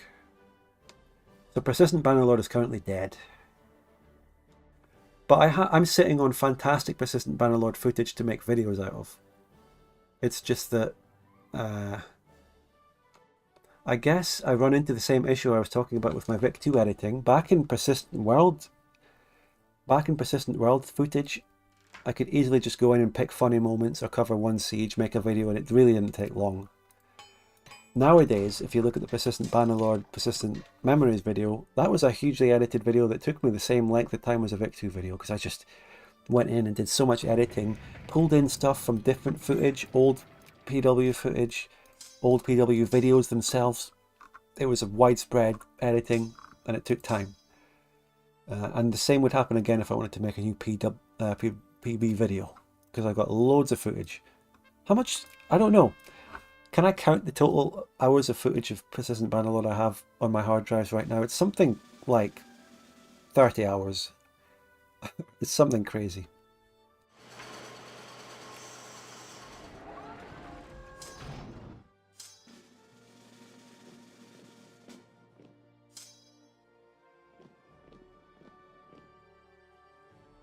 But as soon as I mention Persistent Bannerlord, that just kills the chat because no one knows it. No, Vic2 viewers don't want it. They don't care.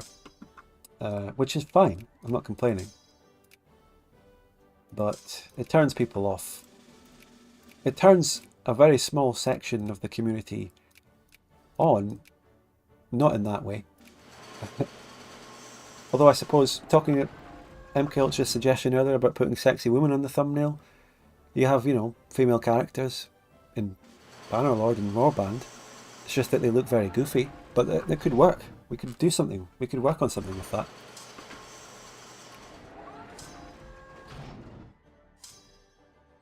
Do I have any Persistent World video thumbnails with a woman in the thumbnail? Hold on, this would be funny. This would be funny. Right.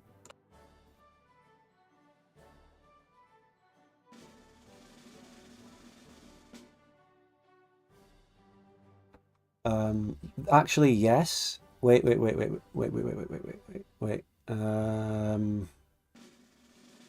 is. I've built the Suez Canal, everyone.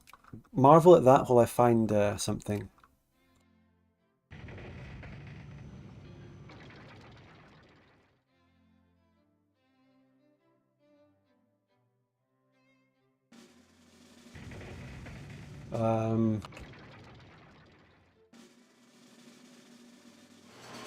Oh fuck, it's not on the thumbnail. Oh, no. I guess I don't have any women on the thumbnails of Persistent World videos.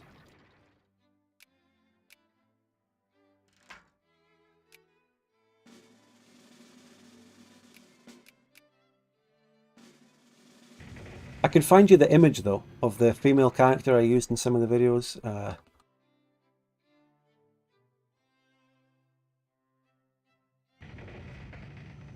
There, that's the face edited out of a body. That's a woman's face in Persistent World.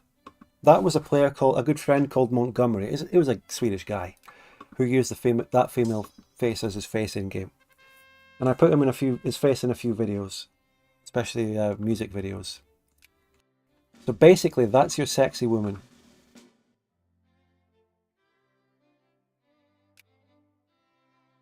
Got to take one of those goofy Bannerlord faces and slap it onto a stock bikini picture.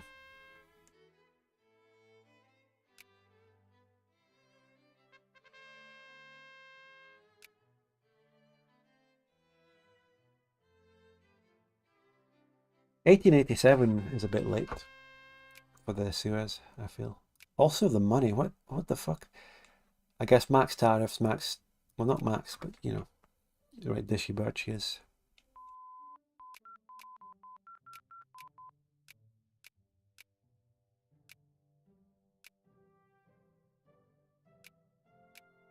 Anyway, what were we talking about? I don't know. Fuck it. Who knows?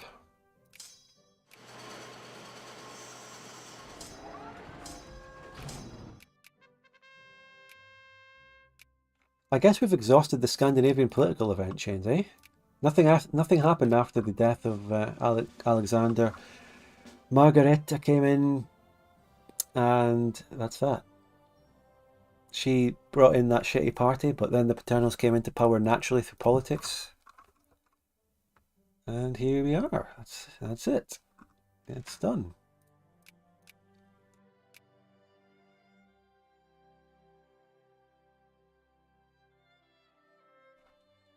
This country, Hussein has been at war with Japan over Hokkaigan for ages, but they can't seem to advance or do anything.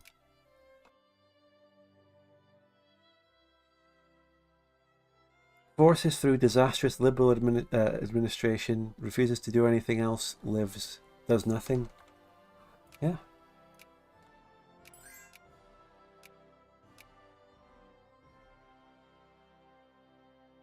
Can we get a Jan Mayen pop check? You get more after you get Northumberland, I think. Jan Mayen has one person on it. And Sweaty Andrew, which I own, 78k. It hasn't grown much since I took it, because Poland funneled all their colonial migration into the one place. If I'm going to go against Northumbria and the dual monarchy in a naval war, I will do that, but I'll do it next stream on Monday.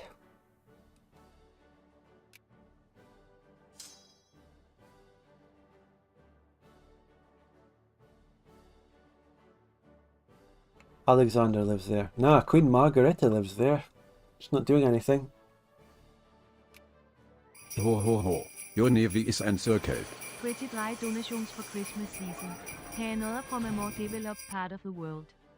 Well, thank you, MK Ultrafonda, so much for the generous 1999 super chat. It is pretty dry, but that's because the viewership even on this stream and my Scandinavia streams is dry. I don't know why. Everything is. Algorithm, maybe, I don't know. My previous Fanfork streams did way better. It's just, even my streams, nothing.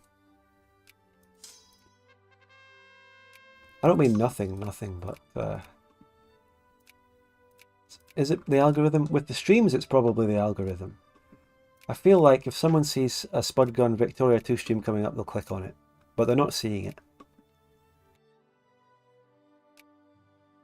And this could be part of the windfall of my series, my videos, I don't know.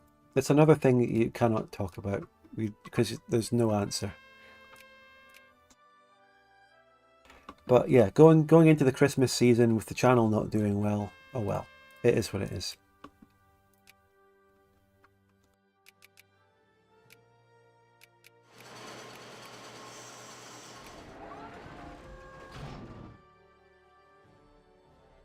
MK Ultrafonda blames a country in the Levant with a blue and white flag.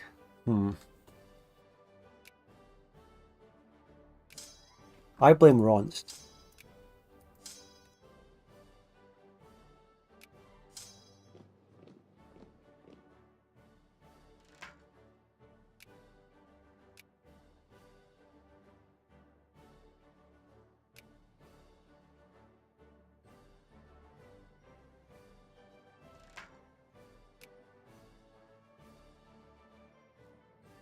The stream is pretty much just me coasting through the game, not actively playing, but just yapping.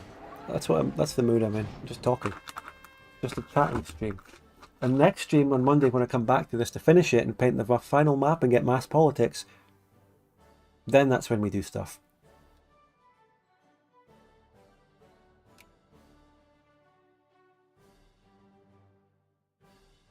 Because I don't have another war in me in this stream. I don't have another war in me tonight.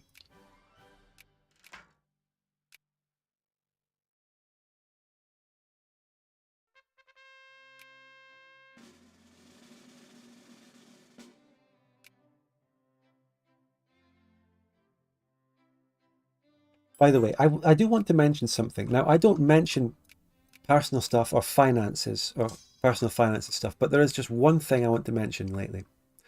I had a hard drive fail recently, okay?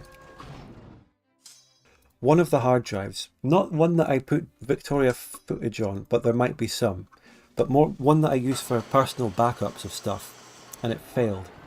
But there actually probably is Victoria 2 stuff on it, so there is work stuff on it. Therefore, it's a business expense as well. But I've had to call in a very expensive repair on it. Very expensive. Because, hold on, I'll tell you. I can quote the exact problem with it. See if any of you, if there are any boffins in the chat who know. Any boffins who know what this is?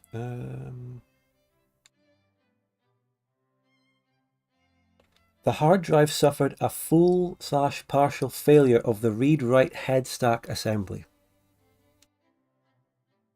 This is not hardware stuff is getting insane lately. Well, I know the stuff with RAM, but that's separate. This is just like a personal little hard drive issue, which isn't really connected to anything else.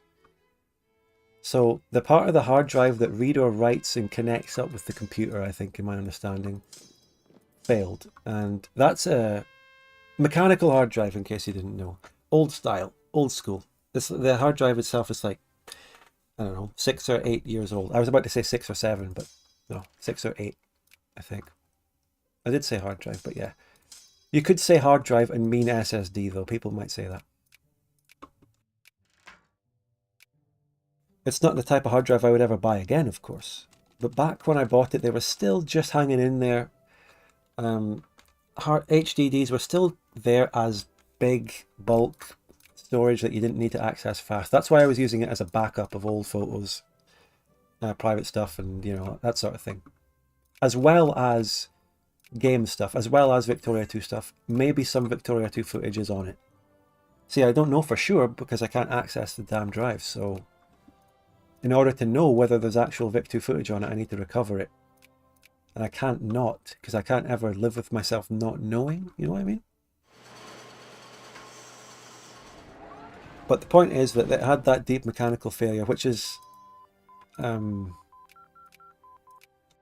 it's not something that you can recover just with recovery software. The whole connection of the hard drive, it's a mechanical, physical problem with it. You can't just use some recovery software. It doesn't work with a computer. It doesn't interface with a computer. So there has to be a mechanical specialist to repair it, which is what I'm doing, and it's bloody expensive. Very expensive. And yes, the fact that the HDDs are phased out and older is probably why this is so expensive as well, because there's less. They needed to source, what do they call it? The word they use, like a donor drive. They need to buy a replica or something very similar to the type of hard drive it was in order to supply the exact same thing to replace the broken part, you know what I mean? That might have been cheaper if they were more widespread 10 years ago. So anyway, that's happening, and like it's fine I can afford it, it's fine. I'm doing fine financially, but I just thought I'd bring it up. It's Christmas.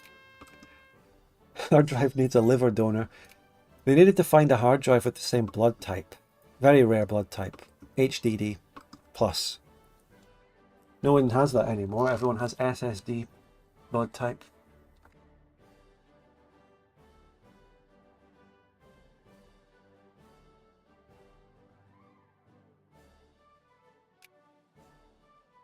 But anyway, there is stuff on that hard drive that is very important to me personally, and there could be work stuff on it. In fact, I know that there's old Victoria 2 saves on it, and actually it's directly relevant to the Exiled Netherlands series.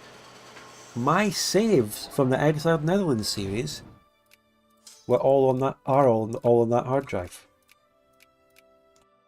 So what I had to do to make the Exiled Netherlands series and be able to actually look at the save, do analysis, take screenshots of the map, I needed to ask other people from the campaign to send me their saves.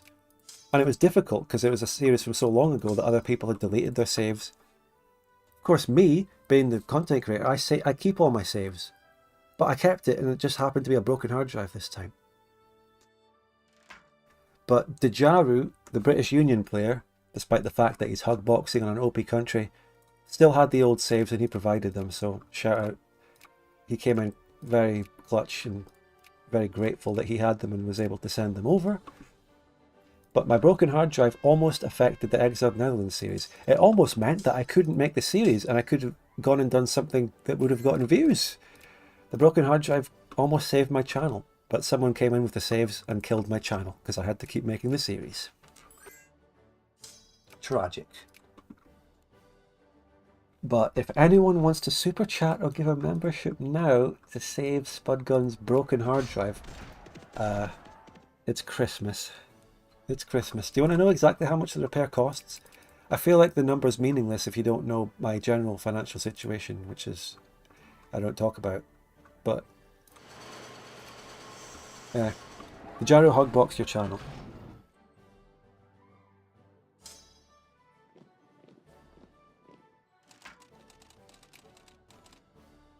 If I didn't get those saves, I don't think there would have been a point in the campaign like part 8 or something where I genuinely couldn't continue making it because I actually need that stuff to make the series.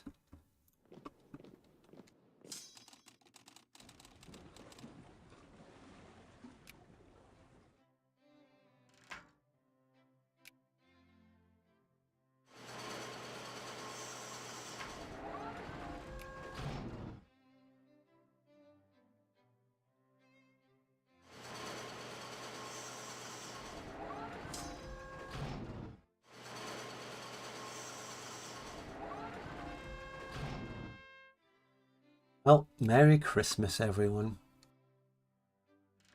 Silence. Burgundy versus Danubia War. Yeah. What's this over?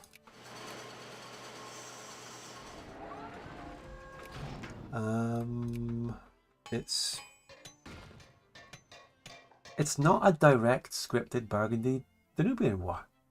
It's Illyria decking on Venice or fucking Croatia that both of these great powers happen to intervene on because they're spheres. And it's Burgundy that sphered Illyria and the Danubians sphered Venice on their border. That is strange. And what is Serbia's flag? And what is happening to Bulgaria? Macedonia? So many questions. I won my colonial race. This one might become a crisis. Oh shit, what's all this fear bullshit? Yeah, Merry Christmas to you. Merry Christmas, that guy. Yeah, Merry Christmas. Thank you.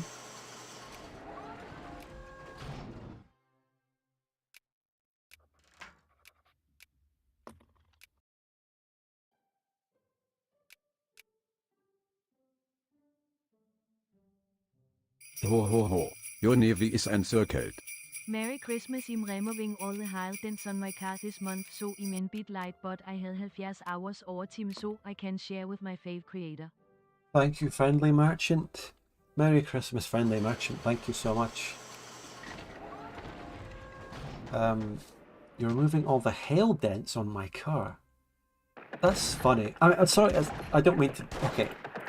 But I'm not laughing at you for having hail dents in your car, but it's such a random problem and thing that you're paying for. Sorry. It's, you know what it reminded me of, and this is such a weird reference. Do you know Rayman 3? It's the music I used at the start of these streams. Rayman 3 theme. But when you, in the cutscenes of that game, when you go and visit the doctors, do you know what I'm talking about? Is this going to work? Ho ho ho. Your navy is encircled. Merry Christmas, here is some Monopoly money. Get on the Doleland, just don't hit the baglædes. Oh, thank you so much, Felix. $100. Thank you. I'll get back to you. I just need to focus. Rayman 3. So, in the cutscenes, when you're going to these doctors who are trying to fix Glowbox, who's got things stuck in him, okay? Oh, no. When you rescue the little guys, they will say random quotes. Hold on.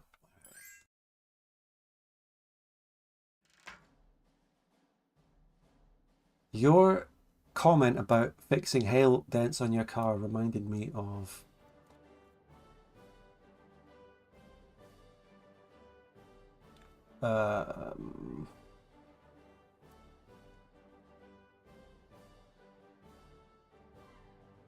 Someone's got to be with me here. Please say you get this. Please say you get the reference. I'll come back to you, Felix. Thank you. Fucking hell, no one's going to get this reference. What are they called? Oh shit, that's not it.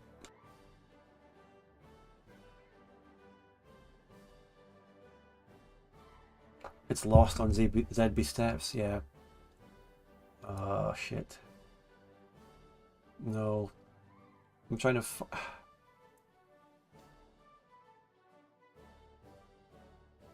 When you rescued these creatures from the crates, they would give you a little power up and then they would say the most random thing and then disappear. They would say something like...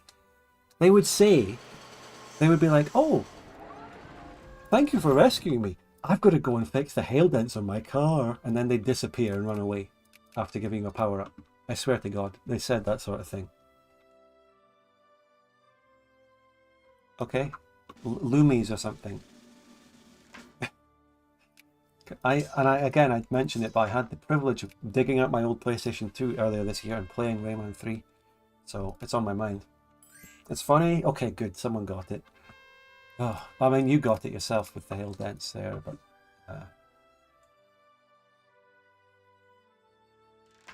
I can maybe...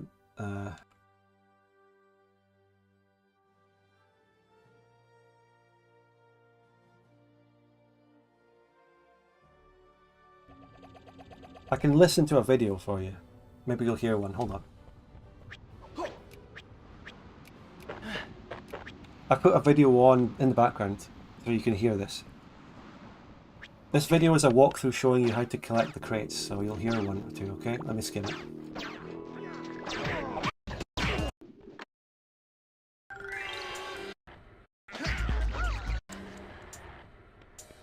Wait.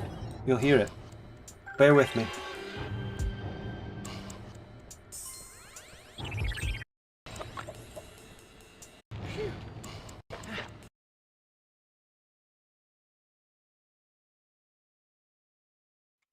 This says 100% plus all cages run of the final level. Come on, find one, please.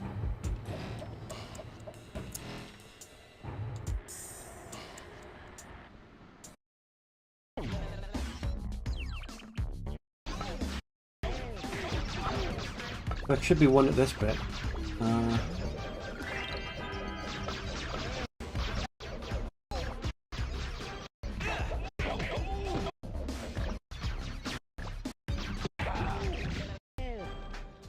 Okay, he's about to get one. This is the worst tangent ever. Surely he's about to get one.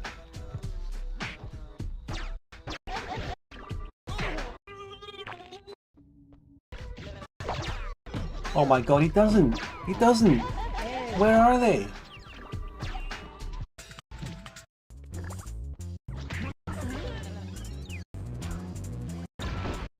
Here we go, surely.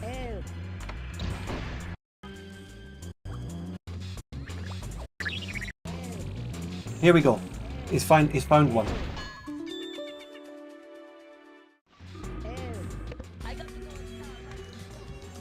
Oh, he heard it in the corner there. I've got to go and start.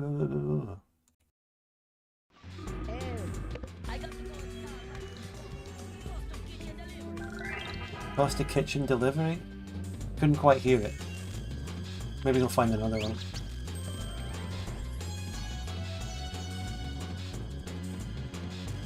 There's another one here.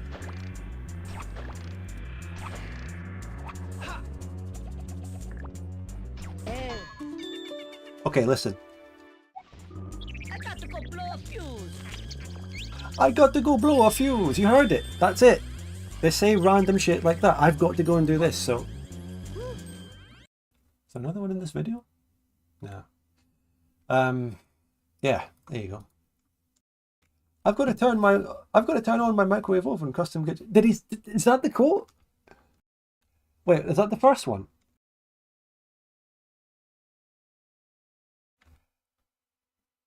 Did it say I've got to turn on my microwave oven custom kitchen delivery? It's a reference to Dire Straits' Money for Nothing.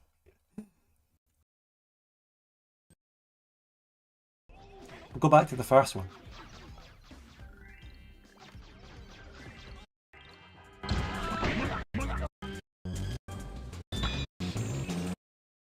He says, I've got to turn on my microwave oven custom kitchen delivery. Listen to this.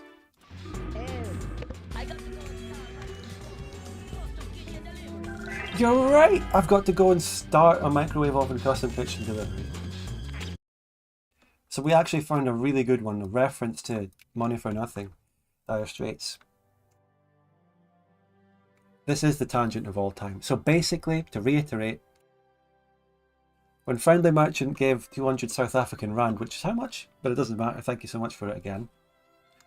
He said, Merry Christmas, I'm removing all the hail dents on my car this month, so I'm a bit light, had 70 hours overtime. So you reminded me of those guys in the game who you save them and then they give you a little, oh, I've got to go and repair the car. I've got to go and repair the hail dents in my car. And then they teleport away. Yeah. But you already laughed earlier before you even heard them. So now we have Felix's one of $100. Thank you so much for that. Get on the dole, lad. Just don't hit the bag. And earlier you were saying how you lost your job or something, but you got a new one next week. So good that you've got a new one. All the best to you. £8.91 sterling. I always forget how the South African Rand is, but thank you so much.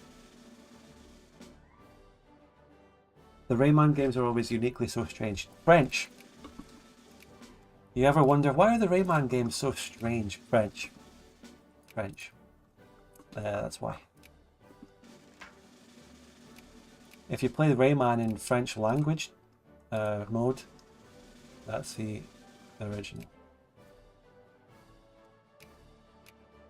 French also made Code Lyoko. I know the show, I've heard of it. I don't remember much about it.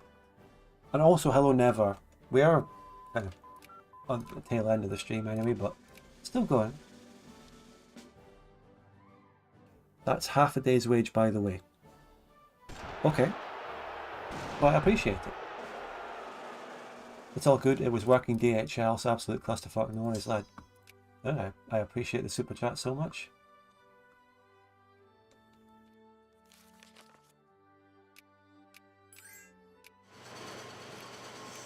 It's Christmas in 5 days.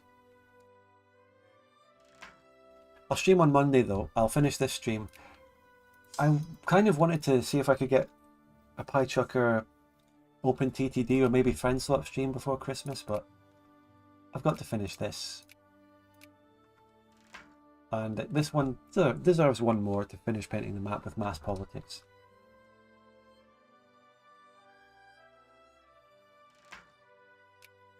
Should I make a YouTube short out of the King Alexander thing from this? I think that would be funny. And that was like the Charlie Kirk Alexander V. That was funny. That's YouTube short territory. It's prime content. I wonder how well a YouTube short would do. But my default position for how anything will do on my channel in the year 2025 is it'll do badly. Probably. But if it does well, it pleasantly surprises me.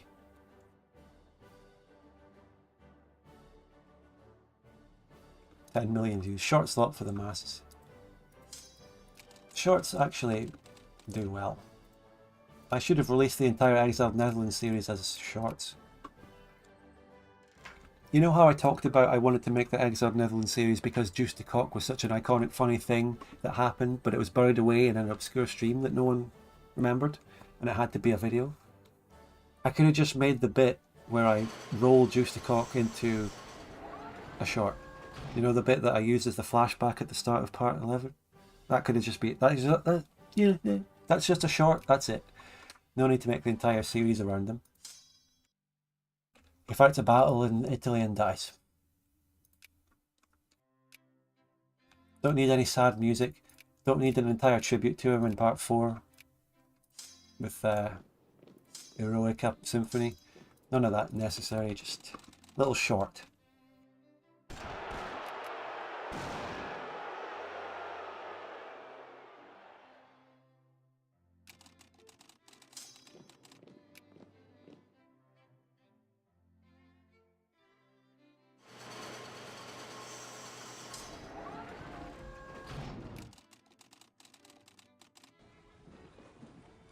Bud made an entire 4-hour series plus grand finale just to give context to Juice de Cock. In a certain perspective of looking at it, yes, pretty much.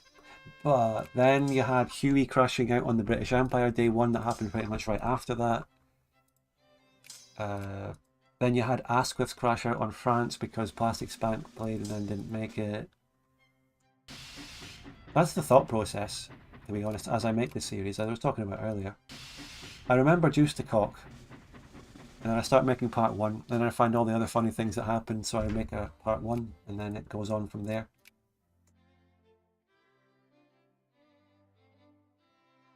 Oh yeah, Asquith's coal discussion, that was from that campaign. It happened before his crash out on France.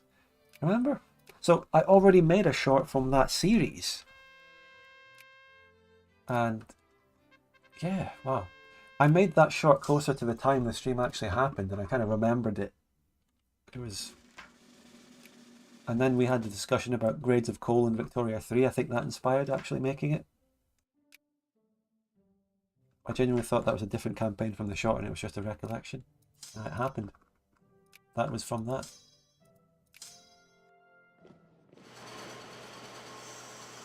That was why I couldn't find the source for the coal discussion. Yeah, because it was in the obscure, locked away stream that was thingied. Gone. Mental how Spudgun warped time in the videos. I'll give you an example of how I warped time in part 11 of this series. When Cornflakes does his impression of the Downfall of Hitler rant, him actually doing that impression and then the discussion about Austria happen at two completely different rehosts, but I put them one after the other because they kind of linked and flowed together perfectly.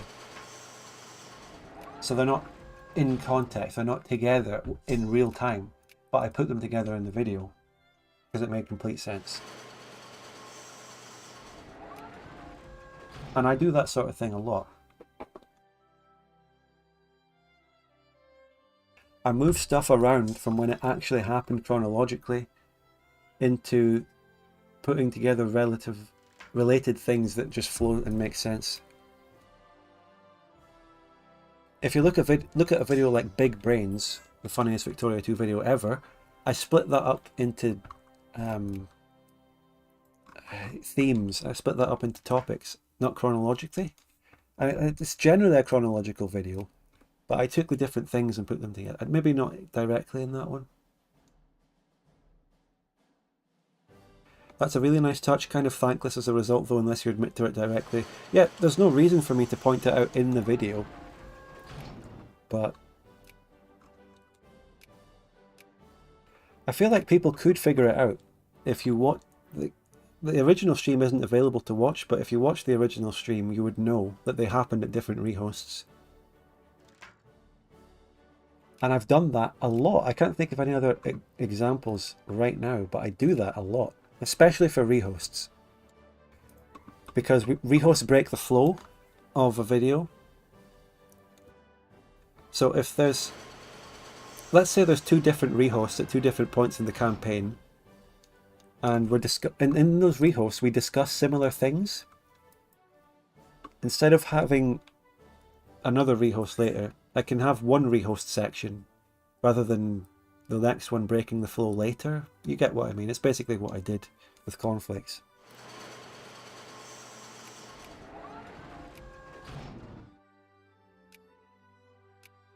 Can't really think of another example, but I do it a lot.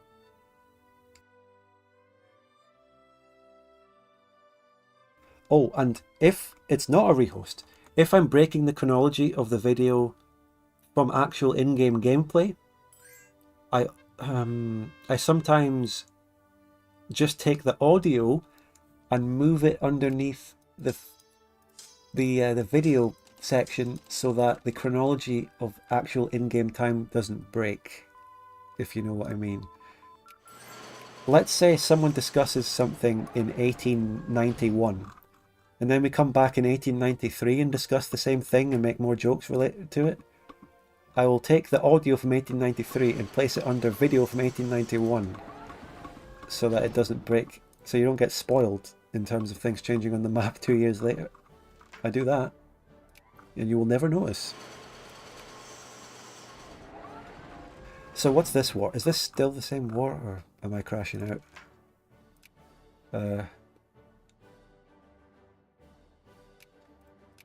That is the same Illyrian war. Is it? Yeah, yeah.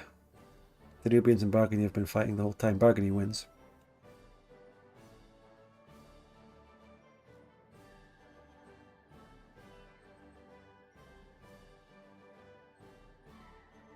I did it a lot in the Asian Hugbox series, with those separate plots in Europe, I think.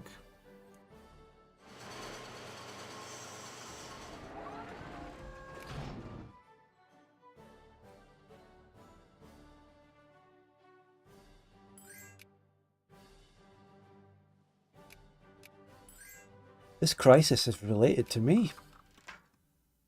Wait. Hold on. Yeah. This crisis. Yeah, I just memed... Okay, I just memed Hawkeye Gun. A tiny bit of memeing. I thought for a second that might put me at war with Japan for the war that I need to take Alaska. But they didn't back the other side. Japan, what are they? I don't know. For some reason they didn't get intervened. Why don't you annex Pskov? Because it needs mass politics. It's one of those things I need to do at mass politics late in the game. And Blarghorf says, I enjoyed your EU5 videos. Are you watching back at a previous time of the stream, or are you here now? because we talked about that earlier, but thank you.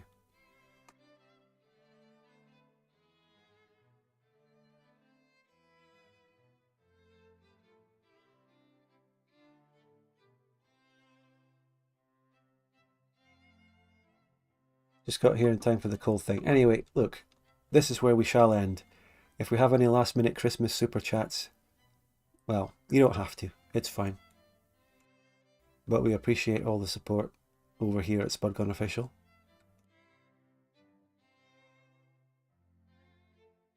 If we look back on 2025, we have the Grand Columbia series and then the Exiled Netherlands series. It's really not...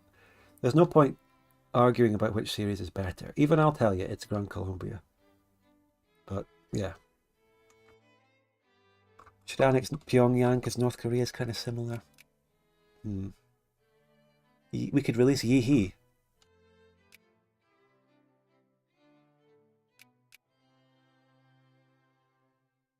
I feel like this country is named after the noise that Michael Jackson makes. Yihi. Some new photos of Michael Jackson came out recently. Any word on that?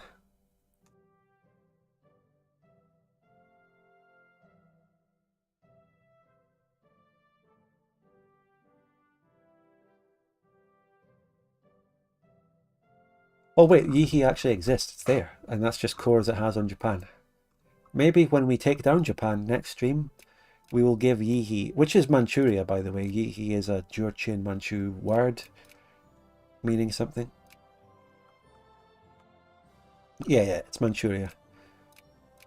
There's a different timeline where instead of calling them Manchu, we just called them the Yihi.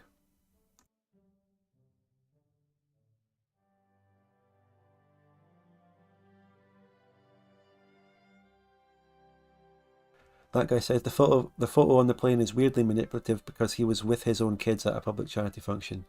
Yeah, I think he's all right in terms of these photos, from what I've heard.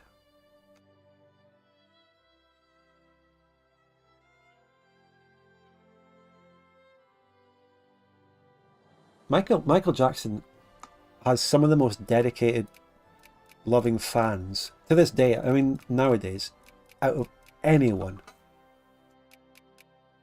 And I'm not criticizing, it's all good. But he just has people, wow.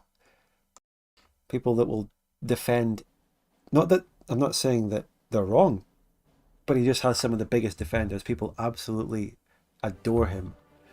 It's crazy. I like him. I like a lot of his music. It's great. But I'm not any kind of fan or anything. And I don't know too much about the allegations. A lot of people say he's vindicated, and okay, I just don't know. But I like loads of his songs. Ho ho ho, your navy is encircled. But some people are just absolute diehard fans, and maybe the most dedicated and diehard of any fans of anything or anyone I've ever seen. You know?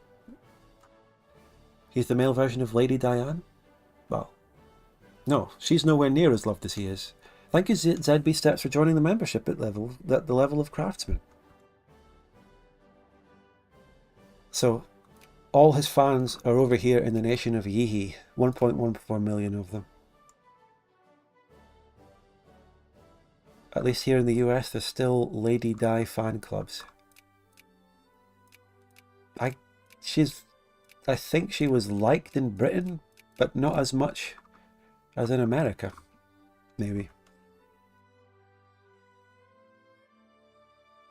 Maybe Prince Harry and Meghan think they can be as loved in America as she was, but I don't think so. Does Patreon or YouTube take more of a cut for money? YouTube does. In terms of membership, Patreon is better than YouTube. That's just a straight up answer to your question. Of course, the channel membership is just a good thing to be in. You get your emotes, and I'm okay with that. But Patreon is a better cut for money, if you're asking. Imagine the diplomatic alliance between Yihi and Haha. That's true, there was a Manchu country called Haha as well. Like there are two tribes of Manchus or something called Yihi and Haha. It's true. I think I tweeted about it once. I was reading a history book about China earlier in the year and I saw that.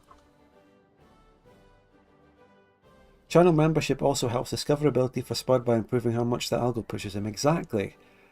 I mean, I don't know anything about the algorithm. It's obscure. It's arcane. But doing gooder things on YouTube possibly equals gooder algorithm, like liking the videos and the hype function and joining the membership. But it's all just so obscure, you just have no clue what the fuck it really does. I've seen people say the YouTube algorithm is just a giant, overcomplicated mess. The people developing it probably don't understand it anymore.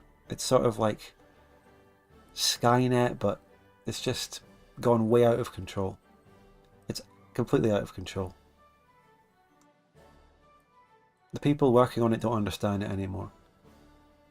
The people who actually made it probably don't understand it, let alone the Indians that currently now fucking work on it.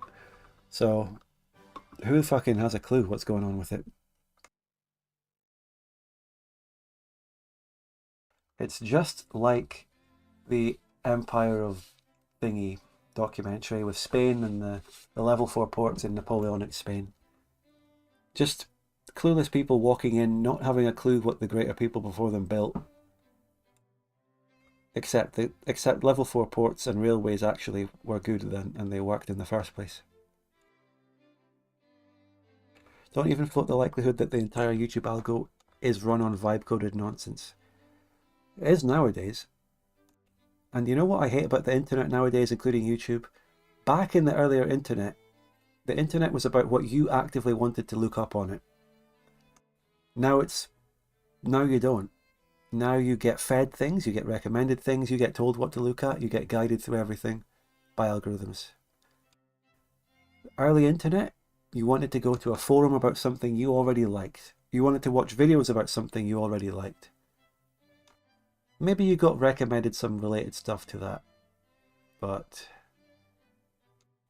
the internet has just become this beast that guides you into it. It sucks you in, takes you down rabbit holes, it tells you what you want to see, rather than you telling it what you want to see, that you came here for. And then when you start thinking about the short form version of that, and just, oh, it's fucking horrible. The whole thing is a nightmare. It's a dystopian nightmare. It really is. And on that note, on that yee-hee bombshell, shall we end the stream? Very happy bombshell. The game's gone. It's over.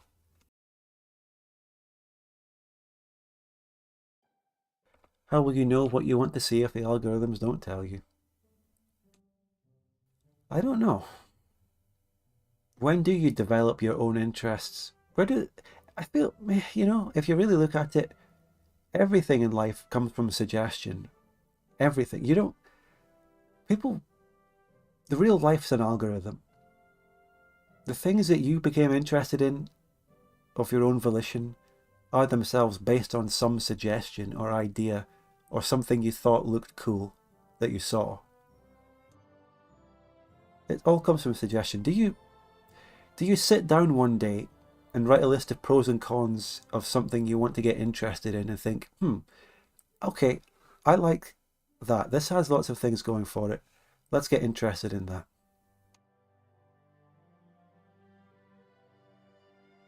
Let's say you get interested in history because you saw a cool movie set in history. You go to the cinema in 2001 and see Saving Private Ryan. Oh, I'm interested in World War II history now. Now I'm going to go on a forum on the internet, actively. You actively search for the forum, but you got there because you went to see a movie that was recommended to you by advertising.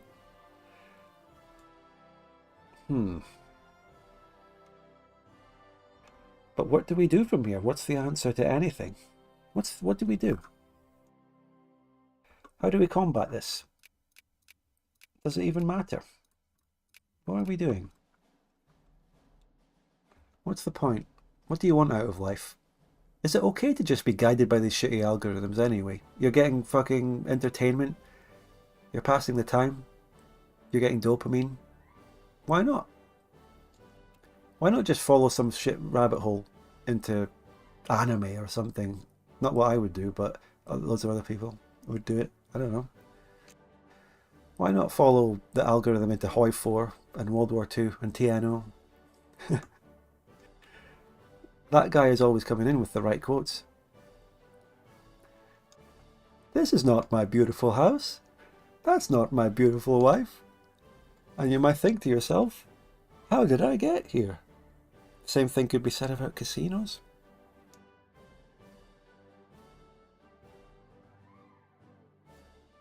Same as it ever was. Is the modern dystopian algorithmic short-form hellhole just an extrapolation of what humans already were and what we already had since the dawn of time? Was it the same as it ever was? Did cavemen have the same problem, but in a different, more simplified version?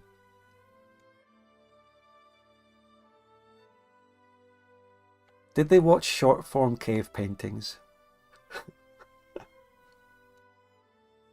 Did they get recommended to go into a certain cave that had a certain type of cave painting? I recommend you go to that cave based on your previous caves that you went to. Hey, I saw you like these two caves. May I recommend this cave?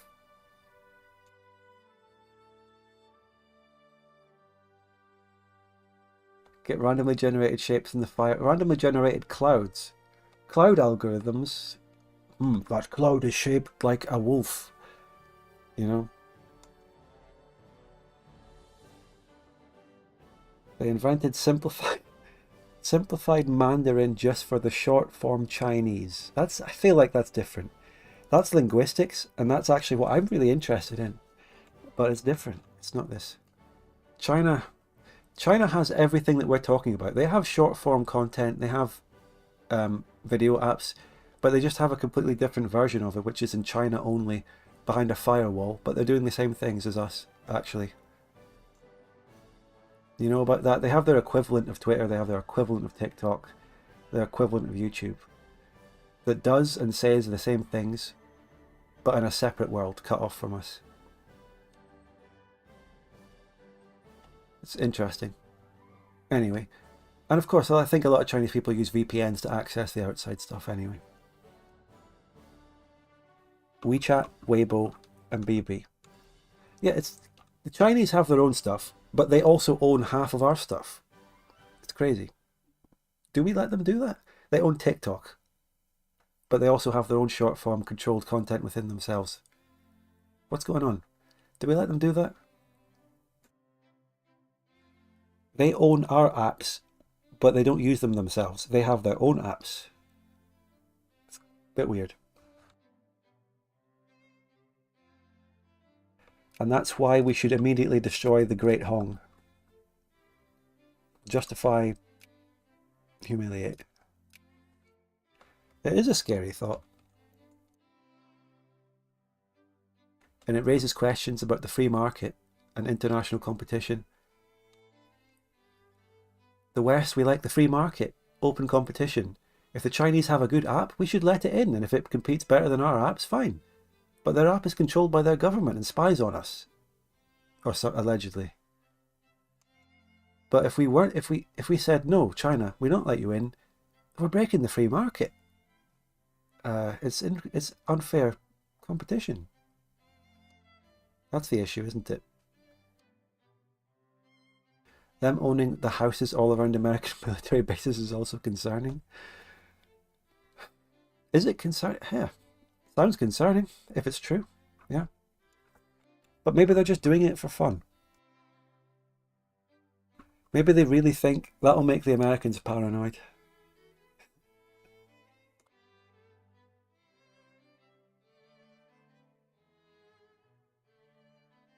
The eternal Han governments who don't take every precaution against the US get Gaddafi'd. Yeah.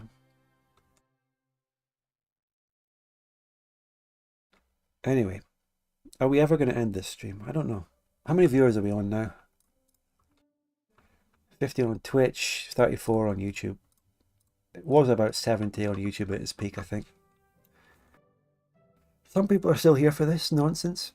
This is like the solo version of the end of a pie chucker stream, where we just yap about everything and nothing.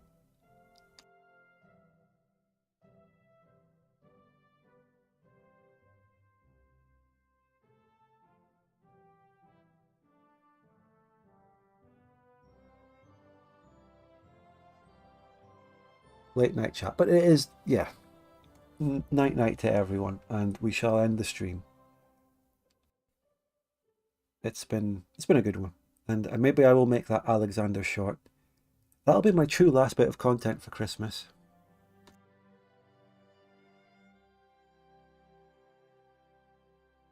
Wait. I've been given a hypothetical. What would you do if a little guy was bouncing around in the room, Walt Disney, he's a cool guy, and then when he leaves, your wallet is gone? What would you... what? I don't get it. Sleep well, brother. Fix your drive. It's being done. I just hope it works out. I hope they've managed to get the data. They're not going to fix the drive. They're just doing data recovery, but they have to do that thing to fix the drive in order to even access it. So yeah. Smiling Friends reference. Oh, I don't get it. I don't watch or consume any new shit really these days. I haven't even watched Pluribus yet, and I've been meaning to because I heard it's good. I heard my dad was saying Pluribus is like the antithesis of short form brain rot content. It's intentionally slow and building up and all that. So I think I'd like that.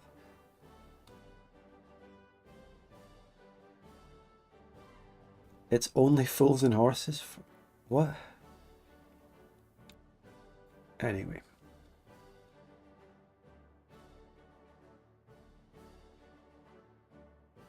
Enjoy your cave paintings. Don't let the algorithm guide you into any cave paintings with any bad things on the walls. And don't let the Chinese influence you too much. And on that bombshell, good night, and have a great rest of your weekend, because it's Saturday, isn't it? Have a good weekend. I'll see you on Monday.